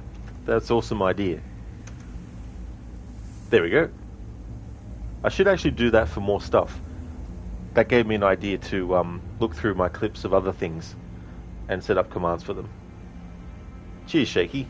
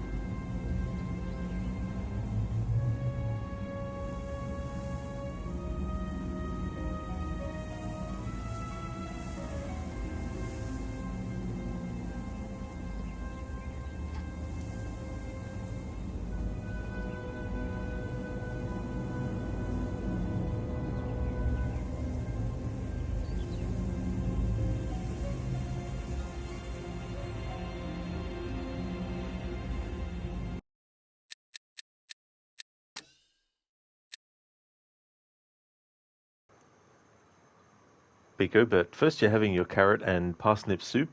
Food is more important than nerves talks. You got your facts right there, lol. Oh yeah, Biko, it's good to have something to eat too. You know, sometimes it's better to have a full stomach, you know, when you're actually dealing with certain things too. That could also, you know, help, even if it's something that you can enjoy to sort of like relax as well.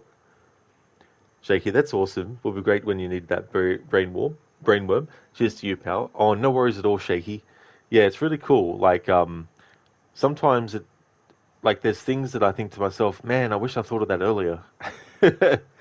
Like, there's been some things I've been watching on YouTube, and it's made me think of ideas for things, and I'm like, how come I didn't think of that earlier, you know? Does the barbed wire damage you? That's actually a good question.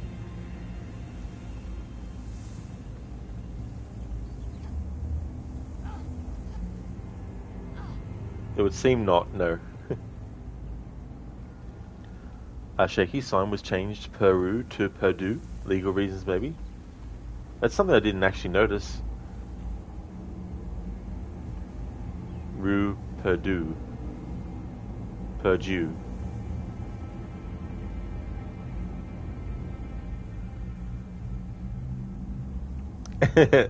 No.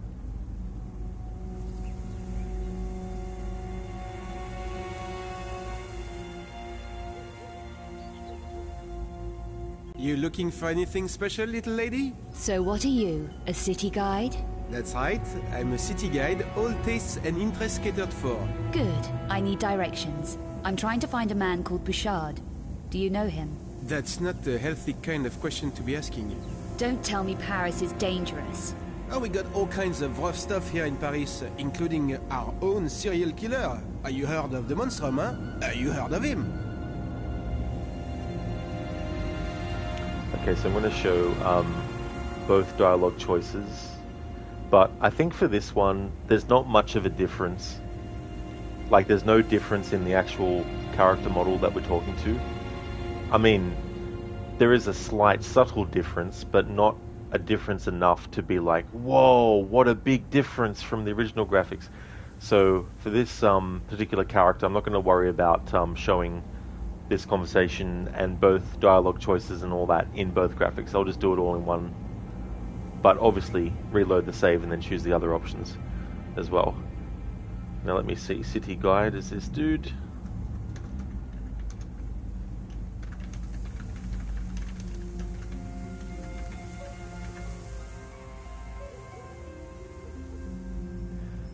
So oh no, he has a tribal tattoo. Run, Rod, run. He wants to recruit you for his new metal band.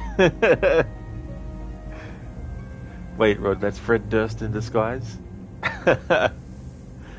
He just needs to change his cap to red. Nice one.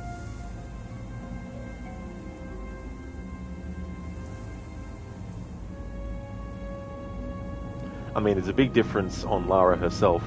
So yeah, maybe I should still do them in both graphics.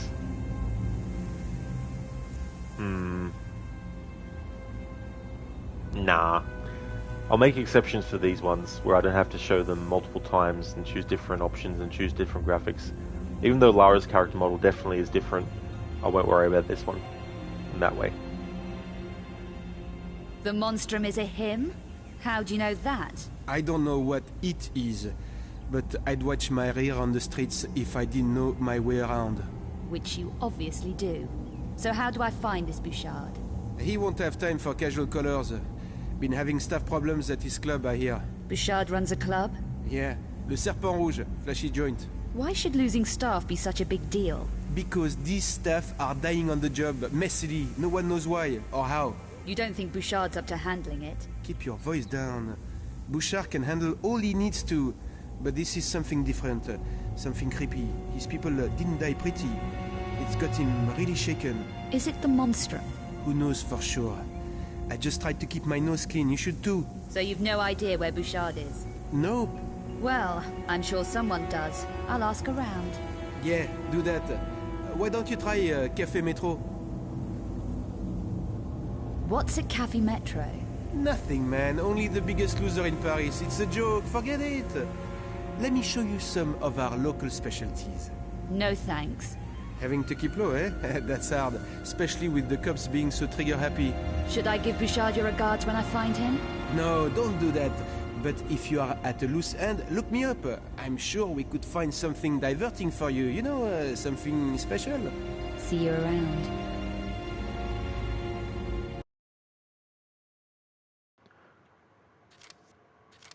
Find Bouchard's club, Le Serpent Rouge.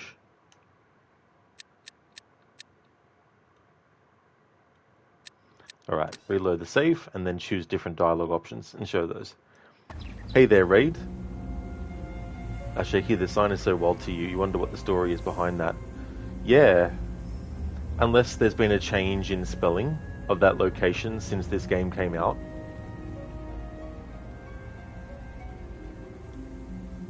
Raid, man, you hope this guy's one of those lame-ass streamers that doesn't talk to the chat. Well, I'm definitely a streamer that does talk to the chat, but there's always, you know, people out there who probably, you know, just want to watch someone stream without them saying anything, which, you know, I'm not one of those streamers, but being a streamer like that, I think there's nothing wrong with that. But yeah, I definitely like to respond to chat. But there's some streams, there's some things that I, you know, like, there's a couple of channels that I go into because I just want to, you know, chill and that. Oh yeah, Raid, I definitely know you are. That's for sure. I know you're being facetious. Facetious, where the fuck did I get that word from? I know you're just being facetious. Beaker, no one holds a cigarette as cool as the French do. Barely on his finger, but still he's holding it. It's hanging in there, isn't it? Like, just by a thread. You looking for anything special, little lady? So what are you, a city guide? That's right, I'm a city guide, all tastes and interests catered for. Good. I need directions. I'm trying to find a man called Bouchard. Do you know him? That's not a healthy kind of question to be asking. Don't tell me Paris is dangerous. Oh, we got all kinds of rough stuff here in Paris, including our own serial killer. You heard of the Monstrum, huh? You heard of him? What do you really know about the Monstrum? Not much. The killings are very messy, grisly, no one's safe. Even Bouchard? Lady, no one, no exceptions. Have you heard what the Monstrum does to the victims? So how do I contact Bouchard? He won't have time for casual callers. Been having staff problems at his club, I hear. Bouchard runs a club? Yeah, Le Serpent Rouge, flashy joint. Why should losing staff be such a big deal? Because these staff are dying on the job, messily. No one knows why or how. You don't think Bouchard's up to handling it? Keep your voice down. Bouchard can handle all he needs to. But this is something different. Something creepy. His people didn't die pretty. It's got him really shaken. Is it the Monstrum? Who knows for sure? I just tried to keep my nose clean. You should too. So you've no idea where Bouchard is? Nope. Well, I'm sure someone does. I'll ask around. Yeah, do that. Why don't you try Café Metro? Who do I talk to there? The owner? Hey, I'm kidding, really. The guy's a complete loser. Forget it. Go home, do something recreational, which is where I might be able to help. No thanks. Having to keep low, eh? That's hard, especially with the cops being so trigger-happy. Should I give Bouchard your regards when I find him? No, don't do that. But if you are at a loose end, look me up. I'm sure we could find something diverting for you. You know, something special. See you around. Alright, so that's all the dialogue choices shown.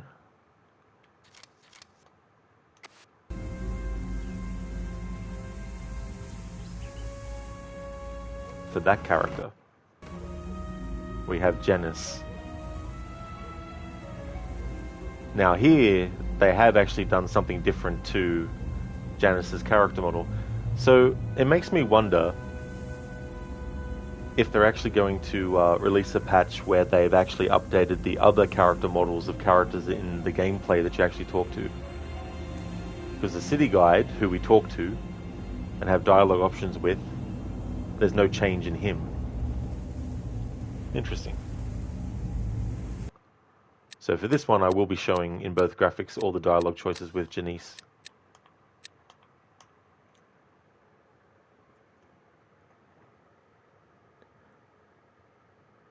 Because at least Rod talks properly, down to earth lore. Yeah, I mean, everyone has their own, way of speaking and stuff like that, and there's always, going to be a good fit for people, who are after a certain kind of streamer or looking for a certain, style and all that kind of stuff. Shaky, you just swear a lot. That's fair enough. I do too, as well. Definitely a lot of moments in games where it's like pissing me off to no end. Sheila, you're off for now, going to the doctor. I'll catch you later. Absolutely, Sheila. I really hope that things go well with the doctor, dude. Thanks for being here. Really appreciate it a lot. Definitely would like to recommend people check out Sheila Locke's channel.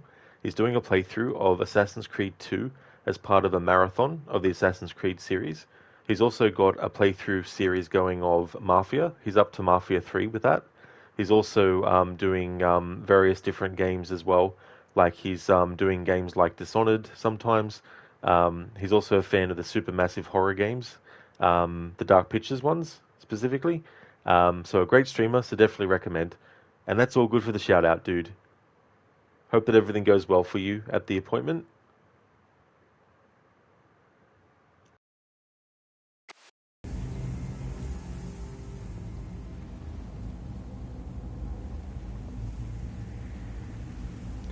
Okay, so this is Janice in the original graphics.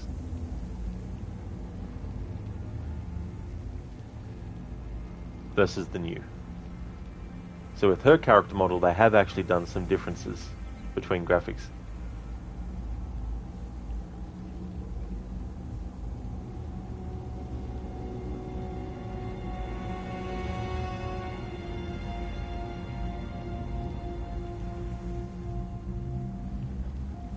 Alrighty then, so Need to go to my document. Alright, so we spoke to Carvier, of course. I showed what happens in both graphics if Lara doesn't escape in time. We spoke to the homeless man. We spoke to the city guide. And now it's time to speak to Janice. Now I need to put in the combos. So first combo.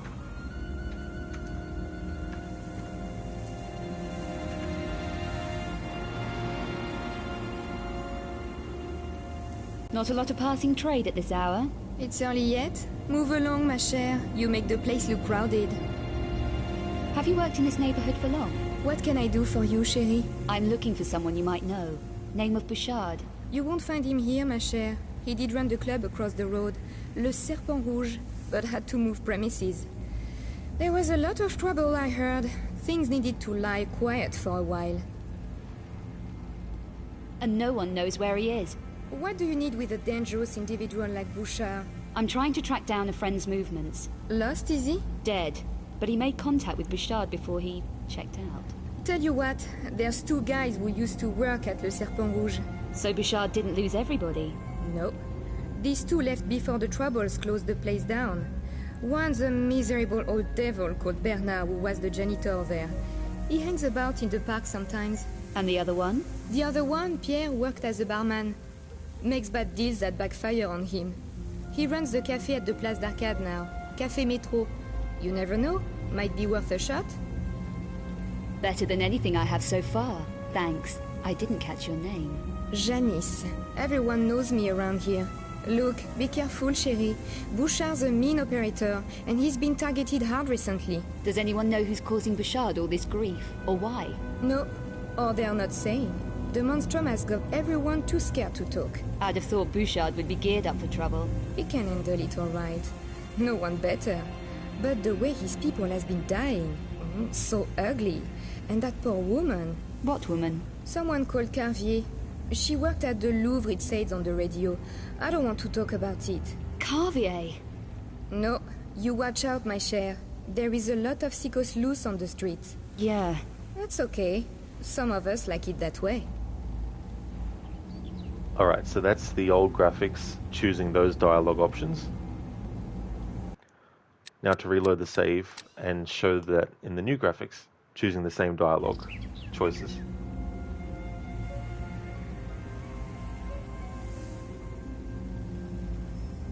Not a lot of passing trade at this hour. It's early yet. Move along, ma chère. You make the place look crowded. Have you worked in this neighborhood for long? What can I do for you, chérie? I'm looking for someone you might know. Name of Bouchard. You won't find him here, ma chère. He did run the club across the road, Le Serpent Rouge, but had to move premises. There was a lot of trouble, I heard. Things needed to lie quiet for a while. And no one knows where he is. What do you need with a dangerous individual like Bouchard? I'm trying to track down a friend's movements. Lost, is he? Dead. But he made contact with Bouchard before he checked out. Tell you what, there's two guys who used to work at Le Serpent Rouge. So Bouchard didn't lose everybody? No. These two left before the troubles closed the place down. One's a miserable old devil called Bernard, who was the janitor there. He hangs about in the park sometimes. And the other one? The other one, Pierre, worked as a barman. Makes bad deals that backfire on him. He runs the cafe at the Place d'Arcade now. Café Métro. You never know. Might be worth a shot. Better than anything I have so far. Thanks. I didn't catch your name. Janice. Everyone knows me around here. Look, be careful, chérie. Bouchard's a mean operator, and he's been targeted hard recently. Does anyone know who's causing Bouchard all this grief, or why? No, or they're not saying. The monstrum has got everyone too scared to talk. I'd have thought Bouchard would be geared up for trouble. He can handle it all right. No one better. But the way his people has been dying, so ugly. And that poor woman. What woman? Someone called Carvier. She worked at the Louvre, it says on the radio. I don't want to talk about it. Carvier? No, you watch out, my chère. There is a lot of sickos loose on the streets. Yeah. That's okay. Some of us like it that way. Alright, so those dialogue choices have Lara being nice to Janice. So instead of reloading my save and then choosing the other dialogue options and then having it end on like a, negative sort of like set of answers, I'm going to make a save on the second save file that I have, so that way, once I've actually shown the other dialogue choices in both graphics, I can then just reload this other save with the outcome that I actually wanted, or the dialogue choices that I actually wanted to have gone with.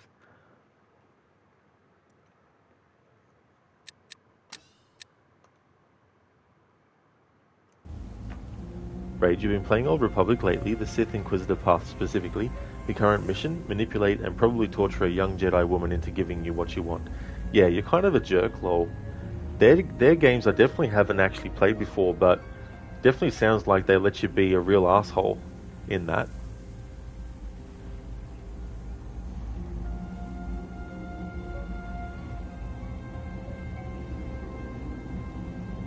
Bigger, bro, we got an intruder bot, ban him, lol.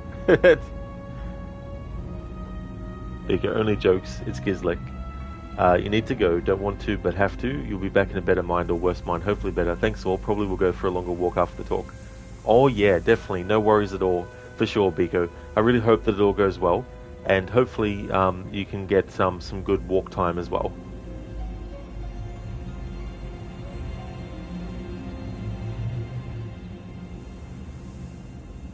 Oh yeah, Raid, yeah. Yeah, I've got those words specifically flagged so that when there is an actual bot that comes in and they say those things, that it can actually be flagged as well. So I'm not going to allow it because I still want it to be something that AutoMod actually, you know, picks up on.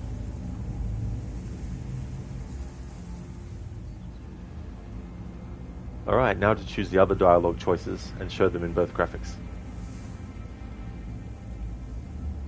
Not a lot of passing trade at this hour. It's early yet. Move along, ma chère. You make the place look crowded. I wouldn't worry. We're not in the same class. That attitude won't get you far round here, sweet thing. I just want to find someone. Name of Bouchard. You won't find him here, ma chère. He did run the club across the road, Le Serpent Rouge, but had to move premises. There was a lot of trouble, I heard. Things needed to lie quiet for a while. Oh? Trouble? Lost some of his best people. Very messy business. Made him nervous. And that's saying something. Do you know where he moved to? No idea. There are people who know, but if your mind wants to lie low, he won't be easy to contact. I'd have guessed as much. Everyone's in hiding. Not everyone, chérie. What do you want him for? I'm trying to track down a friend's movements. Lost, is he? Dead. But he made contact with Bouchard before he checked out. Tell you what, there's two guys who used to work at Le Serpent Rouge. So Bouchard didn't lose everybody? No.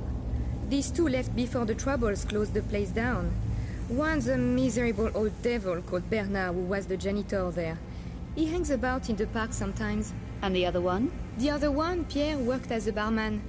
Makes bad deals that backfire on him. He runs the cafe at the Place d'Arcade now. Café Métro. You never know, might be worth a shot. What makes this cafe owner so unlucky? Oh, he's a total loser. Claims Bouchard held back some money or something of his and kept it at the club. I don't know the details. You seem to know plenty. I didn't catch your name. Janice. Does anyone know who's causing Bouchard all this grief, or why? No, or they're not saying. The monstrum has got everyone too scared to talk. I'd have thought Bouchard would be geared up for trouble. He can handle it all right. No one better.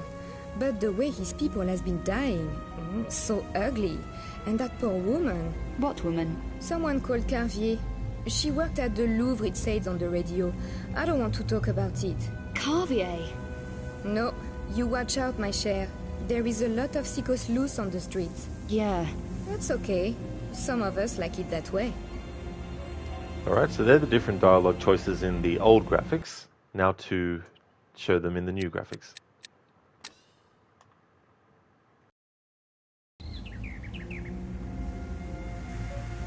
Not a lot of passing trade at this hour. It's early yet. Move along, ma chère. You make the place look crowded. I wouldn't worry. We're not in the same class. That attitude won't get you far round here, sweet thing. I just want to find someone. Name of Bouchard. You won't find him here, ma chère. He did run the club across the road, Le Serpent Rouge, but had to move premises. There was a lot of trouble, I heard. Things needed to lie quiet for a while. Oh? Trouble? Lost some of his best people. Very messy business. Made him nervous. And that's saying something. Do you know where he moved to? No idea. There are people who know, but if your mind wants to lie low, he won't be easy to contact. I'd have guessed as much. Everyone's in hiding. Not everyone, chérie. What do you want him for? I'm trying to track down a friend's movements. Lost, is he? Dead. But he made contact with Bouchard before he checked out. Tell you what, there's 2 guys who used to work at Le Serpent Rouge. So Bouchard didn't lose everybody? No. These 2 left before the Troubles closed the place down. One's a miserable old devil called Bernard, who was the janitor there. He hangs about in the park sometimes. And the other one? The other one, Pierre, worked as a barman. Makes bad deals that backfire on him. He runs the cafe at the Place d'Arcade now. Café Métro. You never know. Might be worth a shot. What makes this cafe owner so unlucky? Oh, he's a total loser. Claims Bouchard held back some money or something of his and kept it at the club. I don't know the details. You seem to know plenty. I didn't catch your name. Janice. Does anyone know who's causing Bouchard all this grief? Or why? No. Or they're not saying.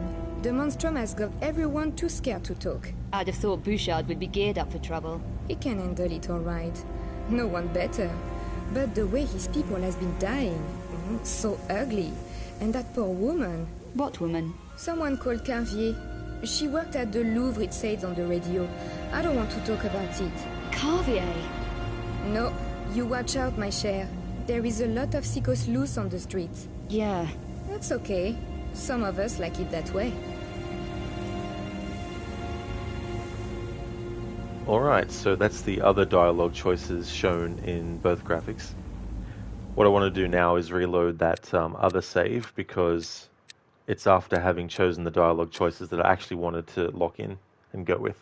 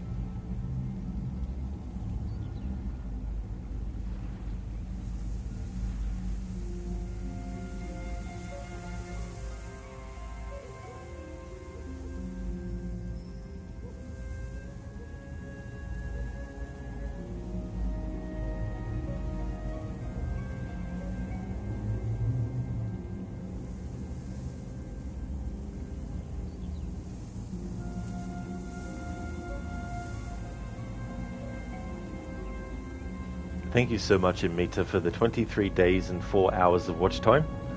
Thank you, dude.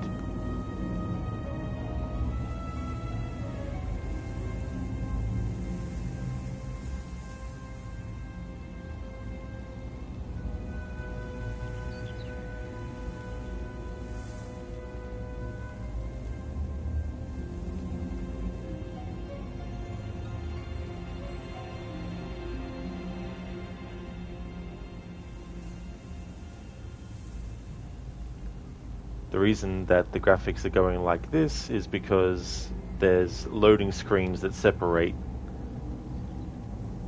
certain elements. So I'm going to move Lara soon into a different section.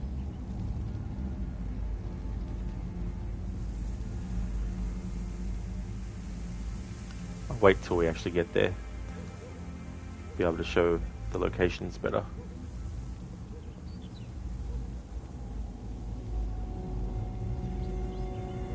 That's right, Amita, yeah, the floating buildings. Even when Lara is actually in an area, there'll also be elements that are sort of like pushed far into the distance. Like they were like, well, we won't just delete it completely from the game, we'll just move it over so far in the distance that players through normal methods won't actually see it.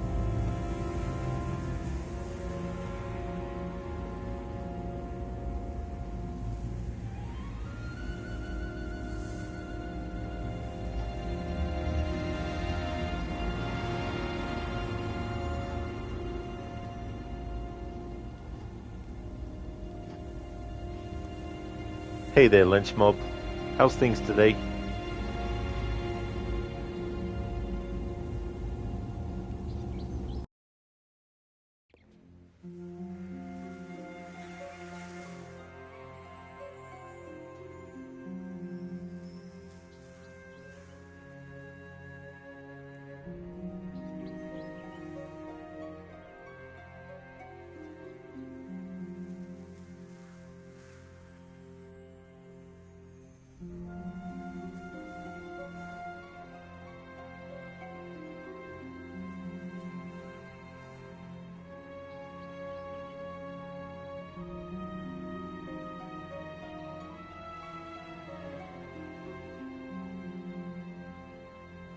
Space Raider.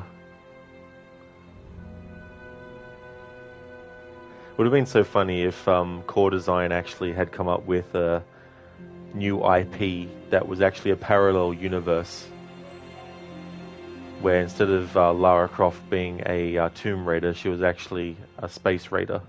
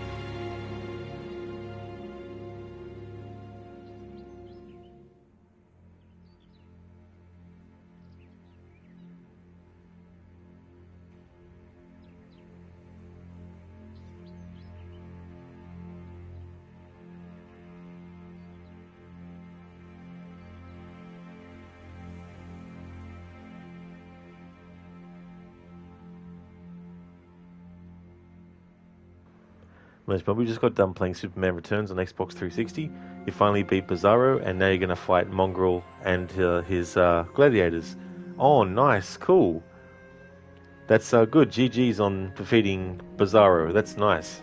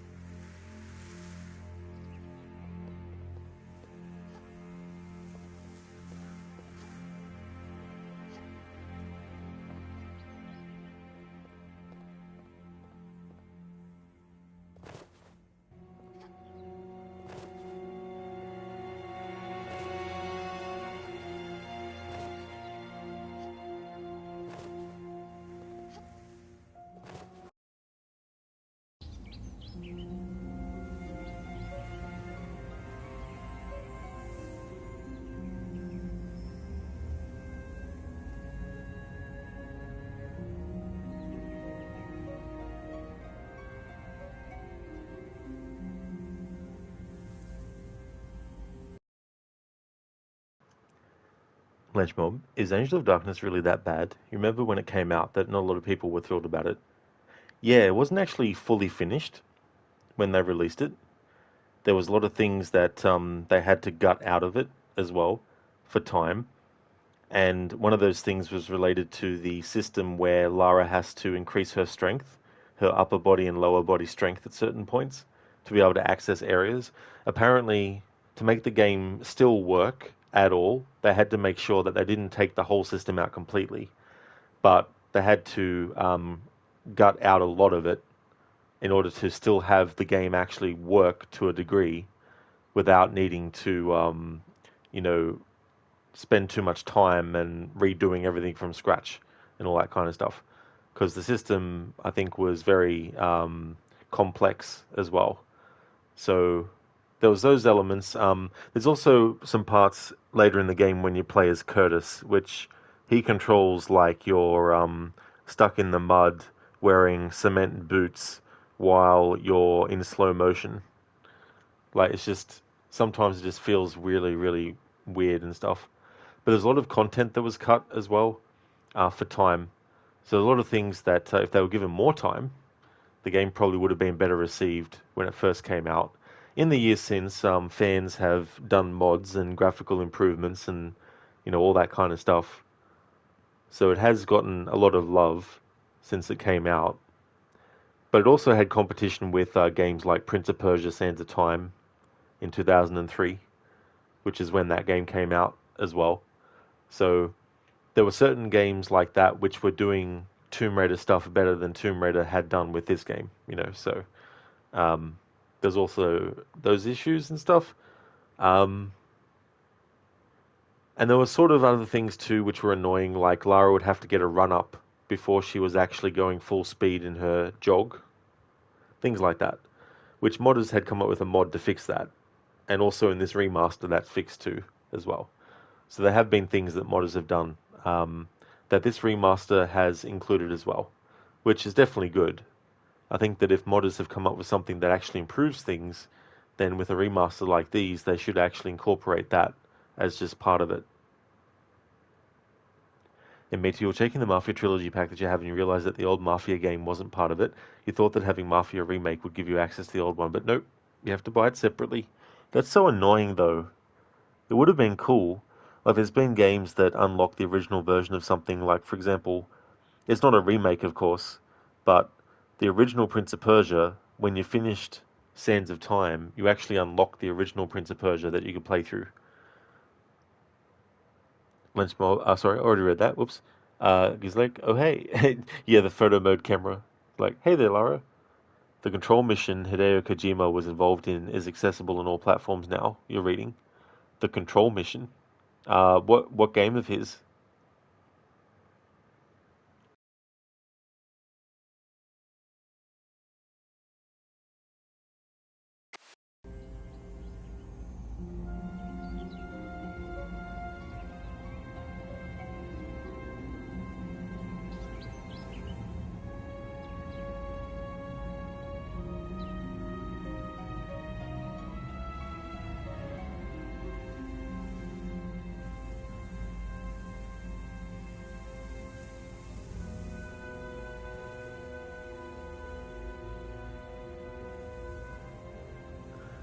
Gizlek, the game in question is called Control.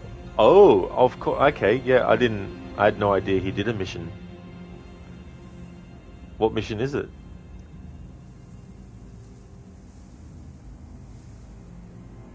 Seems pretty random for him to work on a Remedy game.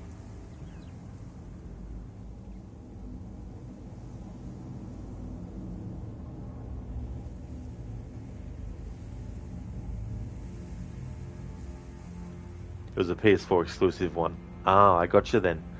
Is it part of the Ultimate Edition?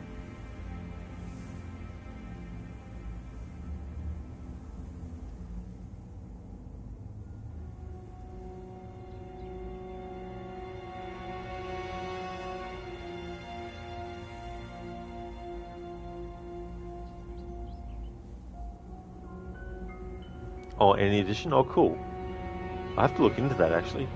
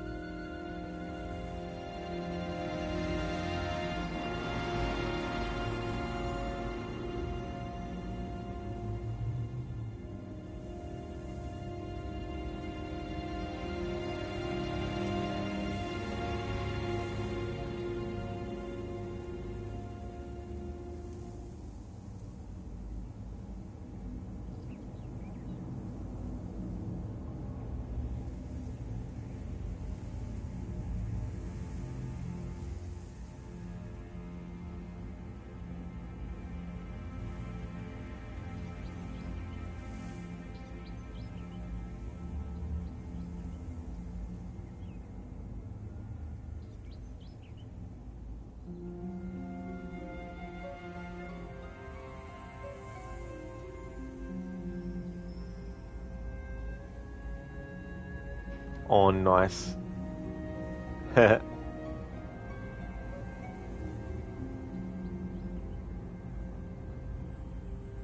don't know what that word is underneath tattoos, but after it is the year 1996. Nice reference to when the original Tomb Raider came out.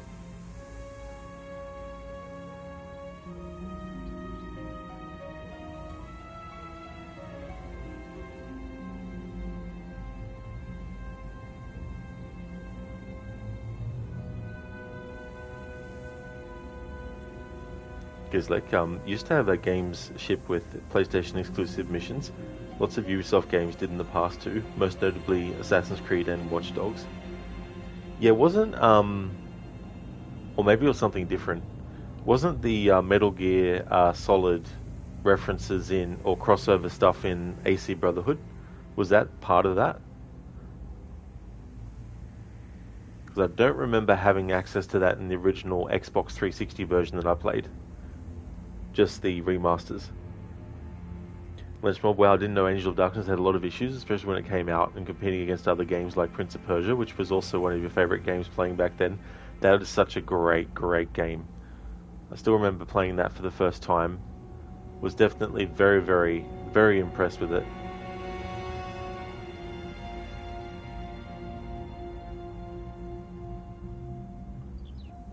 It's funny thinking back to those times with Ubisoft because they were almost like a rock band company. I don't mean a rock band company as in making rock band games. I mean like, you know, they had pizzazz. They had some kind of like, you know, style about them. They were almost rebellious in a way.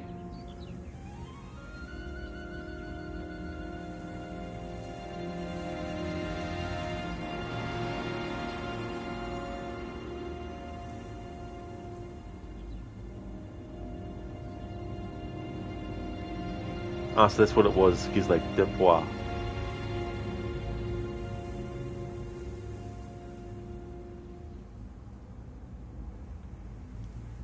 He's like, I guess it might have been. You don't remember too much about ACB exclusivity. That's definitely fair enough, yeah. It's one of those things where I've played the Ezio collection versions for so many years now that there's some stuff I can't remember if it was in the original Xbox 360 version I played or not.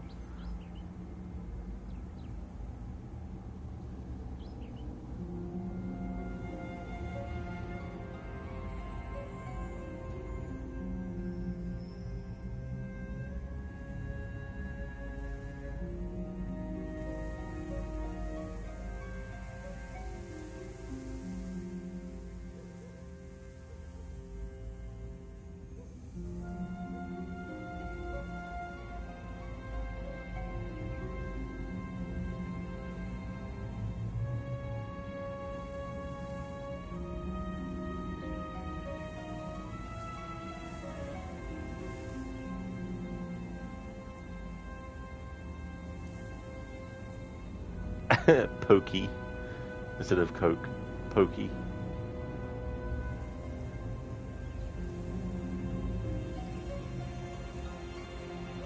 There are, of course, places I need to go inside of in this part of the game, but I want to first cover in photo mode some of the signage and all that kind of stuff in old and new graphics.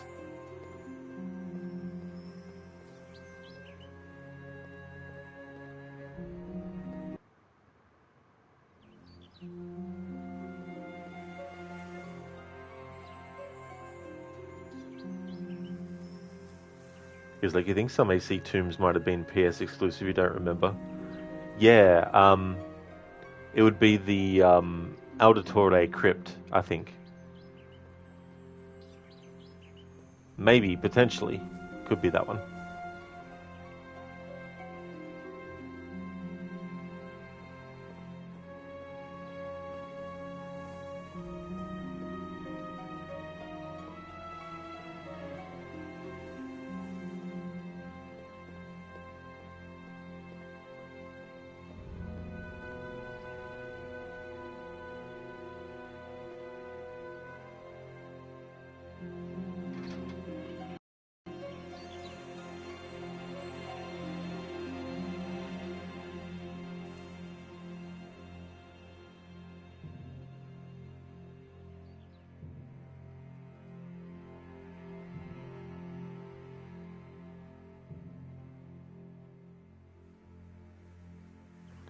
See, another character model of a character that we actually have dialogue choices with that they haven't done pretty much jack shit to the character model with.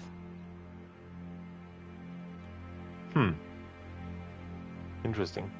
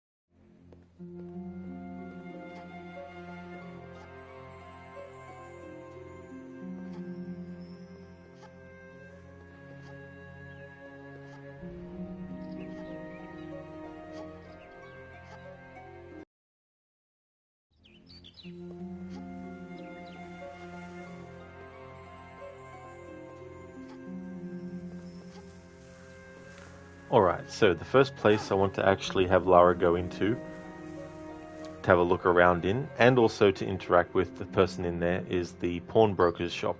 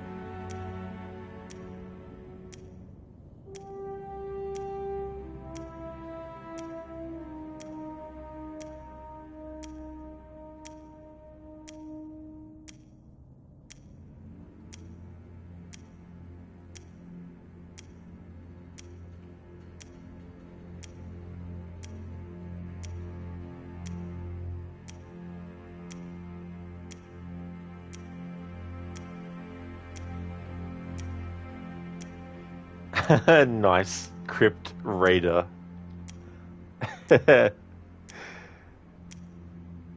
image that you see of Lara in 2D, that is actually from an actual Tomb Raider game that was on the Game Boy Color. There's actually 2 Game Boy Color Tomb Raider games. I actually streamed them on the channel one year as part of my annual playthroughs. There's one just called Tomb Raider, and then there's a sequel called Curse of the Sword, I think. But I don't know if that's an image taken from the first Game Boy Color Tomb Raider or the second one. And then there was another one that I streamed, which was the Nintendo, the Game Boy Advance Tomb Raider game, which was based more on the Angel of Darkness character model and stuff. And it was an isometric top-down game instead. Whereas these 2 that I'm talking about that were Game Boy Color were side-scrolling platformer versions of Tomb Raider. Funkatron 800 Crypt Raider, winner of 20+ awards. Also playable on Funkatron 800 Color and Funkatron 800 Advance. This ticking noise is annoying me, so before I respond to chat, I'm going to have Lara go out of the room, or the building, and then go to where there's no ticking of the sound. Hey there, Lucinda. Welcome on in. Good morning to you. How's Angel of Darkness going so far? Well, it was a bit of a rocky start, because there's some things that have like a 1% difference. Like there's some character models where all that happens is the contrast of their clothing just changes, but their character model and their face still stays the same. But then you get some characters that when you talk to them, because in this game you can actually talk to characters, when you talk to them, there is a big difference. So this character, Janice, for example, you talk to her and you have dialogue choices, and this is the old graphics version of her, and this is the new. But yet there's some other characters that you can talk to and have dialogue choices with, that when you switch the graphics, their character model stays the same, except their clothing or something just looks like the contrast has been, changed. So it's very, very weird. I've also changed my approach because there's some stuff where it just feels like it's not really worth the time and effort to actually cover it all in the same kind of detail that I did with the previous games. Because there doesn't really seem to be that big of a jump between the actual locations and stuff. It's, it's good to see the textures looking better and all that kind of stuff and clearer. But there's definitely been some really cool little things that they've actually put in. There's one that I don't know if it was modded into the PC version by modders, but there's ladders when you climb them. When you actually let go and then grab again, in the original version, Lara, after you grab again on the ladder, you can't let go again straight away. You have to wait till she puts her feet back on the ladder and then takes a step up a rung, and then you can actually let go again and rinse and repeat. Whereas in this version, you can just keep on doing that as you go down the ladder, and you don't have to wait for that little animation to play. So that's one difference too that they've actually added in. There's a whole area at the start that originally was cut out from the original version. Again, modders for the PC version had already put it in, so for PC you could have already put it in as a mod, but I never did that for my playthroughs of the PC version. So this version actually has it already put in there. It gives you an alternate way to get to where you need to get to as well. So I thought that was quite cool for this version. But I've sort of settled into a groove now with it. It was a bit shaky at the start.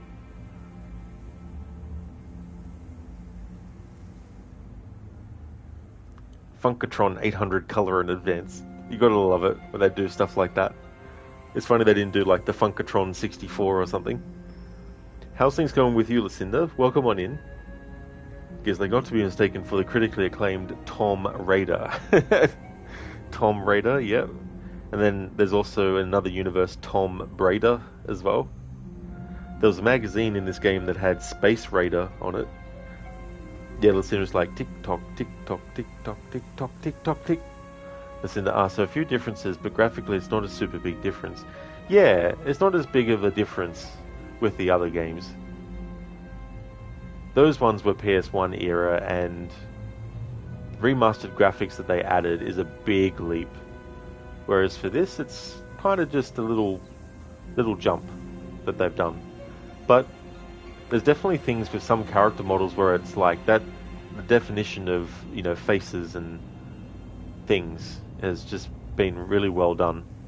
But yeah, there's a character back this way that we can speak to, and when you switch for his character model, nothing changes about his character model. So I've got it in the old graphics. So here's this guy in the old graphics, and now in the new. See, hardly anything changed on him.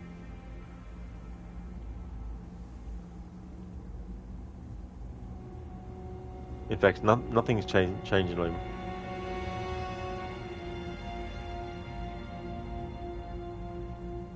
Because originally I thought it was just characters that are in the game world that you can't interact with, that when you switch the character models, they're not actually going to be changing.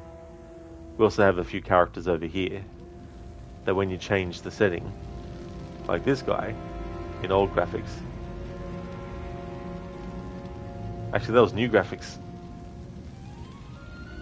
There's just something different on this guy with his clothing.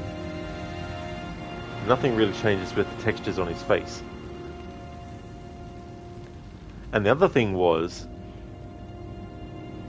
my eyes are starting to get used to it now, but earlier on, it was very hard for me to tell when I had actually switched to the new graphics without having Lara on the screen, because she's definitely had changes made from the old to the new.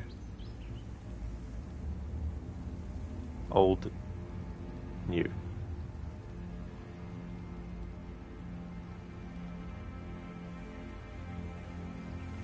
But then, when I speak to this guy, and I have the old graphics on... So you've no idea where Bouchard is? Nope. His character model still doesn't change. So you've no idea where Bouchard is? But Lara's does. Nope. So you've no idea where Bouchard is? Nope. So, I think they still need to do some more work, I think.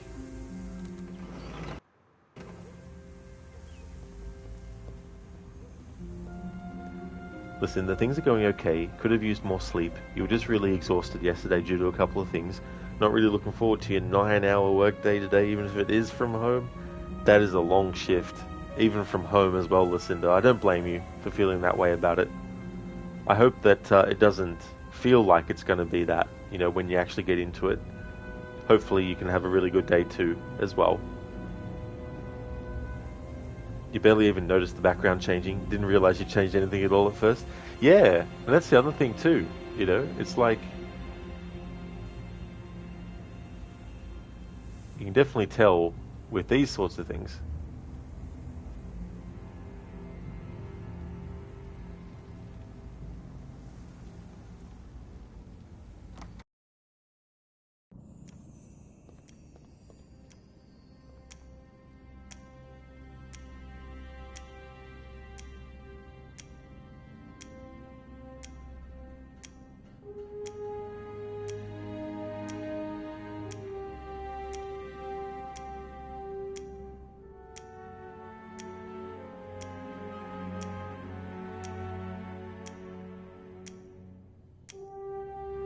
Actually, you know what? I hope they do a collection of the handheld Tomb Raider games. That'd be quite good. Just thought of that then.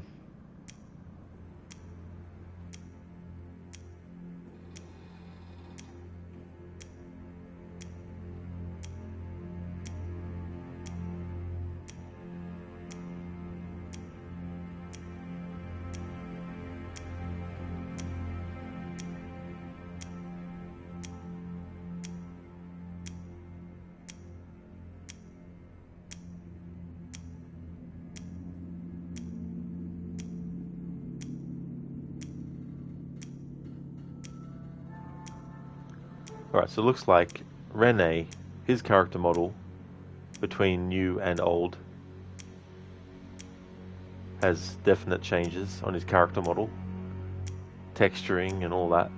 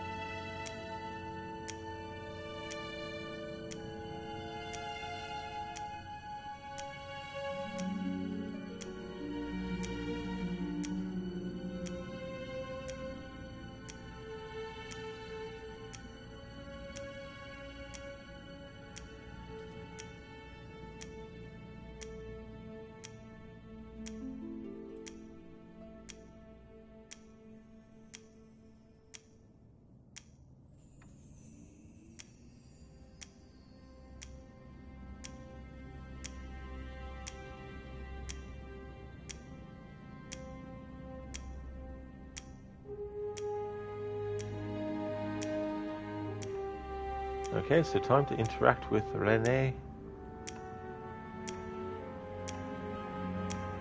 in both graphics.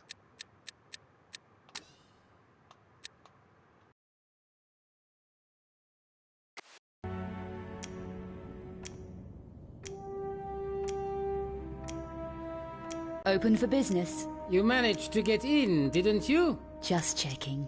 I didn't want to waste your time, or mine. Discretion is my middle name. Especially with strangers who just walk in off the street. But you can keep your mouth shut. Depends what's in it for me. Are you buying or selling? How much for these?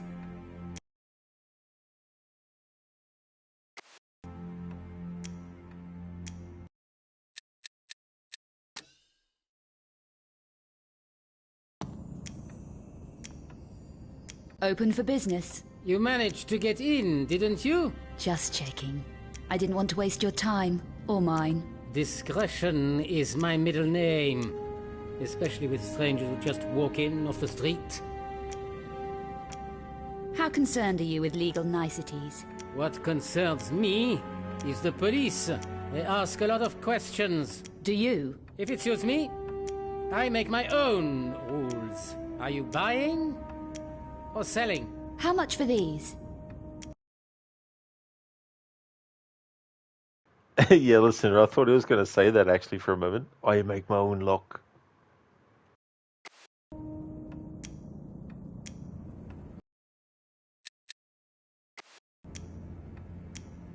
How much for these? Okay, so that's that little interaction with Renee. There will come a point, if you go past a certain point, where he won't be available anymore. But I seem to remember there was some talk about, there was some cut content related to the economy system in this game that may have been reinstated. So maybe they've put another part of the game where you can actually sell items and stuff.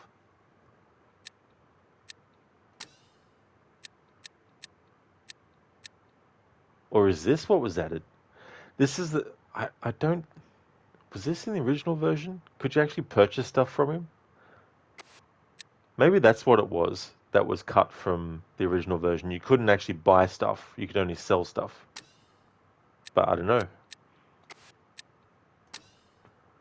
Am I thinking that because it is actually true? Or am I just thinking that because there's elements of this that are new because it's obviously remastered graphics that's throwing me off?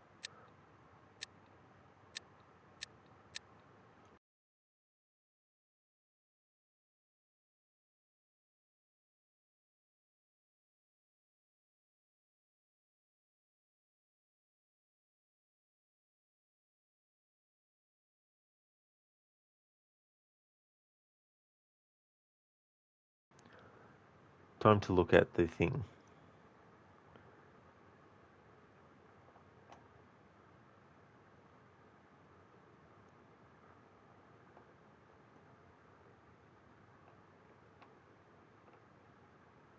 Hmm.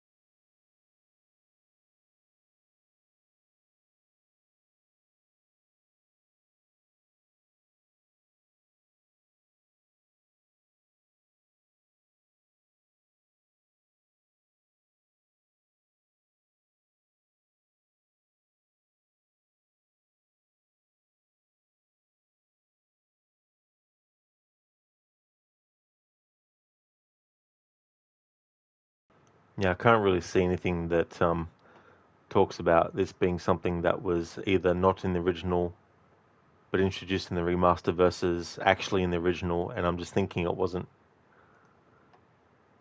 Because I think it has been a while that I actually... Actually, no, the last time I played it... Yeah, that's right. The last time I played this game, I didn't come into the pawn shop until the point in the story where we have to come here, and by that point you can't buy anything from this guy anymore. In the original version, that is.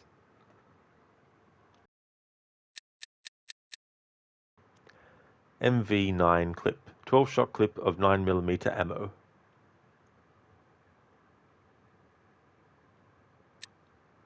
Vector R35. 45 caliber semi-automatic. 9 rounds. Low velocity, short range.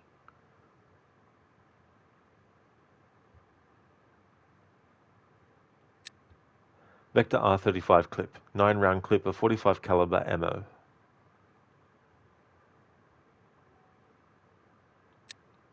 Scorpion X clip. 30-round clip of 9mm ammo.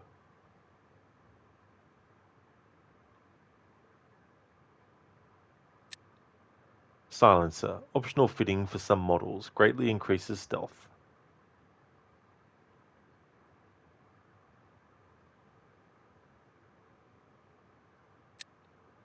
Laser sights. Optional fitting for some weapons, increasing accuracy over any distance.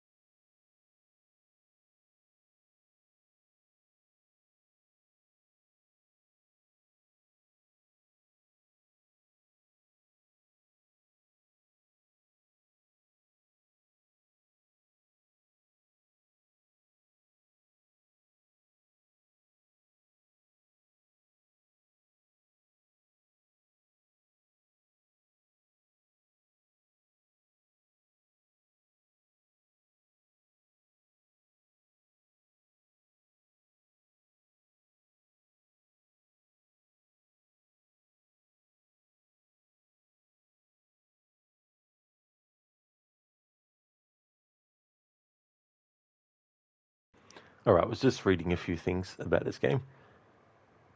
Alright. Necklace, valuable item. Cost €65. Sell that.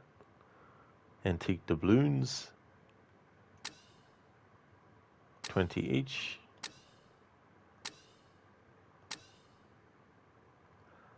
Vintage cognac. Rare vintage 1858. Cost 320. Hip flask. Could be valuable. Cost 80. Okay.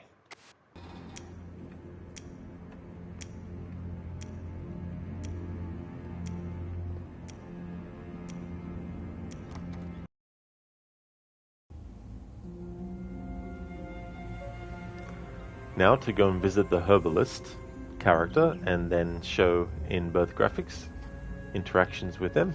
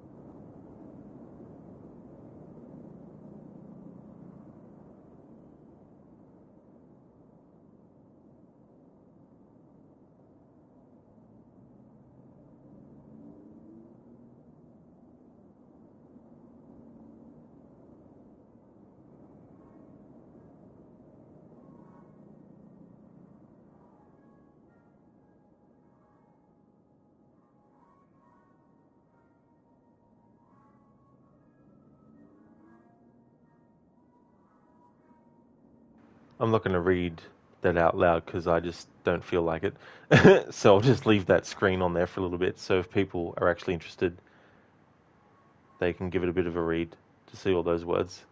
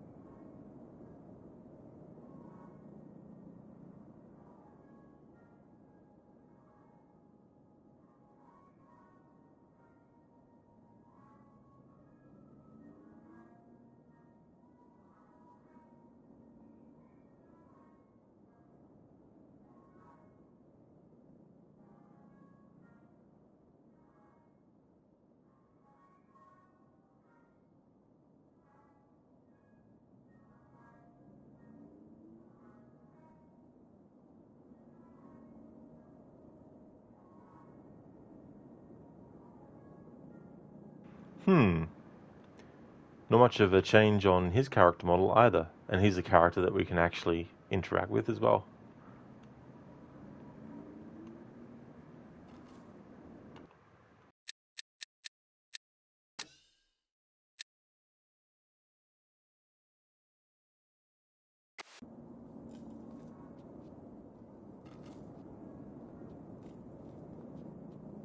Do you need any help? I'm looking for someone. Name of Bouchard. This is just a herbalist.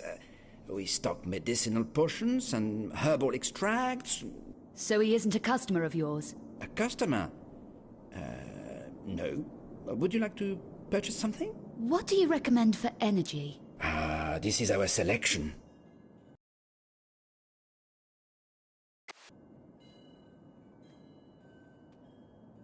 I'm told there's a story about a doorman in this area. Do you know it? The doorman is Bouchard's bodyguard. Find him, and I find Bouchard? Yes, probably. What would I need? Money. A password. Who would know the right password? I'm afraid I can't help you there. Okay, thanks anyway. Good day. Welcome. I was impressed by your display of energy herbs. Ah, very well. What would you like to purchase?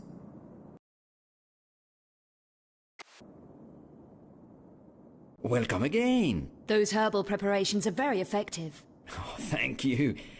Do you wish to purchase more?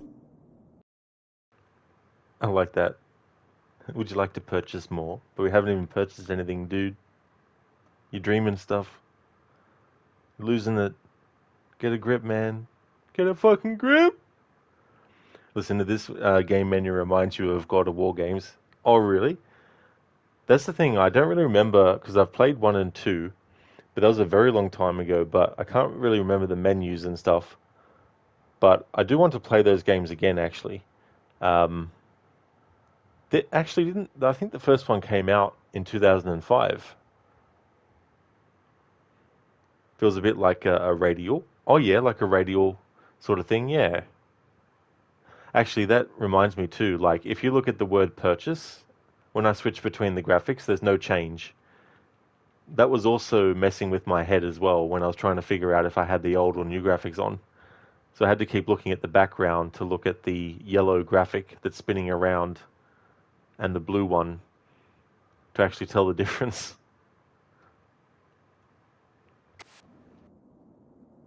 Welcome again. Those herbal preparations are very effective.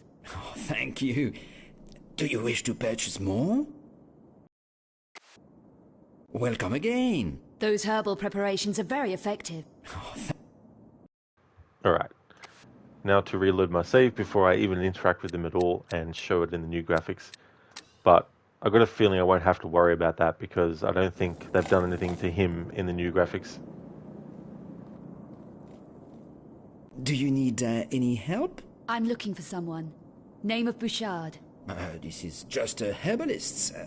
We stock medicinal potions and herbal extracts. So he isn't a customer of yours? A customer? No. Would you like to purchase something? What do you recommend for energy? This is our selection. Yeah, I'm not going to worry about going through all the dialogue again. Now I'm curious about this part of stuff. Alright, so poison antidote. I've already shown that because we already have some. Health pills, same. Bandages, that. Alright, yeah, so this is cool.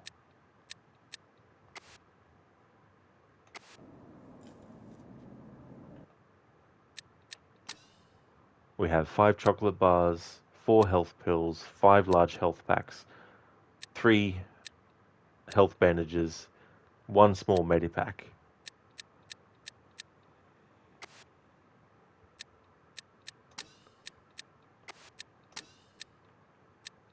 And we've got 2 crowbars.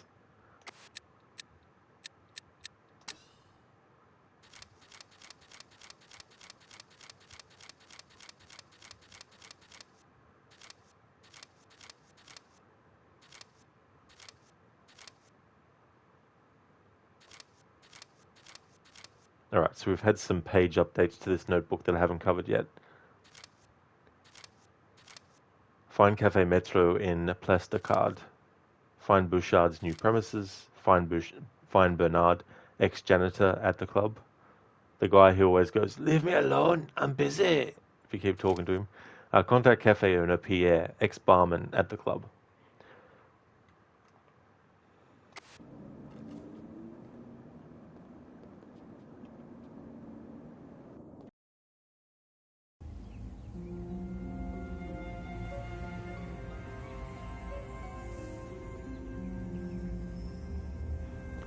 Okay, now I want to go inside the church here and do the photo mode thing.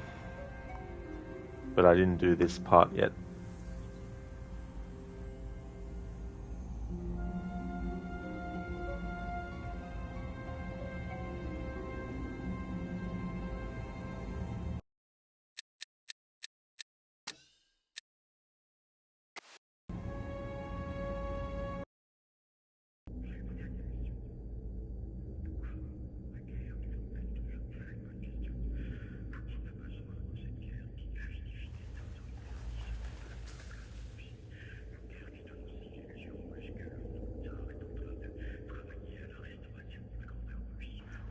nice reference to Rocky.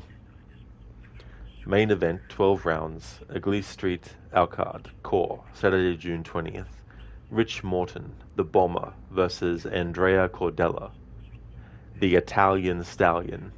That's actually the title that Rocky goes by. Matt Furness versus Daniel Scott. Stefan Denis versus Paul Field. Tickets now on sale.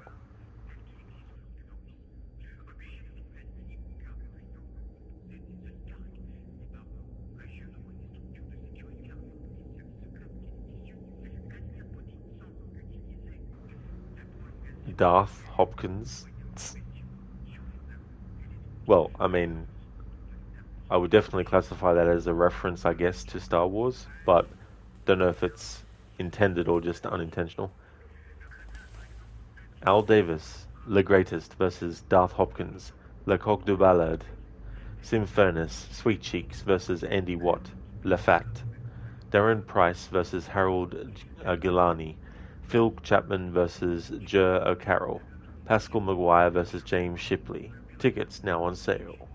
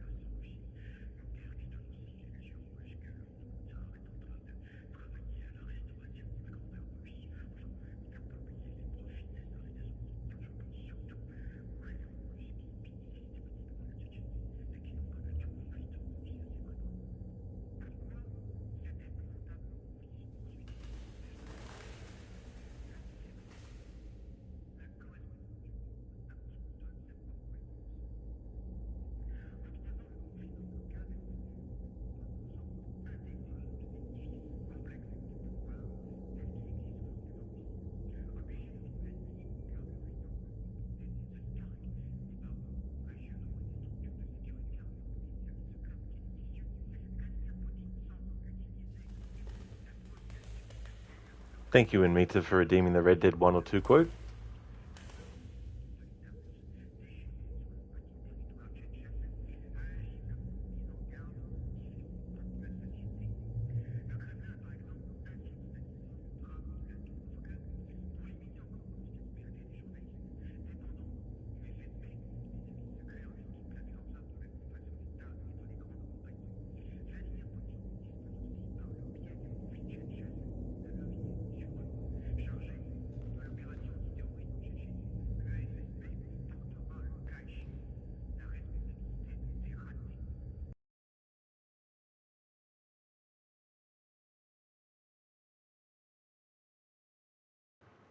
Oh, Lucinda, there was a funny part where a certain word sounded like a different word. So now I made it a command that actually has the clip link.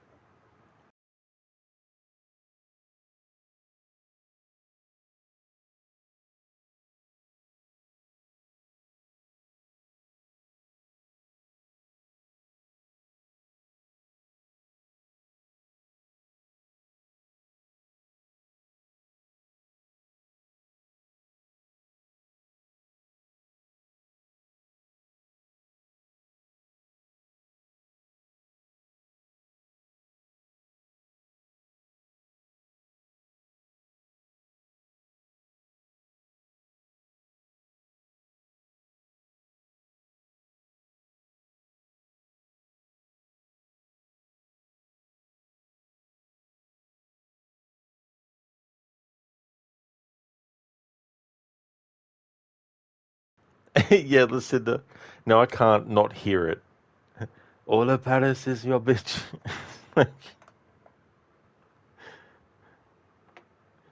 And the funny thing is, the character does actually say the word correctly, I think, at some point too.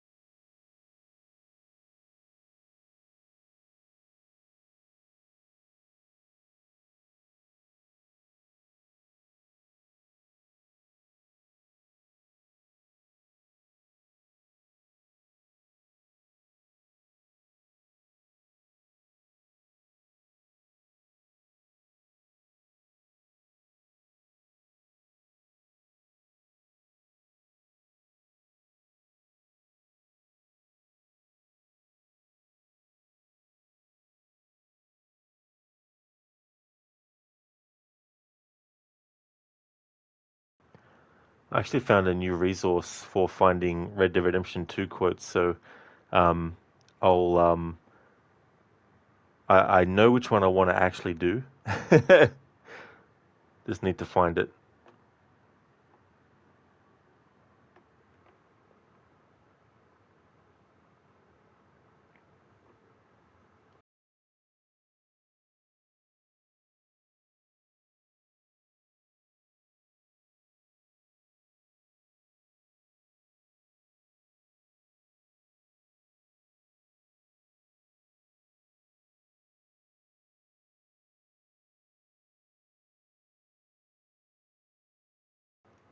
Okay, so I've got it. Please, Arthur, this is Seamus. He's our new partner. I ain't no such thing. Prospective new partner, if he likes us. Liking ain't the problem, trusting is. As I said, keep your voices down. I don't want my boss hearing. This is a sideline. Course, look at us. Honest as the day is long. Exactly. I'll tell you what, let us prove ourselves. Prove ourselves? To this clown? What you talking about? Good day, Hosea. Good luck with your business dealings. Listen, he's rough and ready and quick with his tongue, but I swear you can trust him and trust me. I'm an old man. You're not old, Seamus. I'm old enough and you know why I ain't dead. You don't trust idiots. Exactly. We're not idiots. Let us prove it to you. Okay, I'll tell you what. Arthur, old Bob Crawford and his boys just bought a beautiful stolen stagecoach from our state. It's in their barn. Now if you go get that, and then we can work together. Who's old Bob Crawford? An acquaintance of mine. So you want us to take out your competition? Well, he's not just an acquaintance, but a cousin. By marriage. I also want to see if your boy's got what it takes. Now you survived that? Where is he? He's in a farmhouse just northwest of here called Commodie Dell. It's just up the train tracks as you're heading up towards Fort Wallace. There's also some money in that house, but that's your business, not mine. But don't kill nobody. Folks know we ain't intimate no more, and they'll know it was me. But you're fine with us robbing your cousin. By marriage? And yes, I'd love it. You heard the man. Let's go rob his cousin. By marriage? Anyway, I could go on with that scene, but I actually found someone had uploaded a PDF of the entire script of Red Dead Redemption 2.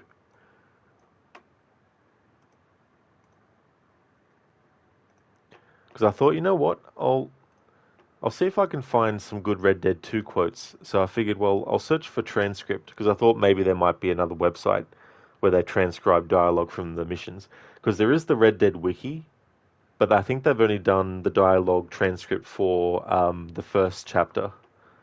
Maybe some of the second, but not the whole thing as well.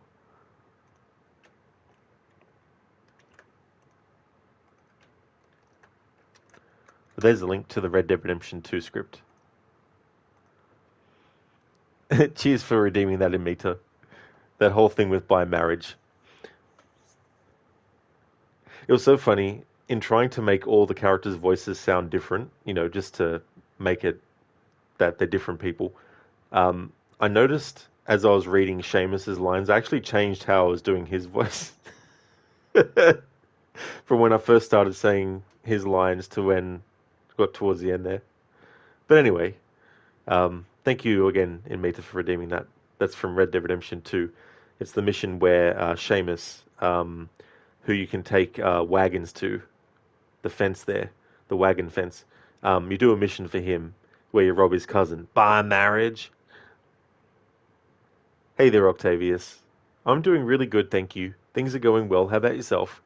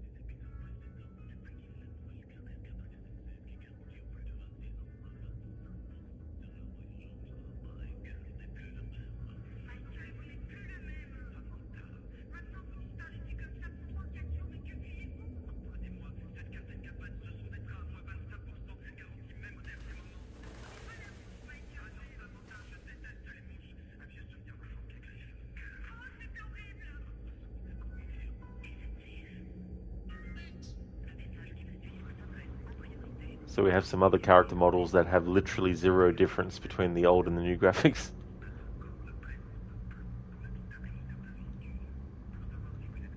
It's kind of disappointing, especially upon release.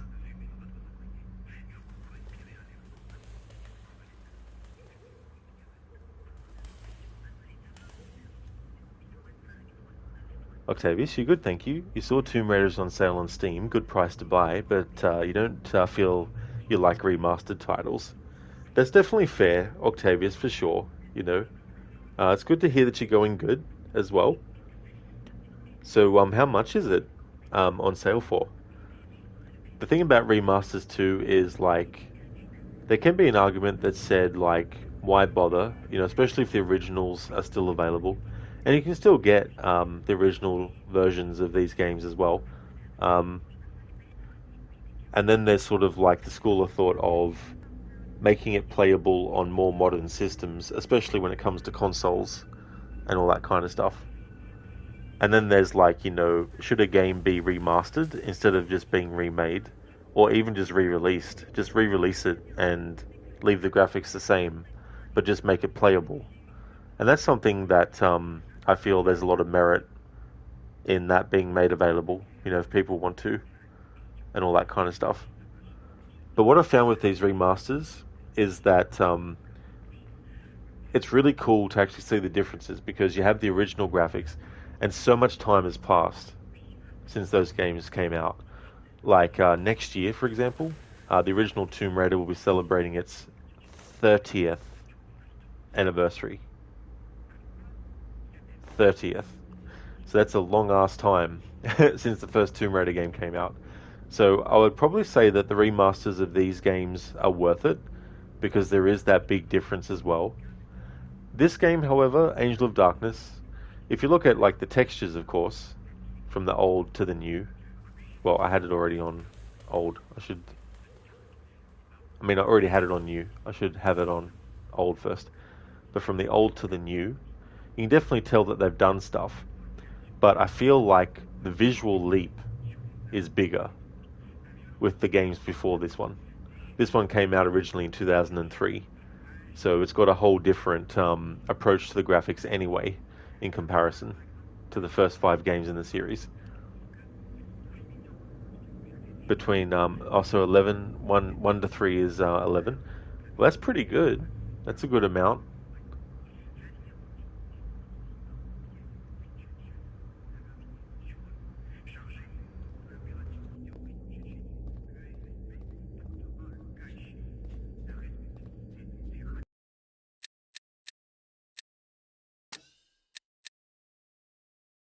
Oops, I don't know why I went load instead of save.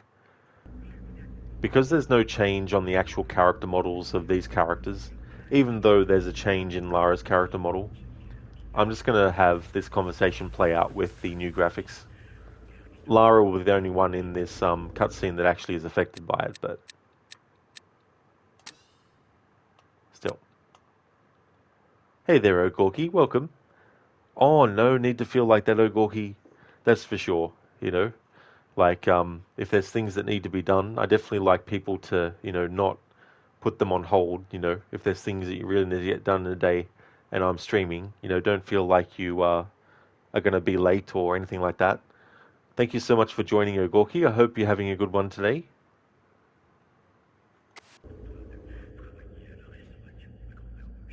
Hey, lady, keep away from the ring. Nice watch. What? Am I talking too fast for you? Okay, sister, you're leaving now. What about a wager? Yeah? On what? Those boys in the ring. What are their names? Look, lady. Come on, what are their names? Okay, guy with the tattoo, Zach. The one with the headgear is Carl. That's more like it. I bet all the cash in my pocket against your fancy gold watch that I can pick the best fighter. Do you have 200 euros? Smart mouth? Yes. Okay, you're on. Hey, you two. Lady here wants to bet on you decking each other. Match up. And just be glad I don't make you throw in your fancy gold chain too. Don't push your luck, lady. So, who do you want to lose your money on? Zach looks like a good mover.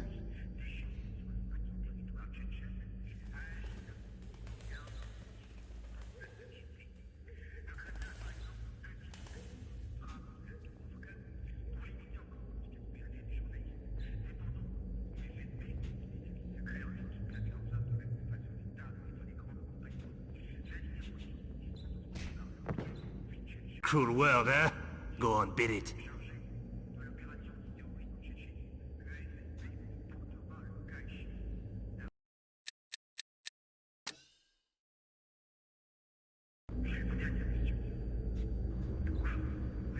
Octavius, what time do you usually start stream? I see you already streamed for 7 hours. It can depend. It sort of varies. Sometimes it's not the exact same time. I don't really like to sort of like put up like a time schedule because sometimes I might not actually feel like streaming. It's kind of weird. Like but I mean usually it's anywhere between 2 p.m. my time and also sometimes can be like 5 p.m., 6 p.m. Sometimes though I start really late, like maybe 9:30 p.m. or 10 p.m. and stuff like that. But yeah, I don't stream morning my time anymore. Probably back in like 2019, I think, around then. I think I streamed in the mornings my time. But I ended up finding out that I didn't really feel like streaming that often in the mornings. So I wanted to put it off until the afternoons and things. Hey there, Salcat.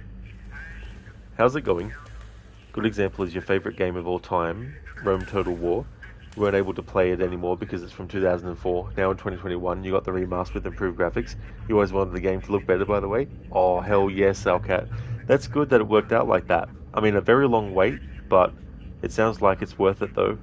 And you never know what's around the corner with remasters too, because like, when Shadow Man Remastered, for example, was announced, I was not expecting that at all. I was like, oh, what? Really? That's being remastered? So sometimes that can happen too. You always want to, what is an android? He doesn't require sleep on a small piece of chocolate every 3 hours or so. It's what I need to keep streaming.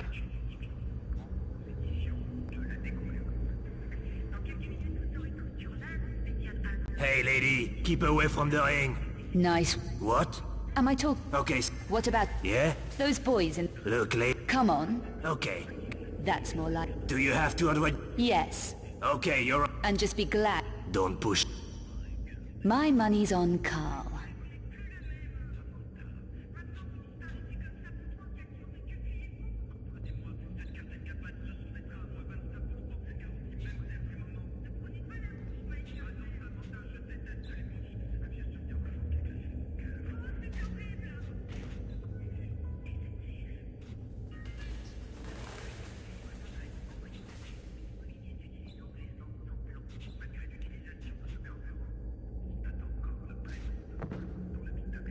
Cruel world, huh?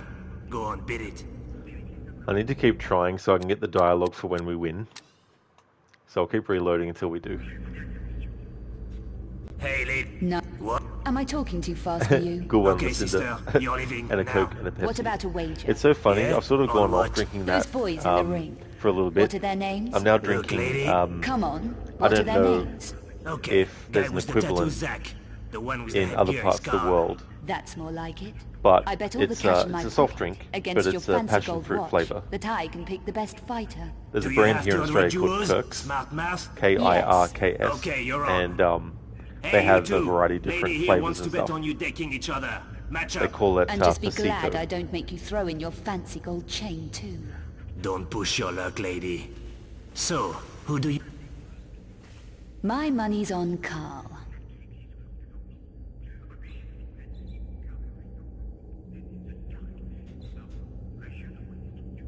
Come on, Carl, get him, quick, come on, hurry up, you can do it, you got this, go on. Carl, go, quick.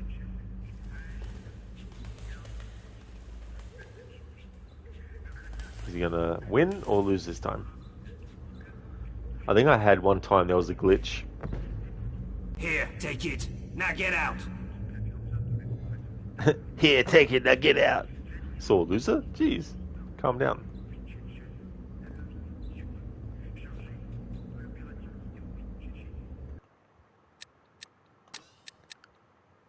A gold watch, the gym trainer's prized possession. Well, I hope it's not a situation like in Pulp Fiction with the gold watch. If so, I'd probably wash it before handling it.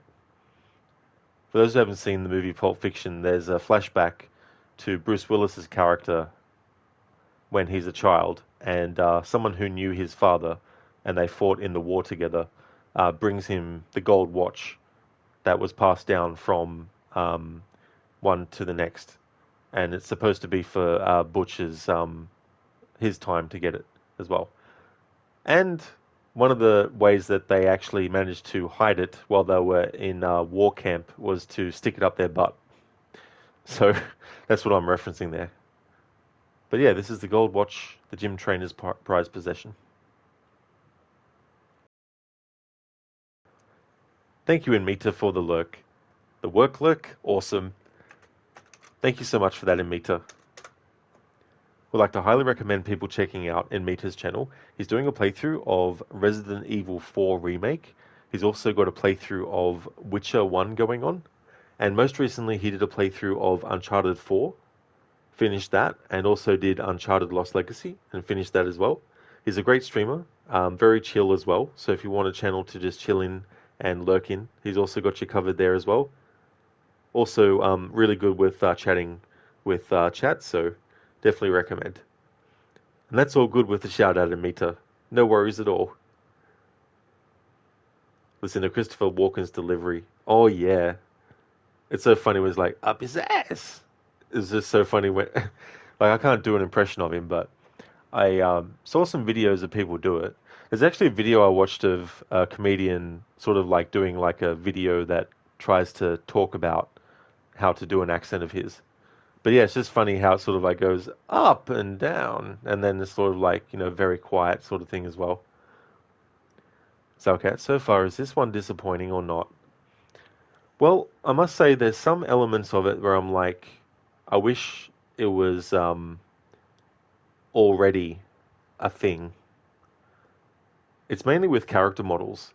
Like Lara's character model, big difference in the graphics. Some characters that you speak to, big difference. Then there's some where there's zero difference.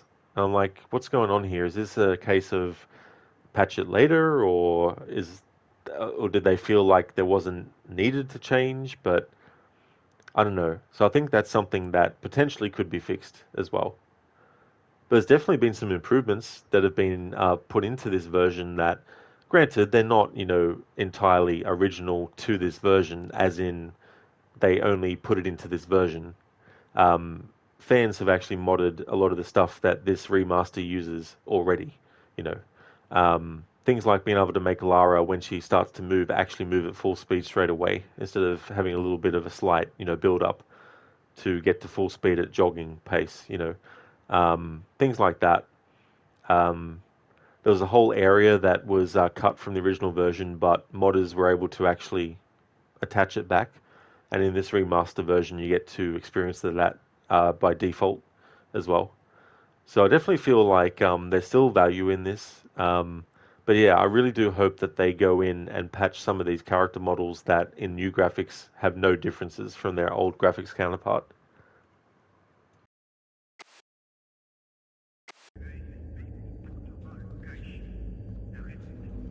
Like, for example, if I put Lara next to this guy and then go into photo mode.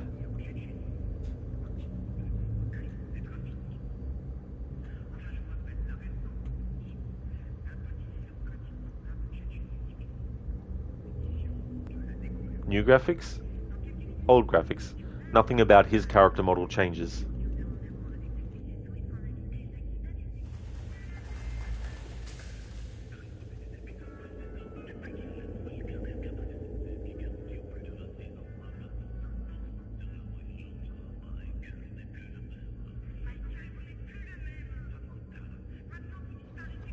And these character models, no difference happens with them when changing the graphics.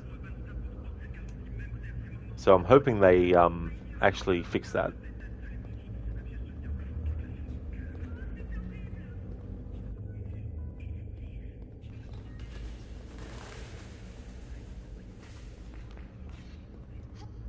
I've also noticed too, there was some additional dialogue put back in, which is kind of cool. Especially in the part of the game where Lara is running away from the French police who have riot shields and throw gas grenades and stuff.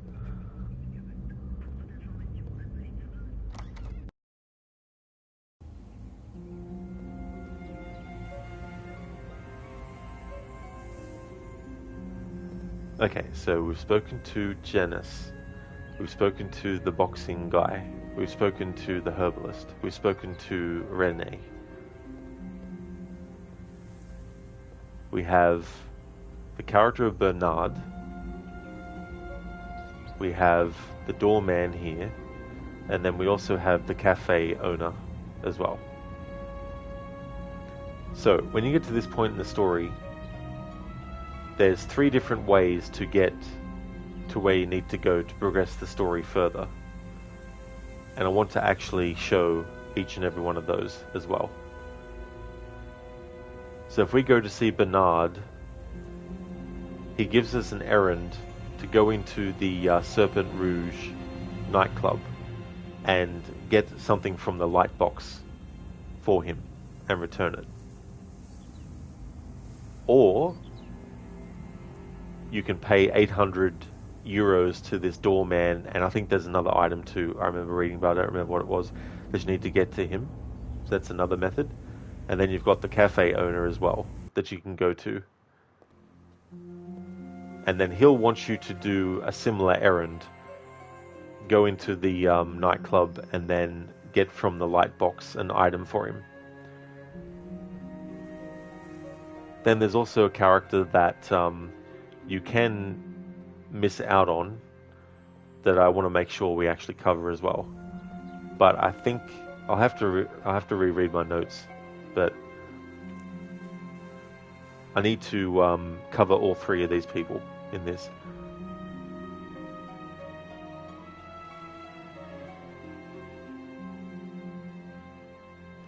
So okay, it sort of defeats the purpose of switching between graphics if there's no change with certain characters.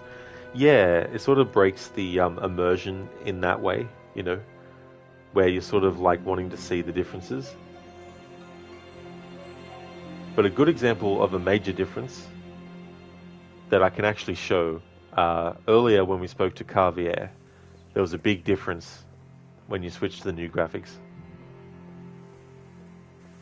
But a character that I can actually go to right now that has a big difference in graphics is Janice here.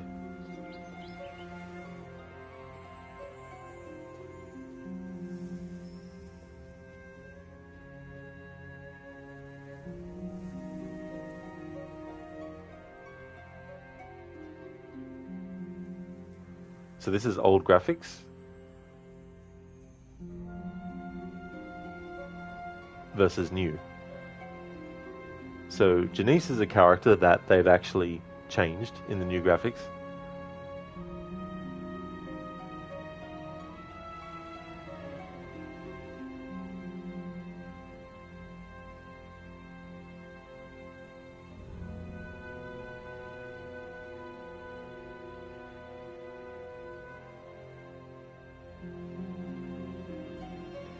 Yeah, exactly, Salcat. So I don't know why they haven't done the same treatment for all the characters you interact with. But there it is, yeah.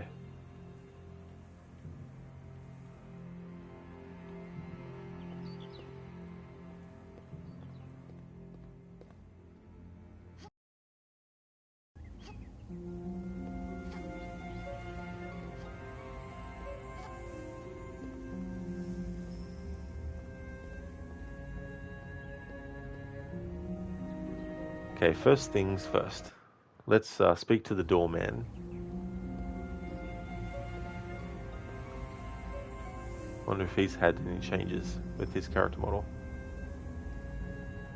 The only thing is something to do with the, I don't know whether it's contrast or brightness.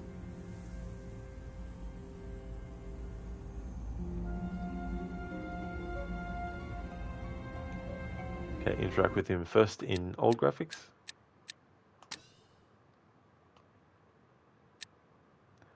Actually, no, I won't for this guy because there's no point because his character model doesn't change. Even though Lara's does, but...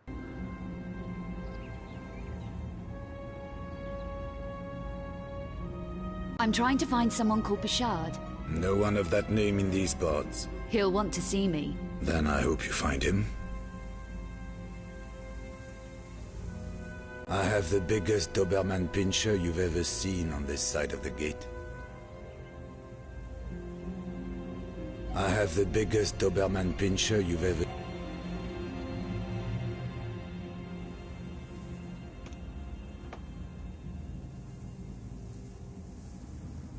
Okay, let's have a look at something.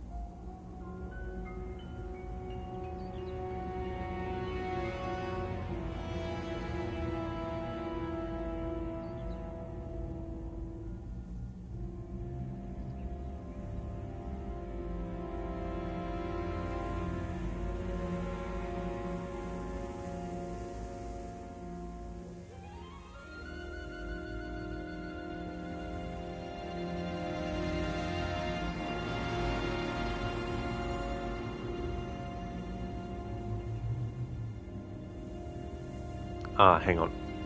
Now I know why. I need to go back to the herbalist. When I spoke to the herbalist before, basically what I did was I talked with them until I got all the dialogues from them, and then I decided that I wouldn't reload. That I swear, I think I reloaded a save or something. Anyway, I need to speak to him again to unlock this dialogue about the doorman. I'm told there's a story about a doorman in this area. Do you know it? The doorman is Bouchard's bodyguard. Find him, and I find Bouchard? Yes, probably. What would I need? Money. A password. Who would know the right password? I'm afraid I can't help you there. Okay, thanks anyway.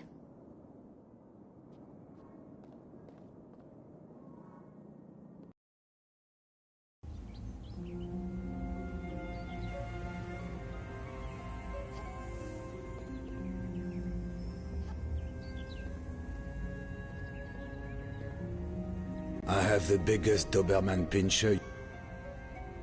Or not. Unless talking to the doorman first before that cuts you out of that. Normally I just do the Bernard route. One time I did do the cafe owner route as well, but never the doorman one.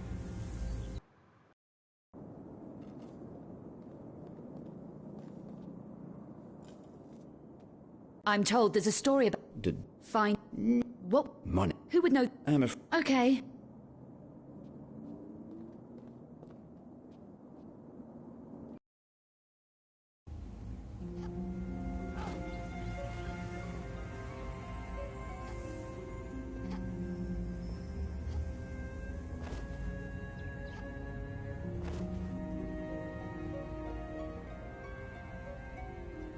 I'm trying to find someone called Bouchard. No one of that name in these parts. He'll want to see me. Then I hope you find him.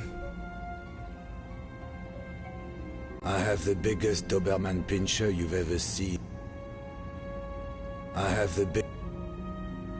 Nope. Alright, let's talk to the herbalist again. Unless I'm misinterpreting what the guide is talking about when it comes to the doorman.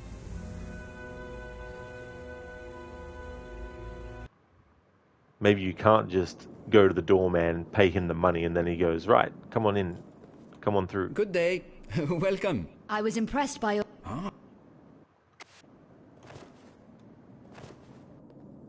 Well... Those herbal...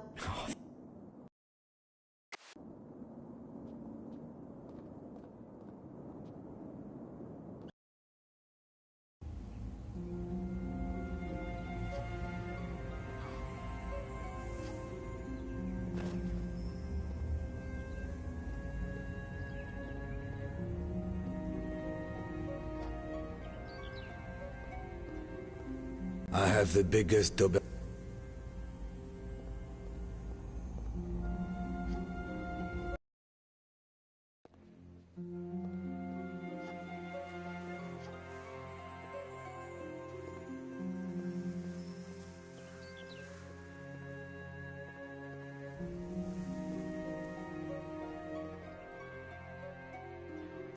Hey there, Afro, welcome.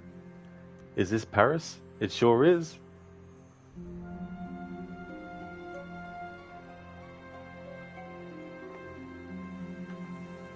Paris, France, not Paris, Texas.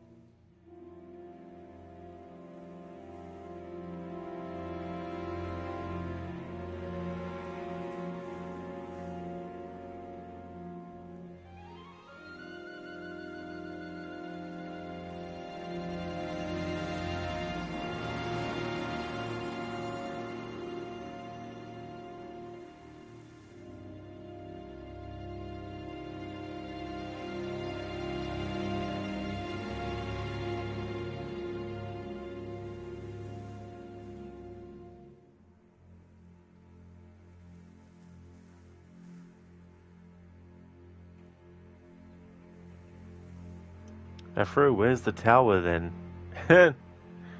Good question. Not too sure. Where's Arno? I have the biggest Doberman pinscher you've ever seen on the side of the gate. Thank you for redeeming that Arnie impression, Salcat. Thank you. That line. You've ever seen on this side of the gate. Okay, Roger, shift at work is starting soon. Things have been busy lately, so not sure how active you will be. So you leave a lurk for now. That's totally understandable, Lucinda, for sure. I really hope that work goes well for you today. Thank you so much for being here and leaving the lurks as well. Definitely recommend highly checking out Lucinda's channel. Lucinda has been doing a variety of different playthroughs. She's got Spyro the Dragon going on. She's also got a Last of Us Part 1 playthrough that she's doing. When she's finished that, she'll be doing Last of Us Part 2 as well. So a duology playthrough. And is also doing a Resident Evil marathon, which is currently on hold. But the game that she'll be up to when she gets back to that will be Resident Evil 5. A great streamer, so definitely recommend checking out if you haven't before. Also has some really cool animated and static raccoon-themed emotes as well. No problemo at all for the shout-out, Lucinda. I don't know how much longer I'll be streaming, but if I'm still streaming and you get a chance to, pop back in from your lurk, I'll see you then. But if not, definitely catch you around Twitch or on Discord at some point.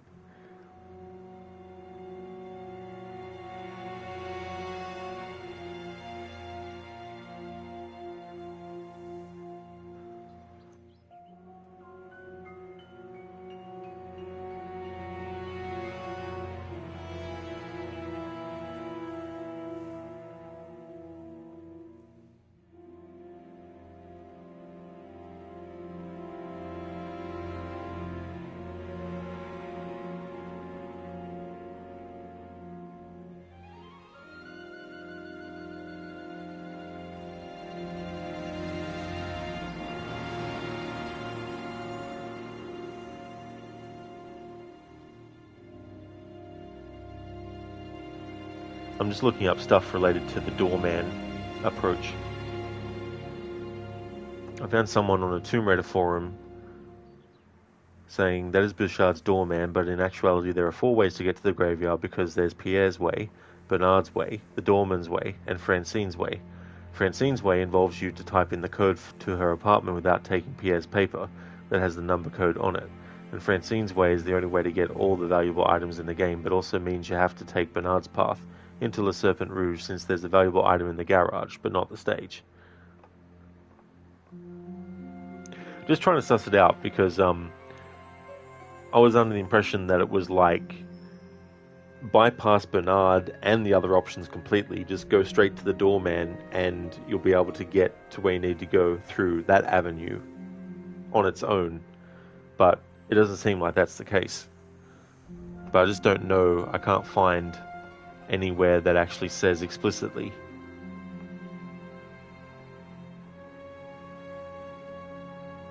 Oh, there's a YouTube video, maybe it'll actually give me a clue. Hey there, Max. How's your day going today? Welcome on in. Hope you're doing well.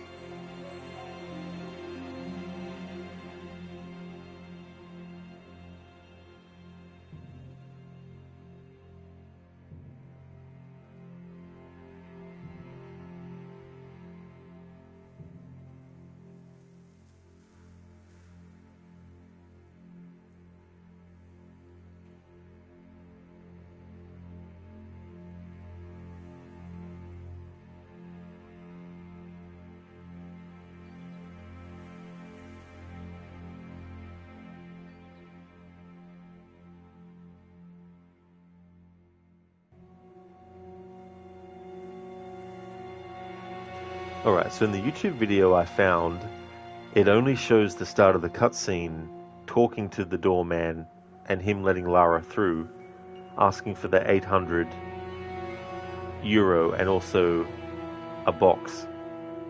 But the video doesn't show before that how to initiate that, so I'll have to dig further. So I could just shoot the doorman and knock out the Doberman with a large sausage. Some maniac went around France today, hitting dogs with sausages. You doing well, Max? Getting ready for a workout? Hope you're doing fine. Oh, that's great, dude. I really hope you have a great workout as well. Thanks so much for popping in.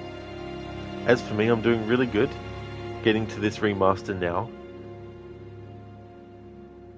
So far, there's been some things where it's like they really need to actually do a change. Like with some of the character models. Because some character models they have actually changed for the new graphics, but others they've done literally nothing to as well. Hey Dumbledore, welcome, how's it going today? Hey there Cons, welcome. For people like you who hate tank controls, is the new control scheme for the Tomb Raider remasters any good? Well, it's kind of tricky. I gave them a shot earlier in this game because for the other remasters I didn't stick with the modern controls for too long after testing them out. I still stuck with the tank ones, and I went back to the tank for this game as well. But when you have modern controls selected, they do actually change what buttons do what. But essentially for the modern controls, it almost puts the camera on like an angle for when you move and stuff. But yeah, like if you have Lara facing one way, like up, and then you go left, she'll just turn left automatically and start going that direction. Whereas with tank controls, of course, if she was facing forward, you would have to first turn and then start moving forward. But yeah, the modern controls, you don't need to do that.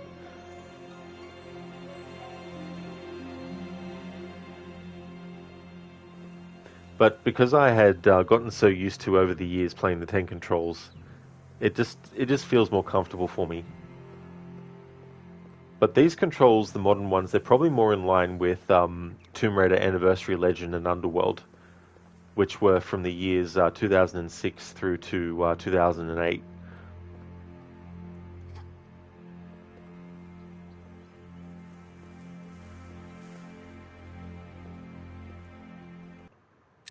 Going to change it back now.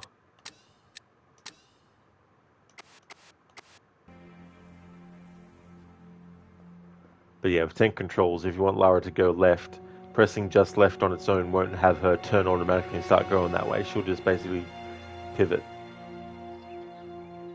But I don't know, it just feels more natural this way for me. Hello AC, welcome to you as well. Hope things are going good.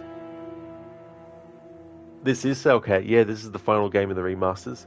So far though, there's speculation that they may actually do remasters of Tomb Raider Legend, Anniversary and Underworld, but no official sort of thing has been said.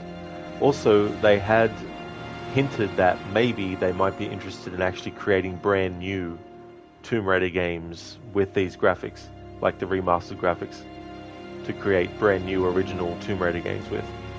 So, be interesting to see in the next year or two what happens. But as of yet, as of now, this is the last remaster for Tomb Raider so far.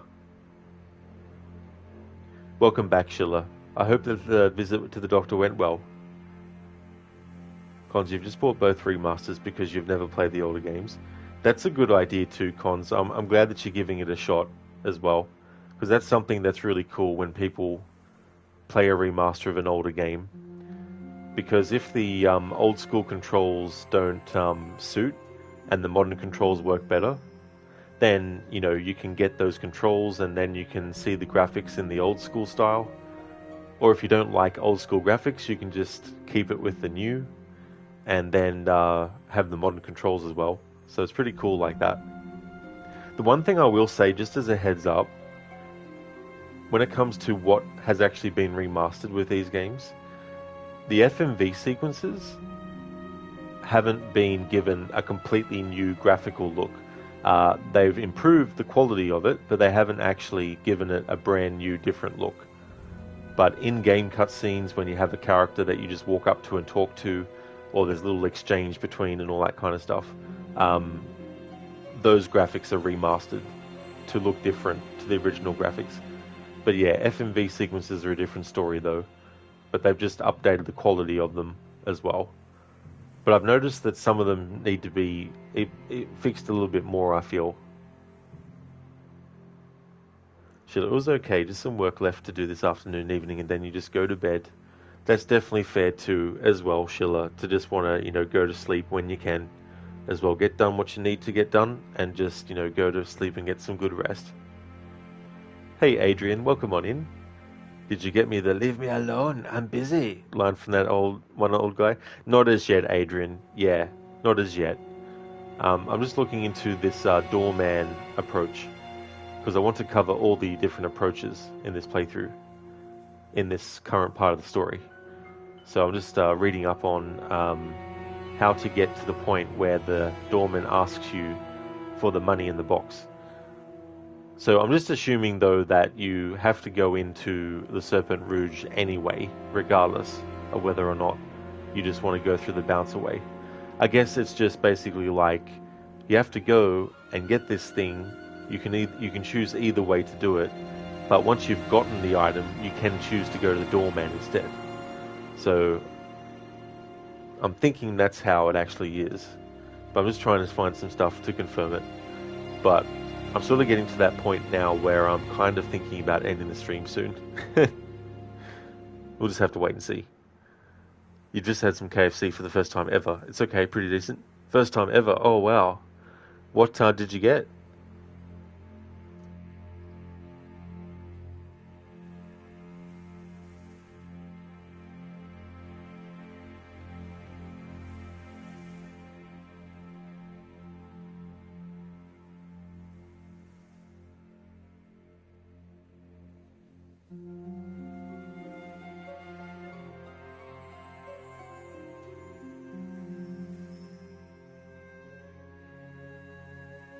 Ah, here we go. Maybe something. Alright, things are easy to miss if you know the game too well. By talking to the herbalist multiple times, you should get an entry for Bouchard's doorman.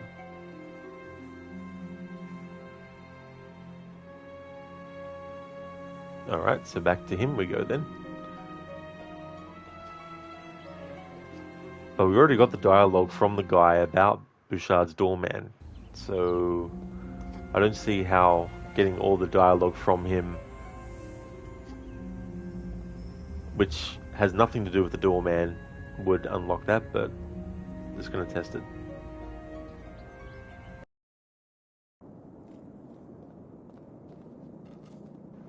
Talking about character models that in new graphics haven't had anything done to them. This character here, for example. So I've got the old graphics on.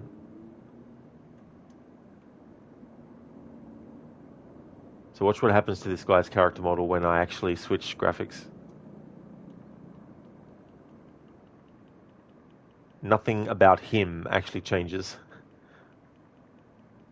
So that's something that needs to be fixed with the character models that don't actually change when you switch to new graphics. Welcome again. Those herbal preparations are very effective. Oh, thank you. Do you wish to purchase more? Welcome again. Oh, thank you. Welcome. Those.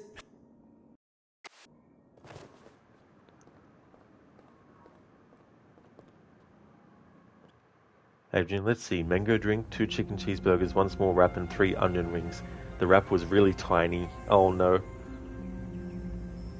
That's the thing too, like sometimes you're expecting, oh, it should be a decent sized piece of food, but then you get it and you're like, what is this? Almost feel like Gordon Ramsay going up to the cook and being like, what is this? You fucking donut.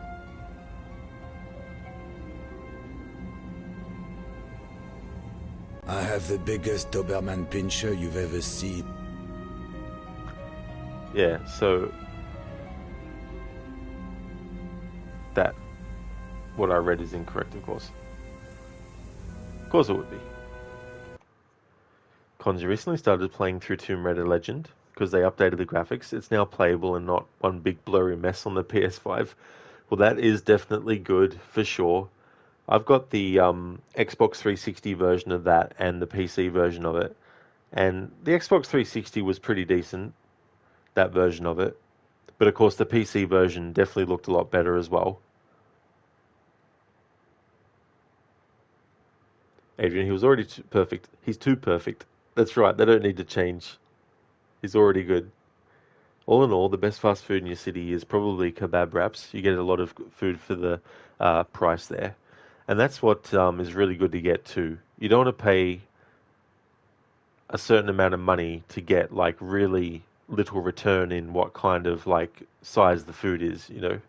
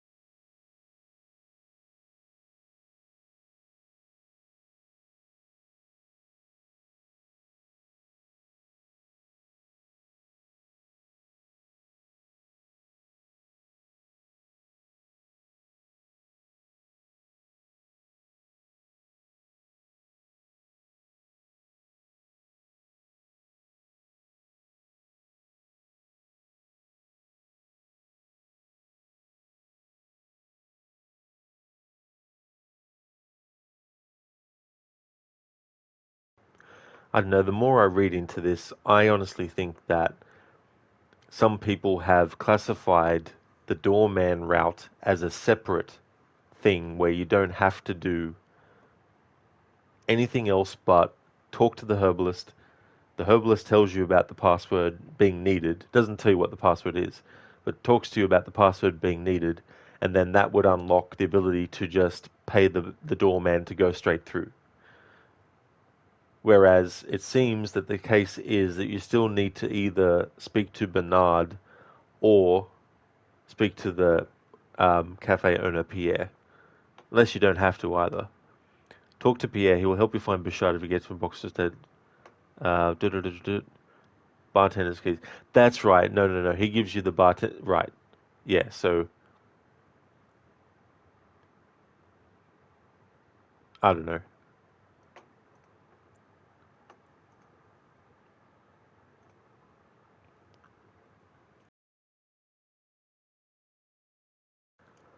So, okay, your favorite episode was when they hired a dishwasher to be the head chef and he couldn't even make an omelette. I've never cooked an omelette before, Chef. Ramsay, you telling me you never made an omelette before, you absolute donkey? The episode is called Bonapartes.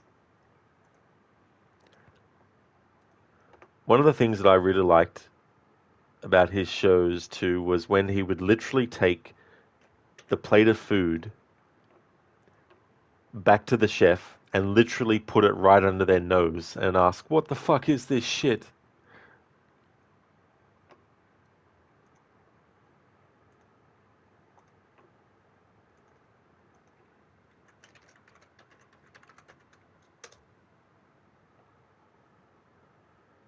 Gordon revisits the chef who gave him a rancid scallop.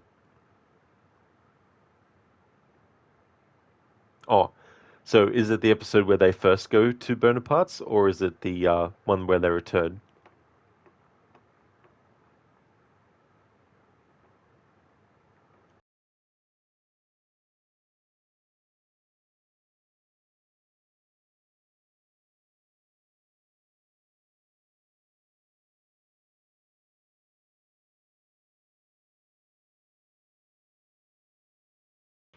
Code, well, you come back home and old mother has cleaned a few things up. You guess you'll be carrying 4 to 5 kilograms of meat jello back in 1.5 weeks as payback. Well, hopefully that all pans out. Welcome back, Code. Okay, so I'm going to go with the doorman will only ask you for the bribe money if you do the collection of the box, because in the cutscene that I saw on YouTube, he asks for the money and the box as well. So, I don't know. But just in case, I'm going to make a save on my second save file.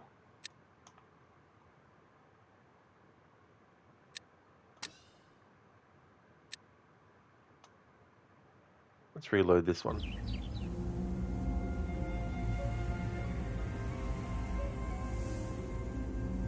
Ultimately, I think I'm going to go with Bernard's route as the final one.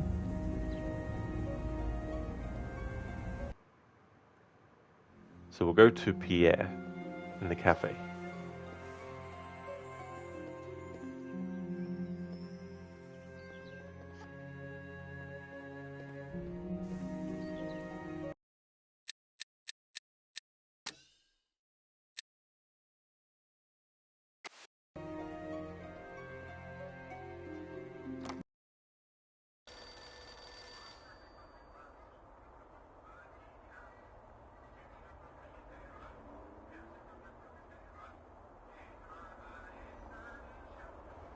Alright, so they've definitely changed Curtis's character model.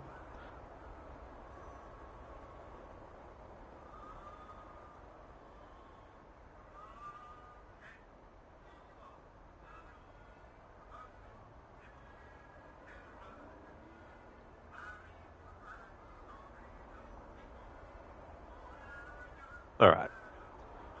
So that's the original graphics version of Curtis.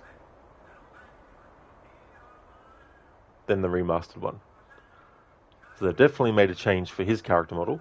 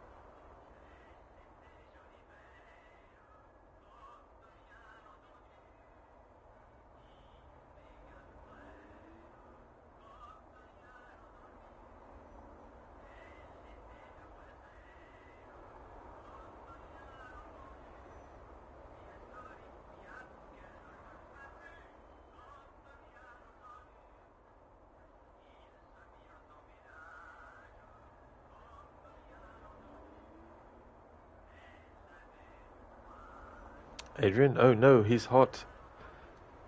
Curtis is one of those characters where it's like his introduction, I feel like, is a big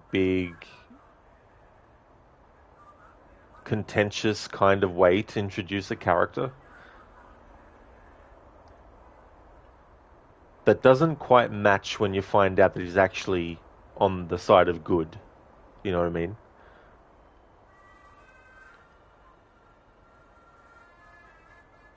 But I'll talk more about that when we get to that part of the story.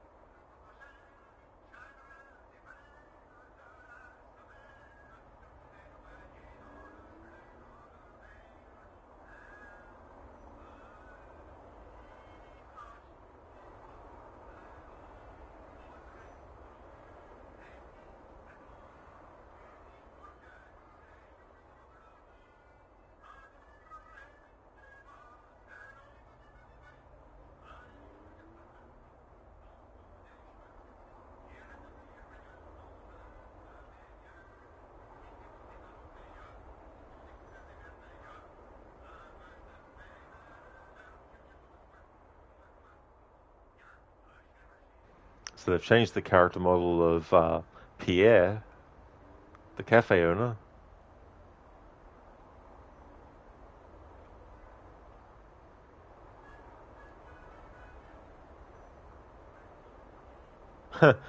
Another reference to the Fighting Force games that Core Design also did. Earlier we saw a poster for Fighting Force 3, which, when I looked it up, it didn't end up becoming a thing after all. So okay, it's almost like they used AI to remaster environments and objects, but forgot selecting the characters. Yeah, it's just strange how not every character model looks different in the new graphics. I just don't know why. Like in the other games that they remastered, all the character models in the new graphics look very different to their original graphics version. Adrian, it does feel a tad weird to have a playable PP in Tomb Raider. Yeah, the whole thing about playing as a different character in this game, like, I'm not a fan of it. I would have preferred if Curtis's stuff was just in cutscenes, because I just find it annoying playing as him.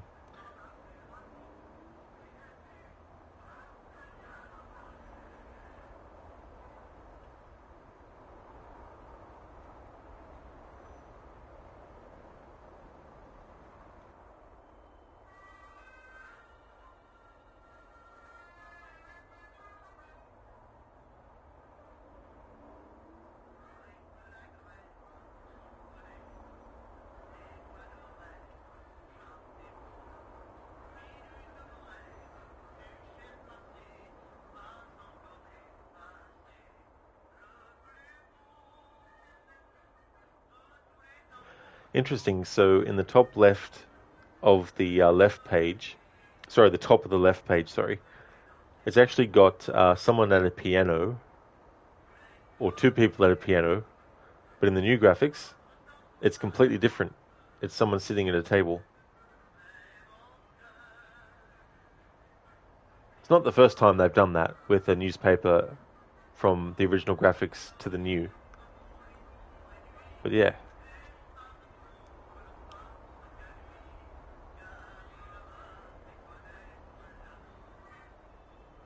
So okay, at the sign on the door, did the word change? Yeah. Yeah, that's something too as well. In the old graphics, this says en pass, whereas in the new, they've changed it to en pan. So I don't know why they've changed that. There's also a change in some of the street names, but I don't know whether that's because the naming convention was incorrect when the game first came out, and so in the new graphics they corrected it, or... Not sure.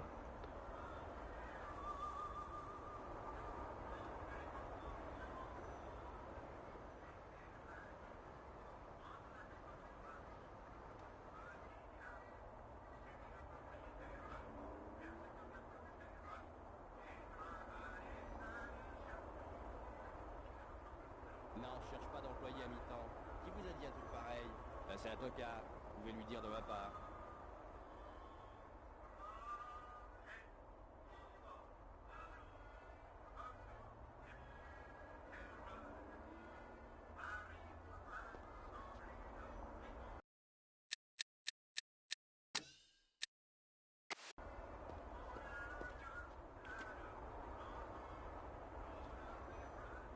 Excuse me. And excuse you too. Do you know a Louis Bouchard? I'm a stranger around here. Don't let me distract you from your paper.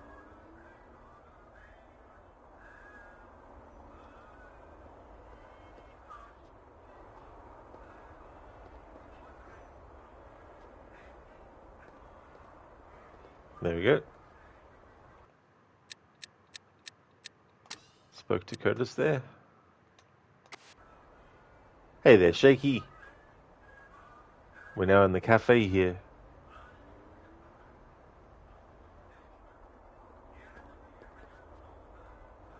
So there is a difference in the character model with this character, so I'm going to show the conversations with him in both graphics.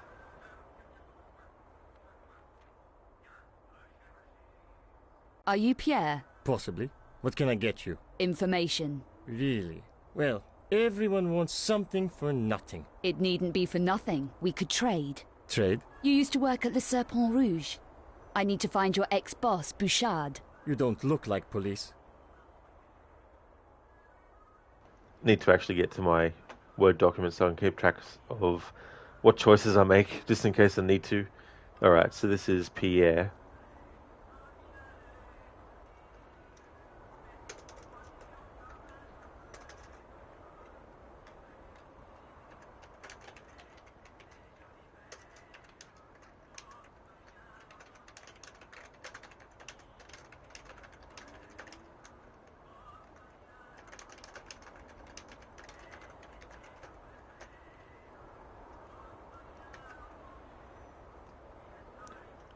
So, okay, depressing looking cafe. He needs to lighten up the place and make it look less gloomy. Maybe some actual customers might come in then.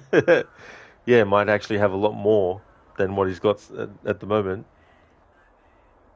No, I don't. But I do deal with problems. Sort them out. And run errands, no doubt.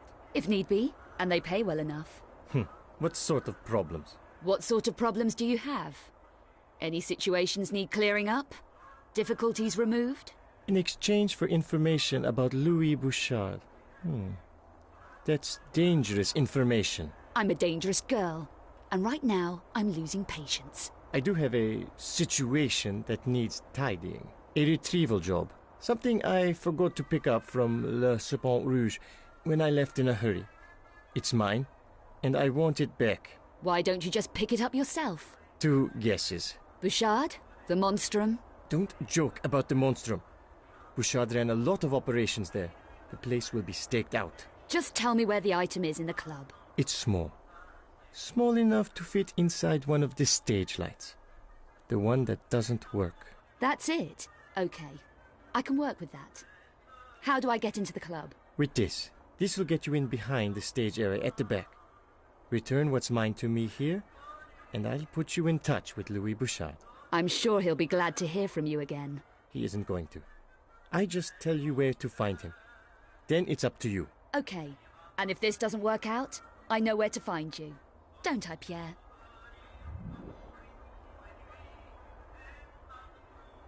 Just tell me where the item is in the club. It's small. Small enough to...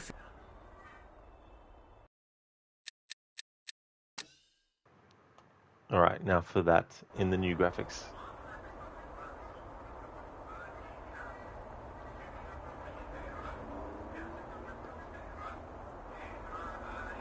Salcat, that cafe is stuck in 1887. Yeah, that's a good point actually. It's like, need to catch up with the present times. Are you Pierre? Possibly. What can I get you? Information. Really? Well, everyone wants something for nothing. It needn't be for nothing. We could trade. Trade? You used to work at the Serpent Rouge. I need to find your ex-boss, Bouchard. You don't look like police. No, I don't. But I do deal with problems. Sort them out. And run errands, no doubt. If need be, and they pay well enough. What sort of problems? What sort of problems do you have? Any situations need clearing up? Difficulties removed? In exchange for information about Louis Bouchard. That's dangerous information. I'm a dangerous girl. And right now, I'm losing patience. I do have a situation that needs tidying. A retrieval job. Something I forgot to pick up from Le Serpent Rouge when I left in a hurry. It's mine, and I want it back. Why don't you just pick it up yourself? 2 guesses. Bouchard? The Monstrum? Don't joke about the Monstrum. Bouchard ran a lot of operations there. The place will be staked out. Just tell me where the item is in the club. It's small. Small enough to fit inside one of the stage lights. The one that doesn't work. That's it? Okay. I can work with that. How do I get into the club? With this. This will get you in behind the stage area at the back. Return what's mine to me here, and I'll put you in touch with Louis Bouchard. I'm sure he'll be glad to hear from you again. He isn't going to. I just tell you where to find him. Then it's up to you. Okay. And if this doesn't work out, I know where to find you. Don't I, Pierre? Just tell me where the item is in the club. It's small. Small enough to fit inside one of the stage lights. The one that doesn't work. Just thought I'd interact with him again. Just tell me and where just the item switch is in the club. from old It's to small. new. Small enough to fit inside one of the stage lights. The one that doesn't work. Alright, now to reload the save, but choose the other dialogue choice in the old graphics and the new.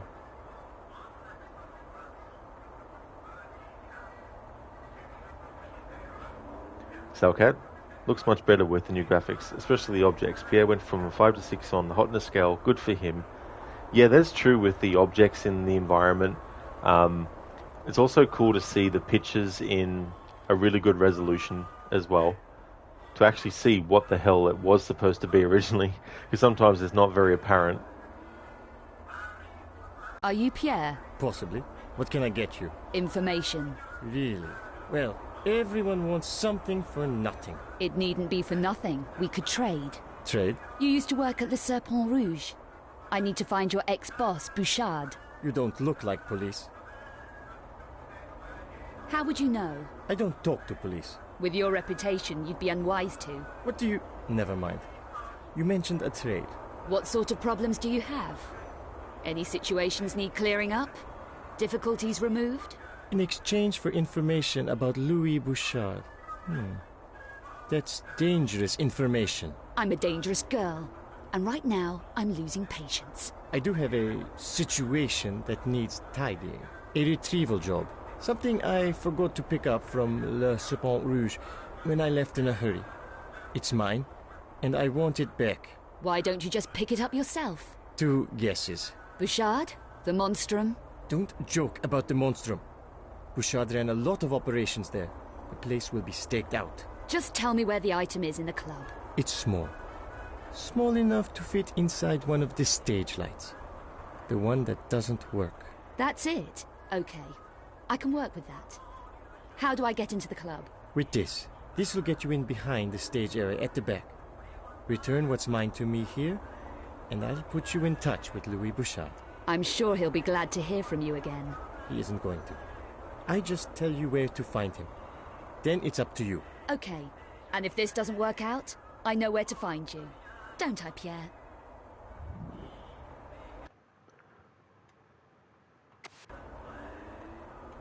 Alright, so reload the save. And choose the other dialogue choice again, but in new graphics. However, because the rest of everything else is the same regardless of which choice you choose in the dialogue, I'm going to skip the rest of it after his response when selecting the second dialogue option. Are you Pierre? Possibly.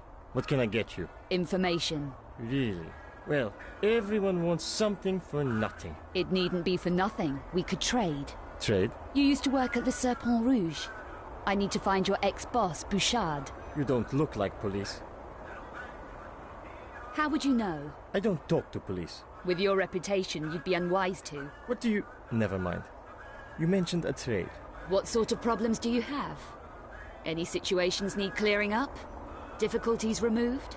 In exchange for... I'm a dangerous... I do have a something... Why don't... To... Bouchard... Don't... Just... It's... That's... Okay. With this. This will... I'm He isn't... Okay. There we go.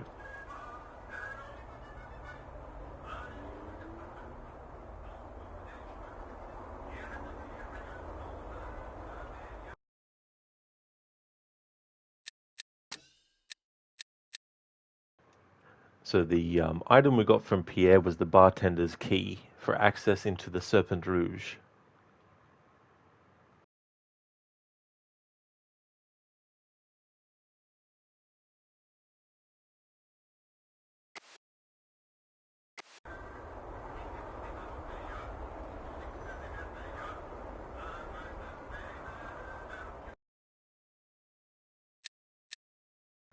Alright, so what I need to do now is I need to keep track of a few things.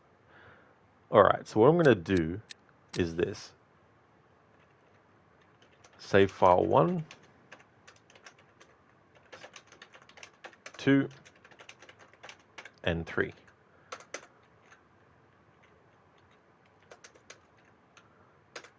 Alright, save file 2 was without even interacting with Pierre at all.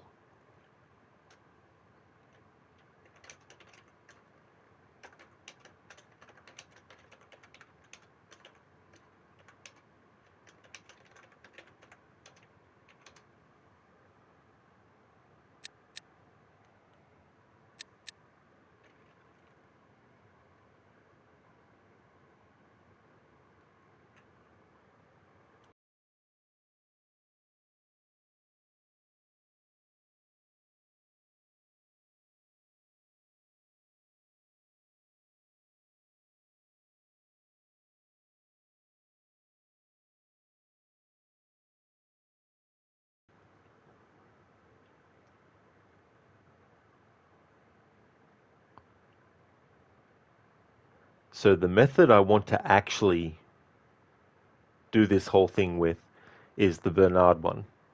So to that end, I'm going to make it that the third save file that I'm going to make is the Pierre route.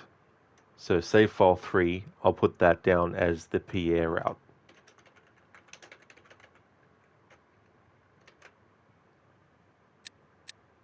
Because we've already locked into it. The reason being, I want to make sure that I've got 3 separate save files for the 3 separate approaches, so that if there's anything else that is related to one approach that gets reflected back in something later, then I know that that is for that character. Then I can actually go to another save file, load that up, knowing, okay, this other save file is this character. So that'll be easier for me to keep track of. So the third save file is the Pierre route. The second save file is the one that I did just in case there was another way to get the doorman to be the only one that we choose. But that'll be something I'll research further off stream and not on stream. So save file 3 is the Pierre route. Save file 2 was before interacting with Pierre. And then save file 1, I didn't interact with Pierre yet on that, but I'm going to make save file 1 the Bernard route instead.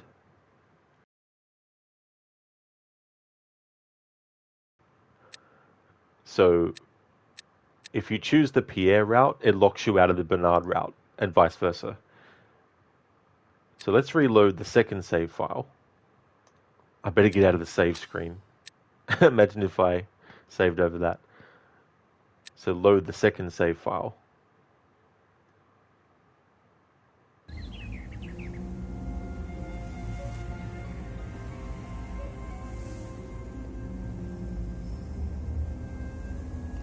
And go in here, where Bernard is.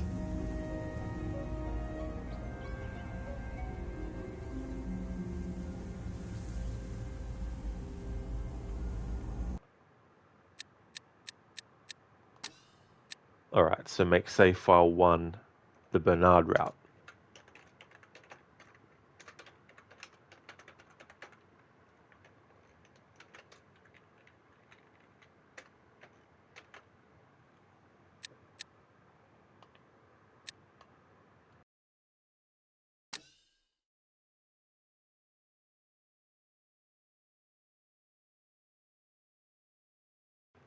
Dr. Darling, you took the rest of the day off. You're having a terrible headache since morning. Oh, that really does suck a lot. Dr. Darling, sorry to hear that you're suffering through that. I really hope that you can get some kind of relief and that you get better soon as well. Definitely good to take the rest of the day off as well. That way it can really help a lot too.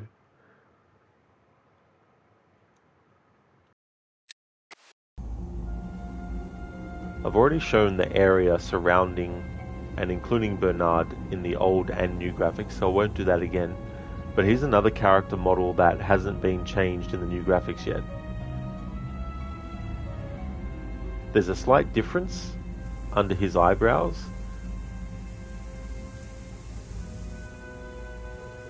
But it's not the amount of change that the characters of Janice and also Pierre, who we spoke to, has actually had. So for his interactions, I don't need to worry about showing in both graphics. So I'll put it to the new graphics, and then we'll also have different dialogue choices with this guy as well. Listen, Dr. Darling is here. Time to end the stream. Also, hope you feel better. You read my mind, Lucinda. Like, thanks for watching, everyone. No, just kidding.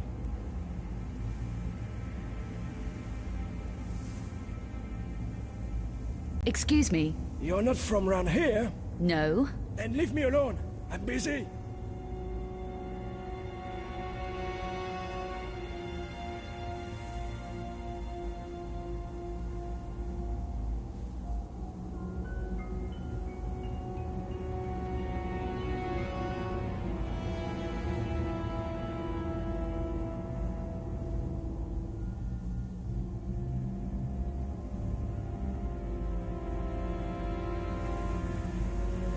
You should be more polite to strangers. You never know who they are. I don't give a that curse who you are. Janice said you were a real charmer. Janice? What did she speak to you for? Why did she tell you about me? What's your attitude, old man? I'll watch nothing. Leave me alone. I'm going to have to tell your old boss how rude you are to the ladies. Not Bouchard. He may know what happened to a friend of mine. Forget it. Bouchard doesn't like time wasters. Neither do I. So where is he? Undercover. But 160 euro might jog my memory.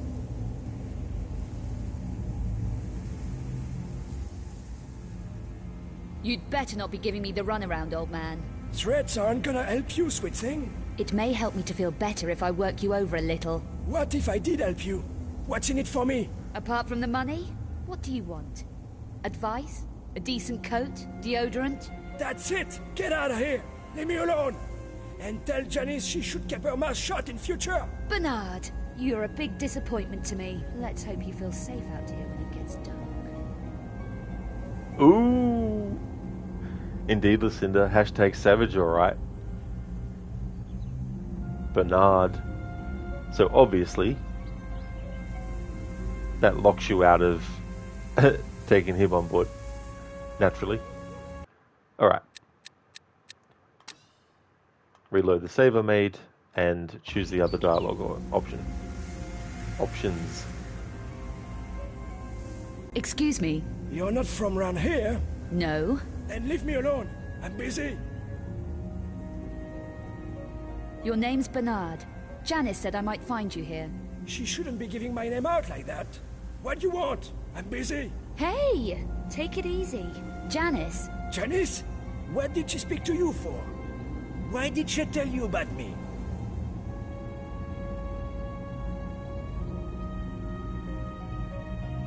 I'm trying to find someone. Can't help you. Never heard of them. Whoever it is. That's odd. Janice said you worked for him. You mean Bouchard? He may know what happened to a friend of mine. Forget it. Bouchard doesn't like time wasters. Neither do I. So where is he? Undercover. But 160 euro might jog my memory. Here. Now how do I find Bouchard? It's not going to be easy, you know? Let me be the judge of that. Bouchard has had big trouble lately. And he owes me. Big time. Perhaps I can help you. What does Bouchard owe you? A box. My box. And I want it back. It was hidden at his old club, the Serpent Rouge. But things got nasty. I had to leave it behind. What if I were to retrieve it for you from this club? I know a password that gets you past Bouchard's door guard at his new hideout. Okay. So do we have a deal? Your box for the password? Deal. This will get you into the garage next to the Serpent Rouge. From there, a passage leads you into the main building. What am I looking for? A small box, hidden in a broken lighting rig. Good. Now we're beginning to feel like old buddies, aren't we? Where will you be in an hour? In an hour? Here. But after that, who knows? Make sure you are. I don't like wasting my time, remember? And there we go. Dr. Darling, take it easy. I'm just needling ya. We'll definitely be hearing that on my channel soon. From the man himself. Not Roger Clark, who plays Arthur, but I mean when I play Red Dead 2, because that's a game I'm going to be putting in the schedule soon.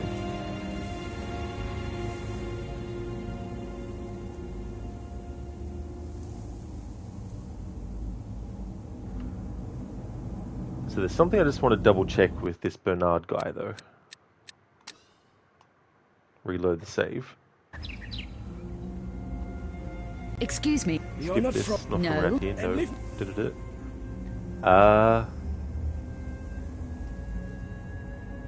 Just want to review. Alright, so you should be more polite to strangers, so I chose that, and then what's your attitude, old man? You better not be giving me the runaway. And then it's like, fuck you then. So the second combo, as I'll call it, was your name's Bernard. I'm trying to find someone here. Now how do I find Bouchard? But I want to just test something. You should So be more choose polite. that. I don't give a that curse who you are. Janice said you... Janice? Let's see we choose this instead, after having chosen the aggressive approach. I'm trying to find someone. God help you. Never heard of them. Whoever it is. That's odd. Janice said you worked for him. You mean Bush? He may know what... Forget it. Neither do... Undercover. You'd better not be giving me the runaround, old man. Threats aren't gonna help you, sweet thing. It may help me to feel better if I work you over a little. What if I did help you? What's in it for me? Apart from the money, what do you want? Advice? A decent coat? Deodorant? That's it! Get out of here! Leave me alone! And tell Janice she should keep her mouth shut in future! Bernard, you're a big disappointment to me. Let's hope you feel safe out here when it gets dark.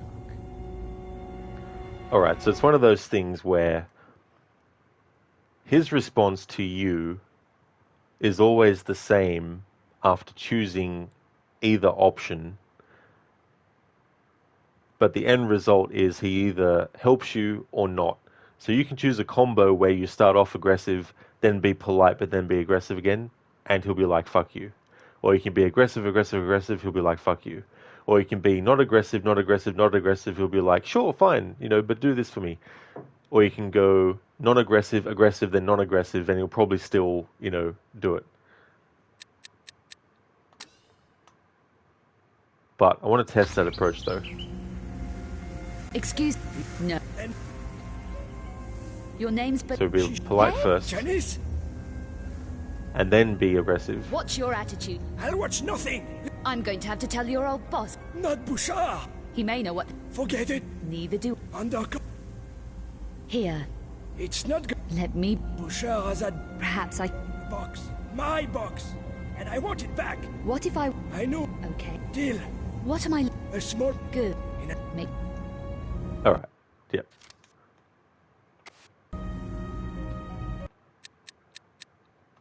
Okay. Reload the save anyway.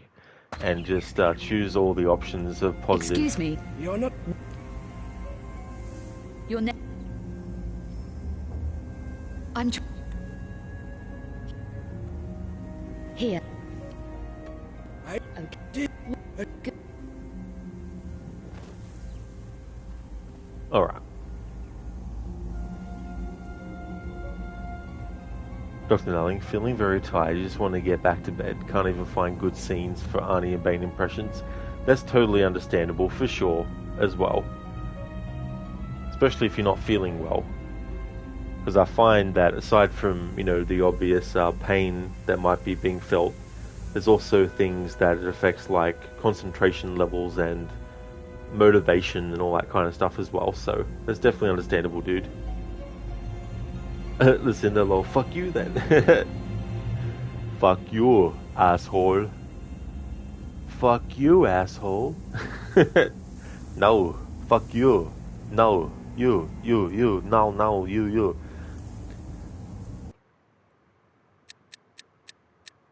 So save file 1 is the Bernard route. There we go.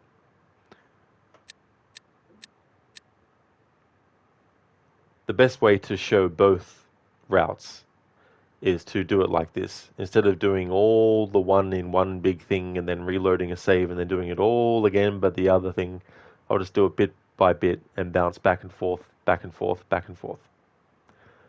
But regardless, if you go to Bernard, there are some differences aside from what I'm going to say, but the gist of it is that you can either go the Bernard route, which leads you to the same location, getting the same item, or you can go the other route, which is Pierre, and end up having to go to the same place to get the same item as well.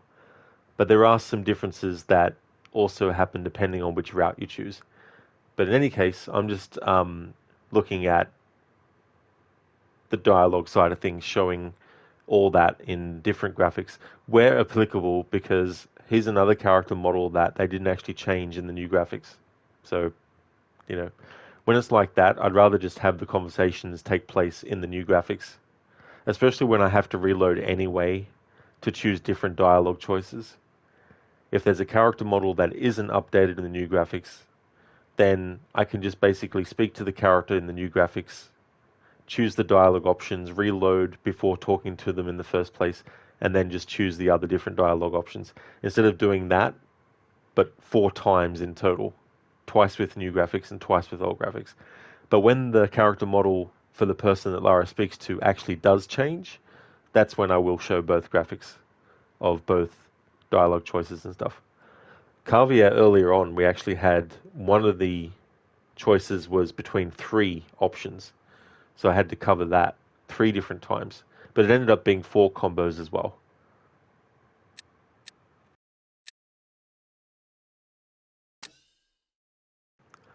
Let's look at the statistics. Okay, so far, 7 hours and 12 minutes, distance traveled, 677 meters, 0 out of 0 ammo used and hits, because we haven't even got to the point of the game yet where you need to shoot. I mean, at the start, depending on which route you take, you might need to shoot, but anyway. Health restored 0, health items found 0, choco bars found 0. What do you mean 0? I've found that stuff. What? Or maybe it just means for this area. Pickups 1 of 4, kills 0.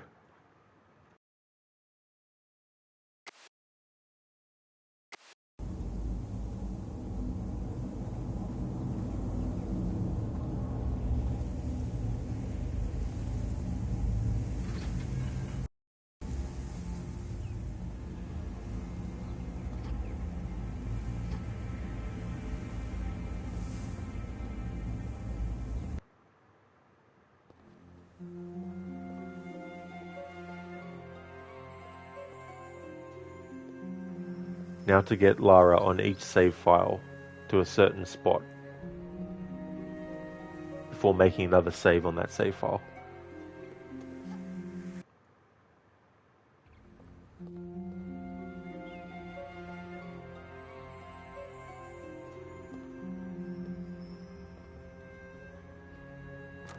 But first, a detour.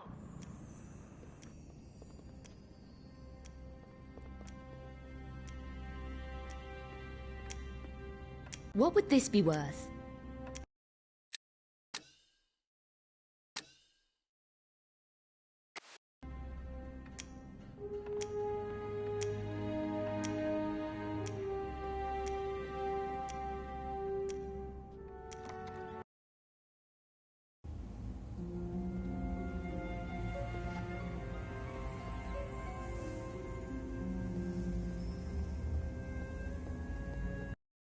Oh, that's right. Bernard gave us an item as well. The ex-janitor's key for access into the Serpent Rouge.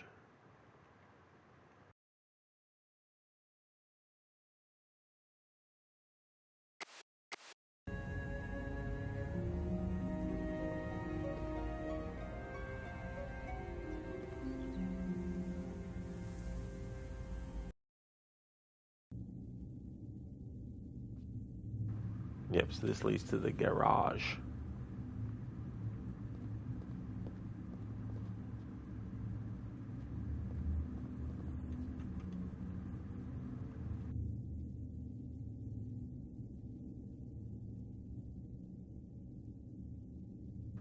Hello, Spectrum. Welcome. It's going good, thanks. Things are going well. How about you? Hope you're having a good day today.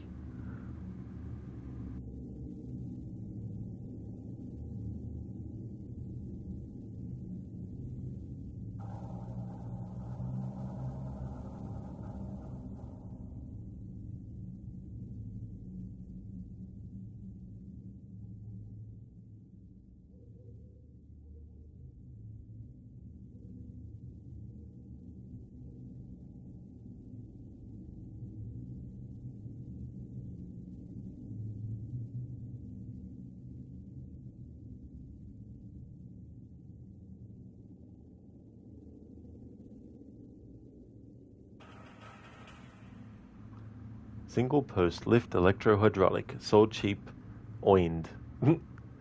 1 PCS, ready for work use in garages and more.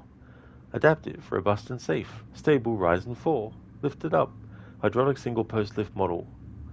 B-2308 is a big shear type model of SEC type. Double cylinder lift type. Lifting capacity of 3,500 kilograms Product capacity of over 1,000 piece a year. Made in China under HCU SMC. Oined in action, car not included in the deal. It's like, oh, you're not going to give us the car as well? Spectrum, just waking up as usual, working out the kinks as usual. That's totally fair too as well. Not having, woken up that long ago as well. Getting through that process. Hopefully you can soon, and also hope you can enjoy some coffee if you're going to be having some.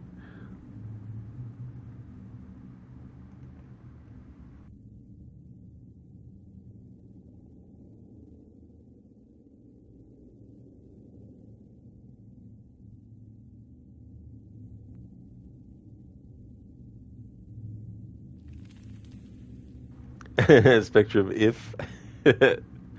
It's like, what is this word? If you have a coffee?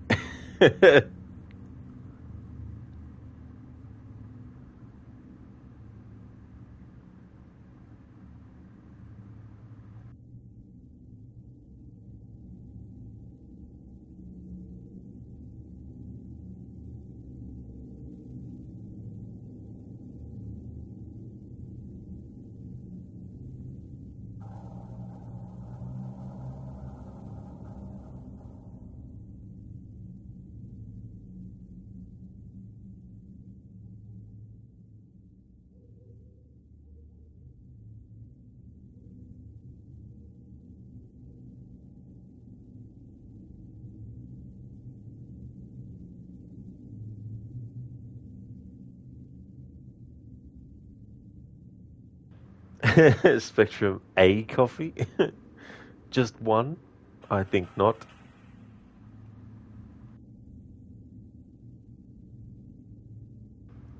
That's an awesome animated emote, Lucinda. Jig's tired. It's so funny, whenever I play Evil Within 2 and Seb has a coffee, I'm like, I really should do a playthrough one time where I actually have a coffee myself, and every time he drinks it in the game, I drink it.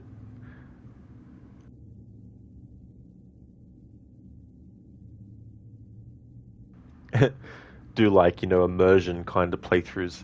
It's like if you were in a climate that is hot, that you would make sure that you are hot yourself while playing that part of the game where the character's supposed to be hot. And when the character's supposed to be cold, you make yourself cold. I wouldn't actually recommend it really, because, constant temperature changes can lead to getting, sick, but I mean, an extra level of immersion factor for video games.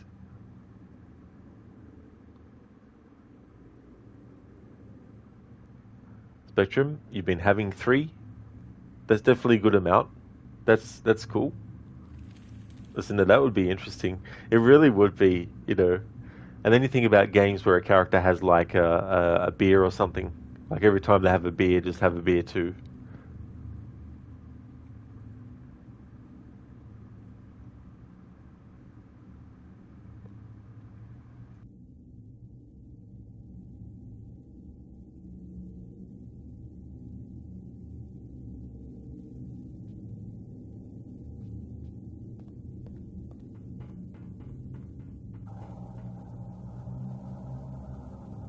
I'm not strong enough.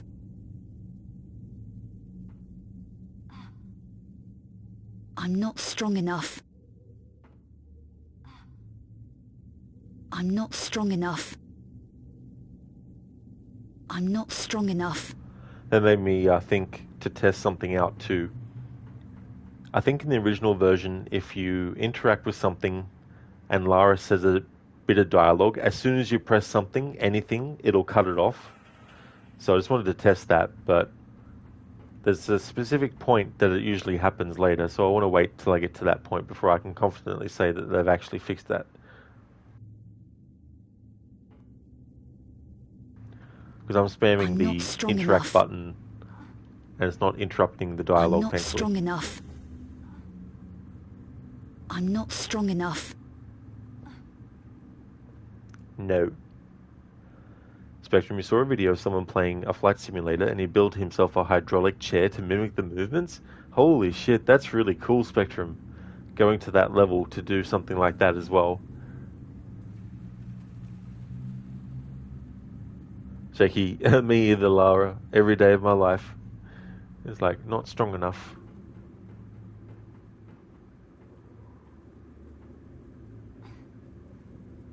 I'm not strong enough.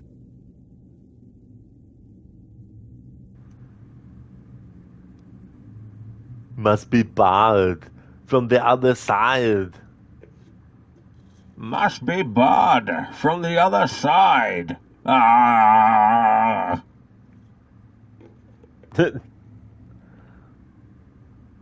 Thank you for redeeming those, Dr. Darling. Must be barred from the other side. What's that song with the lyrics, The Other Side? You could you could take that song and change the lyrics so it's like, must be barred from the other side or something, however it goes. Spectrum, the new Lara will just kick it down in a heartbeat. Yeah, that's true. The thing is, though, what they did with this game is Lara, after the last revelation, there were some injuries that she sustained, and so she's still getting her strength back. But yeah, the mechanic was supposed to be you have to improve Lara's upper and lower body strength to get through certain areas. The extent to which they originally planned it had to be cut back drastically, but they couldn't completely remove it, because if they did, then the game as a whole wouldn't even work at all.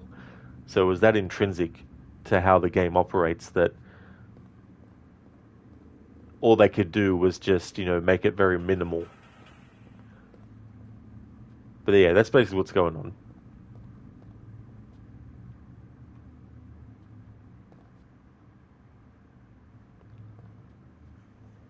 Dr. Lang, this is the best you could come up with.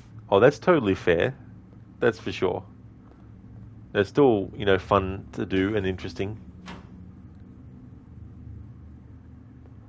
Amita, you got to go now. Your shift is over and you need to pack and leave. See you later or next time.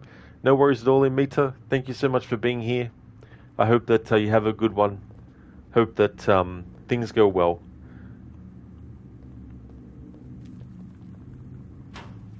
Listen to All the Doors song, Must Be Barred from the Other Side.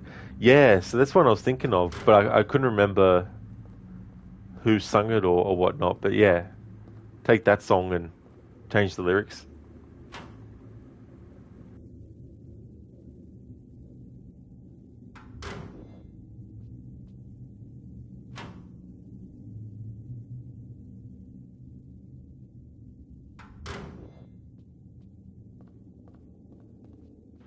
Listen to, yep, the Doors. Funny, great minds think alike. That is so true. It's so interesting too how things can synchronize as well. Like, I've had moments where I've been thinking about something and someone else has been thinking about the same thing, and we both go to say the same thing at the same time, things like that have happened as well. It's kind of freaky sometimes when things go on like that too. Oh, that's all good, Amita. No worries at all, dude. We'd like to highly recommend people check out Amita's channel. He's doing a playthrough of the Resident Evil 4 remake, as well as The Witcher 1, the very first game in that series. And he most recently finished Uncharted 4 and Uncharted The Lost Legacy as well for his first time playthroughs. So definitely recommend checking out his channel if you haven't before.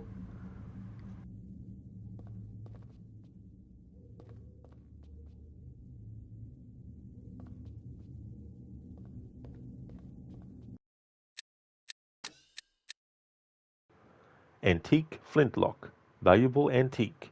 A non-working gun.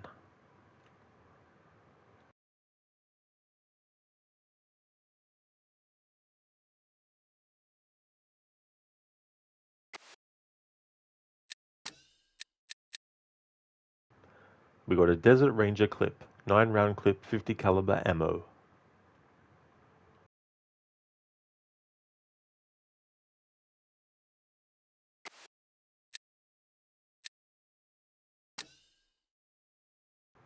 Okay, so notebook.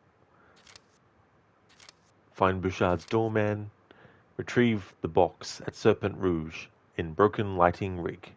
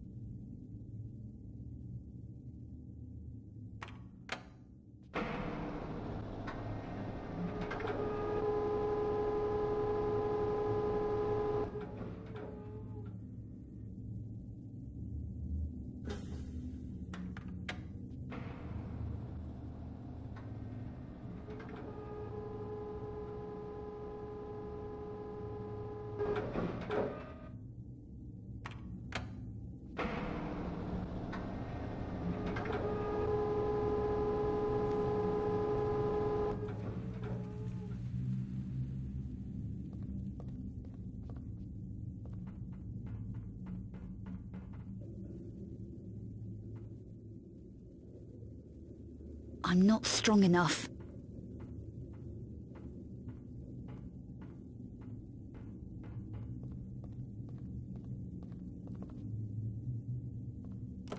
I feel stronger now.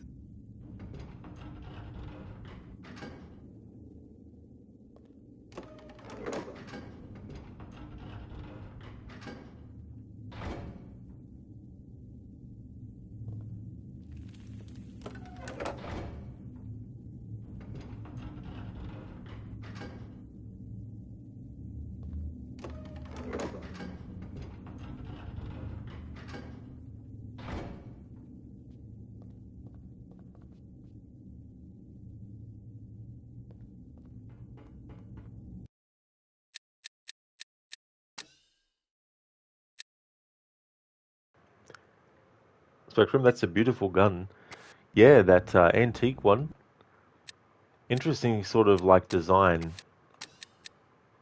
as well. Listen, you just realize why that font is familiar. It's the same as the Skyrim writing font. You'd been trying to place where you knew it from for weeks. Oh, it's so crazy when that kind of stuff happens. When you can, put the connections together. That's really cool. I wouldn't have even thought about that. It's also a relief when you actually, find out something that you've been, wondering about. Well, not weeks, but you think that font was in the last game too. Yeah, it's crazy too, like how certain fonts get ingrained in your memory too. But you might not necessarily remember everywhere you've seen it, but sometimes when you see something out of the blue, you think, hang on, I know that font.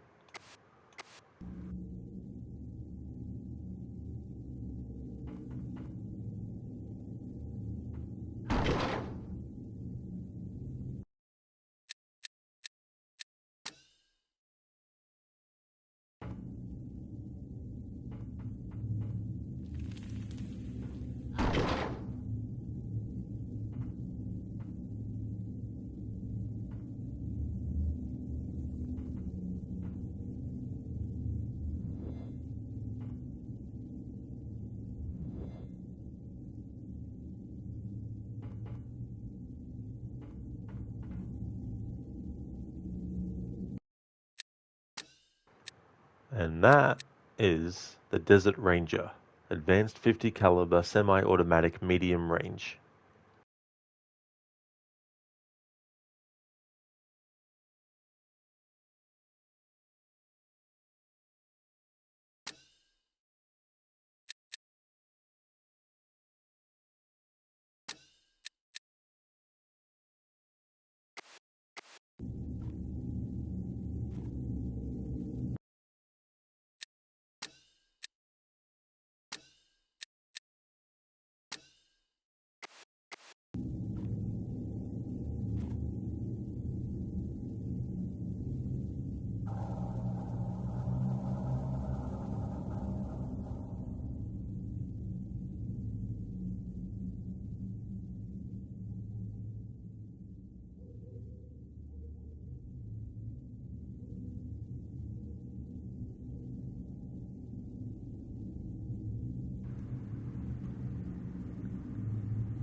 Something I just wondered about that I wanted to look up as well.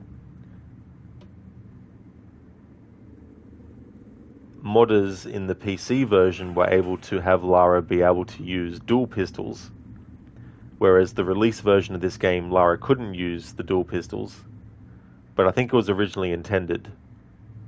So when they released the game, they just had made it so that you couldn't actually use it.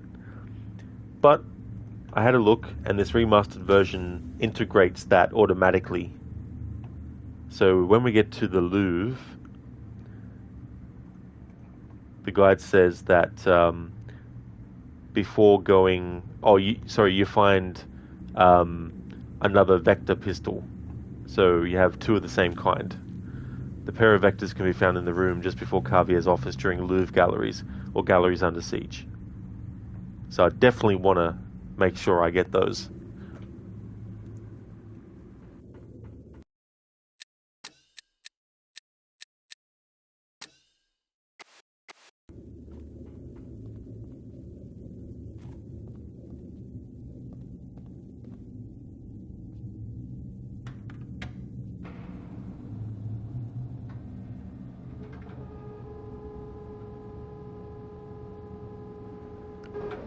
Dr. Darling, you tasted ketchup Pringles and now you're even worse, you want to throw up? Yeah, that doesn't really sound tasty at all. Yeah, I'm already thinking about the kind of taste I'm imagining with that. Like, I like ketchup on things like pies and sausage rolls and things. But yeah, having like ketchup flavored Pringles, ugh. Recently, I did actually try a different flavor of Pringles because I thought to myself, for years now, I've just been getting the sour cream and onion because that's my favorite one. And I thought, I'll try the barbecue one, which I actually didn't mind. So I might alternate every so often between getting the barbecue and the sour cream ones.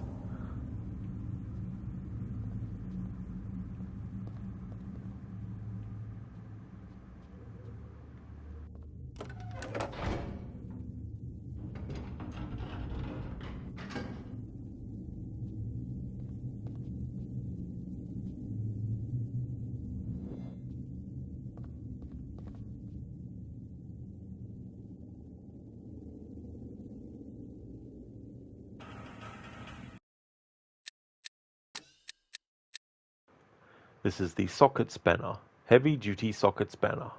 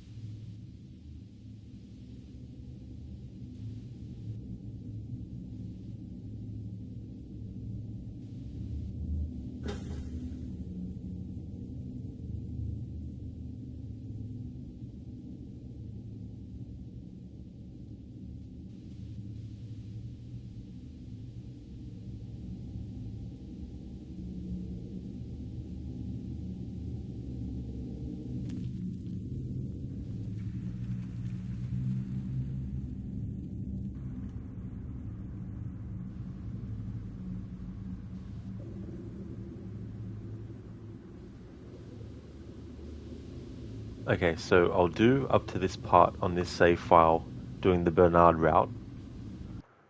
So I'll make a save again.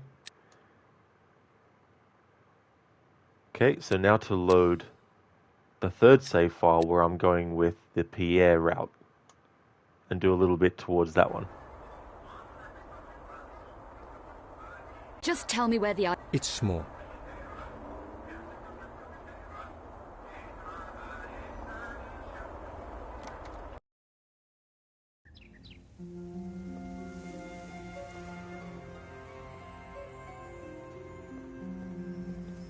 Actually, that's something I could have done after speaking to Bernard, is actually go into the cafe then to show what happens if you've already chosen the other route. So I'm going to do that now, but on Pierre's save file. We'll go and speak to Bernard. If he's here, he might be taken out of the game now. No, he's still here. Hey there, Wicked. Well, if you talk about chips flavors, you throw cheddar jalapeno, your favorite one. Oh, cool. I've never actually tried the jalapeno one.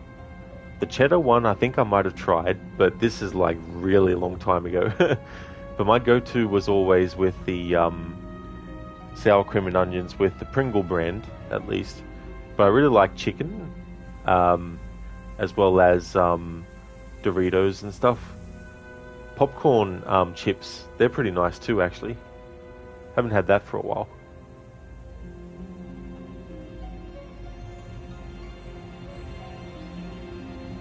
Leave me alone, I'm busy. Yep, so if you've gone the Pierre route, if you go to Bernard, this is all he says. Leave me alone, I'm busy. Leave me alone, I'm busy. Leave me alone. Leave me alone, I'm... Leave me alone.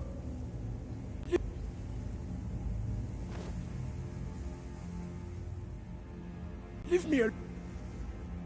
Leave me alone. Leave me. Leave me. Leave me alone. I'm busy. Leave me alone. I'm busy. Leave me alone. I'm busy. Leave me alone. I'm busy. Leave me alone. I'm busy.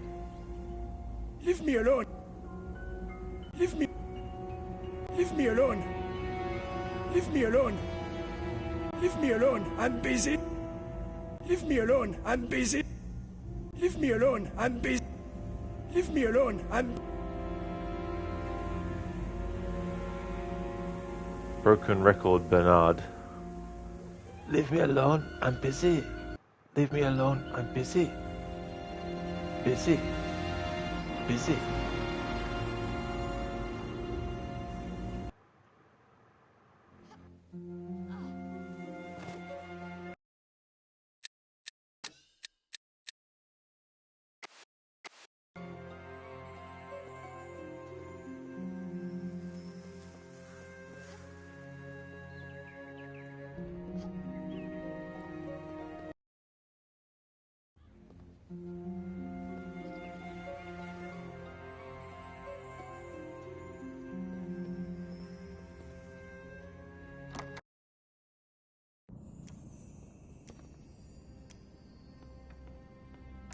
What would this be worth?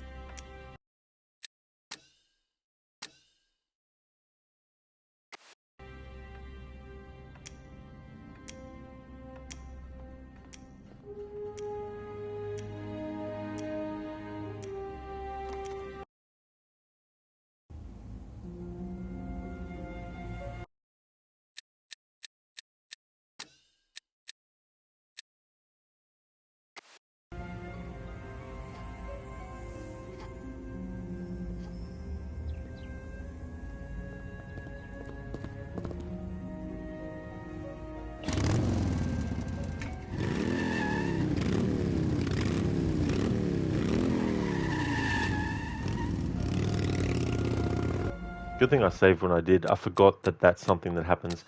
If you choose the Pierre route, because Curtis was actually in the cafe where he was, when you choose that route to go with, you get this little cutscene where Curtis drives off on his motorcycle.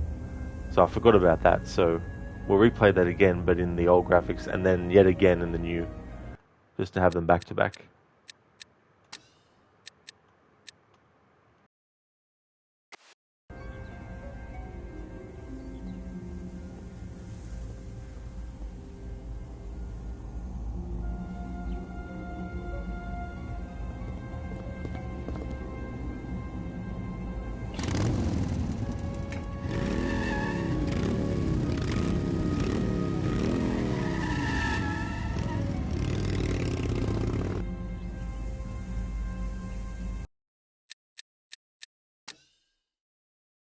Alright, now to do it again in new graphics, now that we've done it in old, so it's back to back.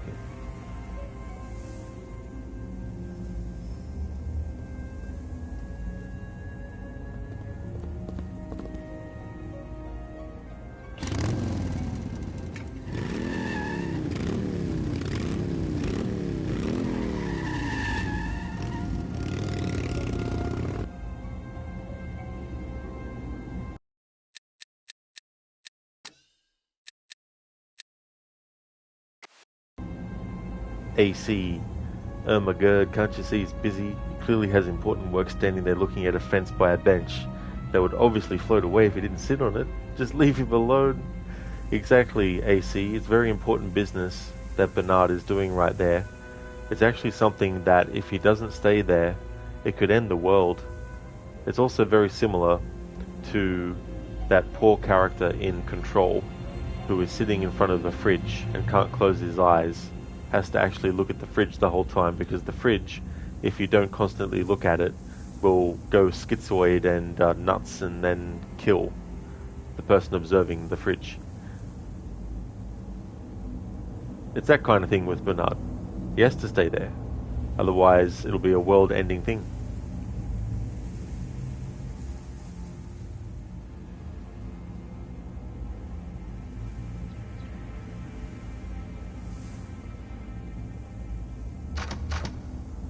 So because we, on this save file, have gone with Pierre, we don't get the key that actually goes into the garage.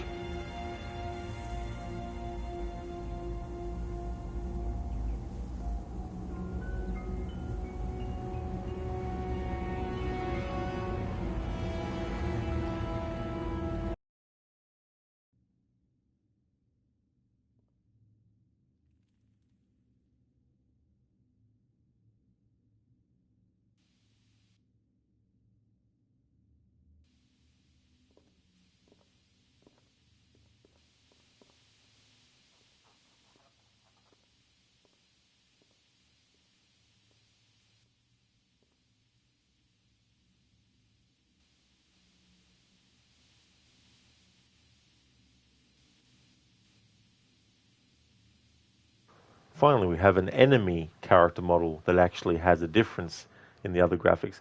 But again, I didn't have the old graphics selected before entering that area.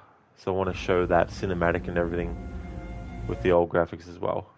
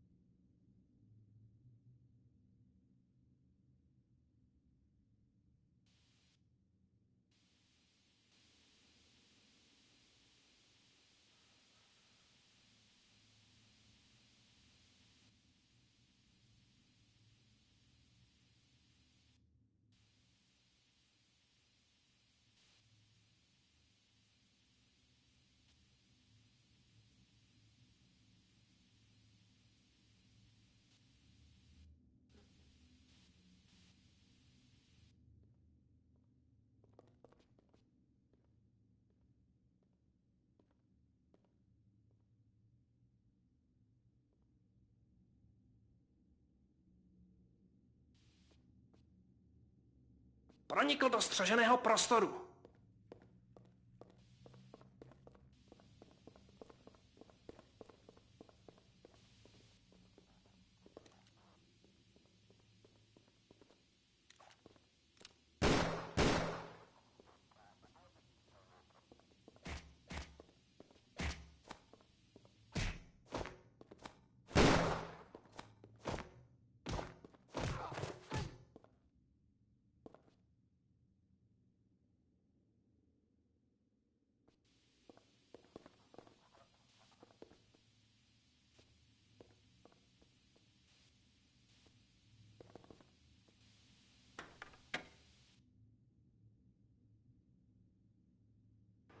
So if you want to do the stealth approach, you can actually turn that light off and deal with him that way.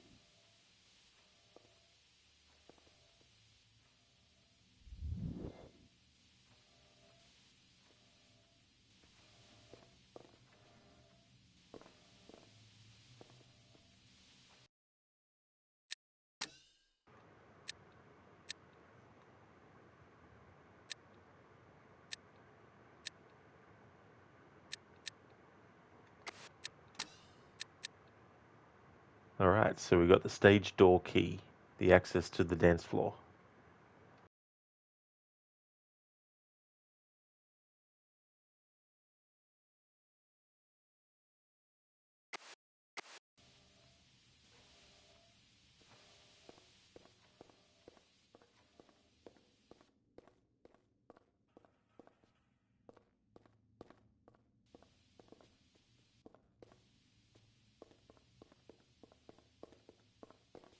Alright, now to make a save on the third save file, having done this amount of progress on the Pierre route save file.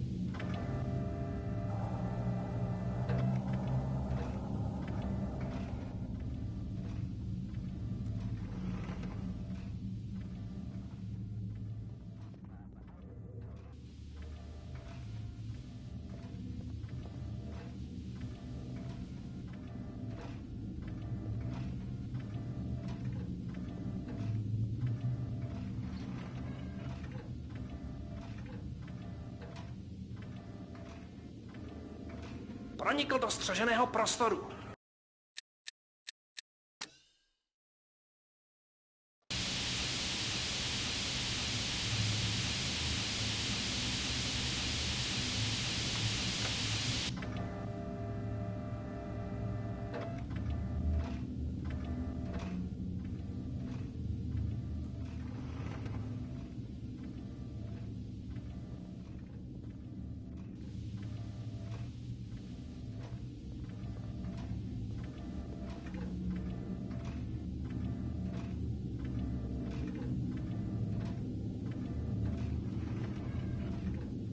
Pronikl do střeženého prostoru.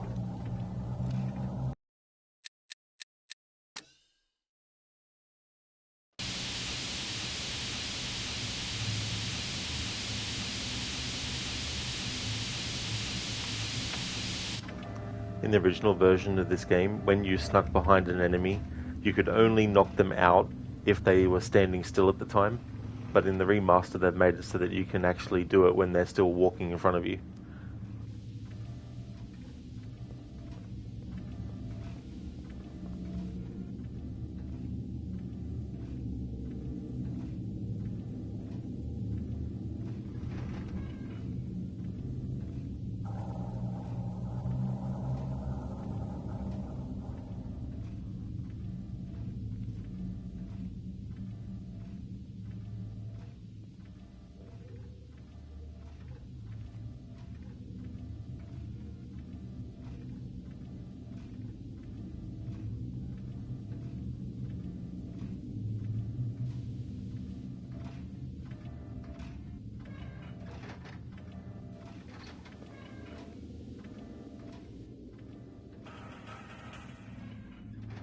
He'll be too quick for me, yeah. Ah, well.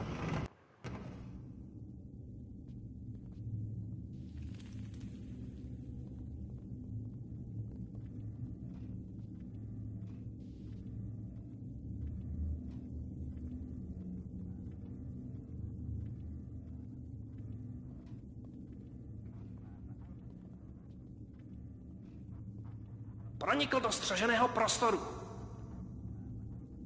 Anyway, let's use this opportunity to see if the other enemy types, if all the other enemy types, at least in this area, have the new graphics applied to them as well.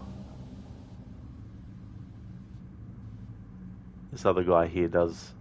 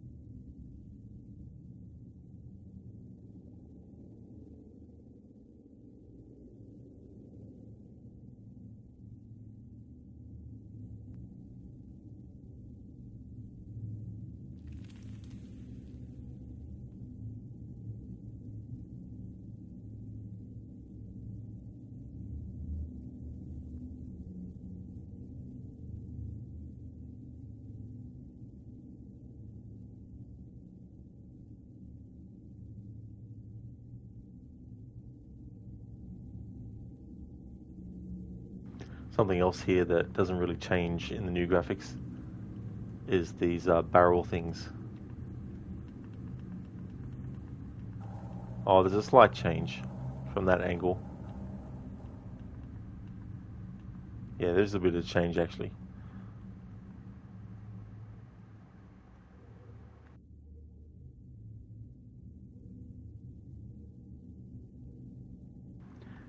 Alright, in any case, this is actually where I'm going to end the stream. Tomorrow's stream of this, because I've already shown in the photo mode the different graphics for this area here. I won't have to do it again until we actually have all the lights going when the disco music plays.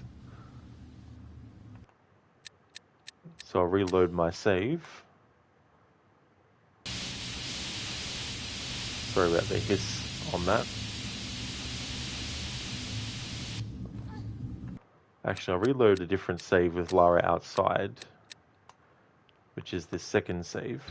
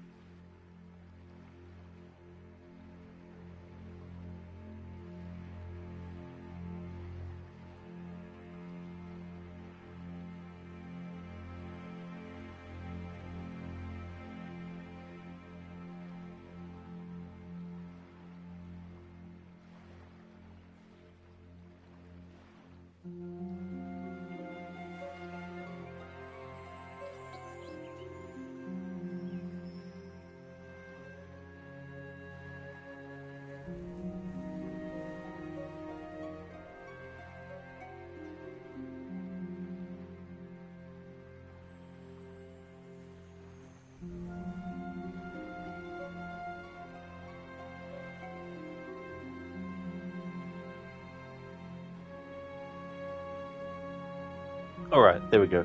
Wanted to find a photo mode shot so that when I post my go live in my Discord, I have an image that is related to this game, because there's not a whole lot of variety of different images online yet of these remasters to actually use. So I'll leave it on that. Before I end the stream though, just want to give some shout outs.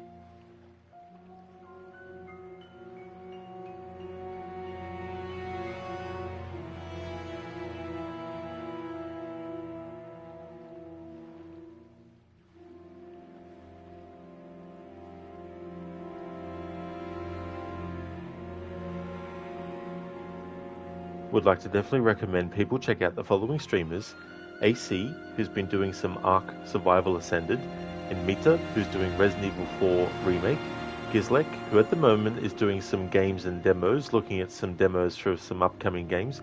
Most recently he finished a playthrough of Assassin's Creed Mirage. Crocodiles is doing a playthrough of A Plague Tale Innocence. He's going to be following that up with A Plague Tale Requiem the sequel. Lucinda is doing a playthrough of games like Spyro the Dragon, but also has going on her channel Last of Us Part 1. We'll also follow that with Last of Us Part 2.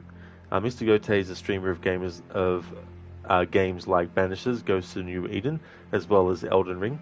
Sailcat has been doing the Dark Pictures anthology House of Ashes. Shitterlock is doing an Assassin's Creed marathon. He's up to Assassin's Creed 2 as part of that. And Shaky Johnson has been doing Need for Speed Most Wanted. So definitely recommend checking out all those streamers if you haven't before. If you see me streaming this game again, then you know it's become Thursday.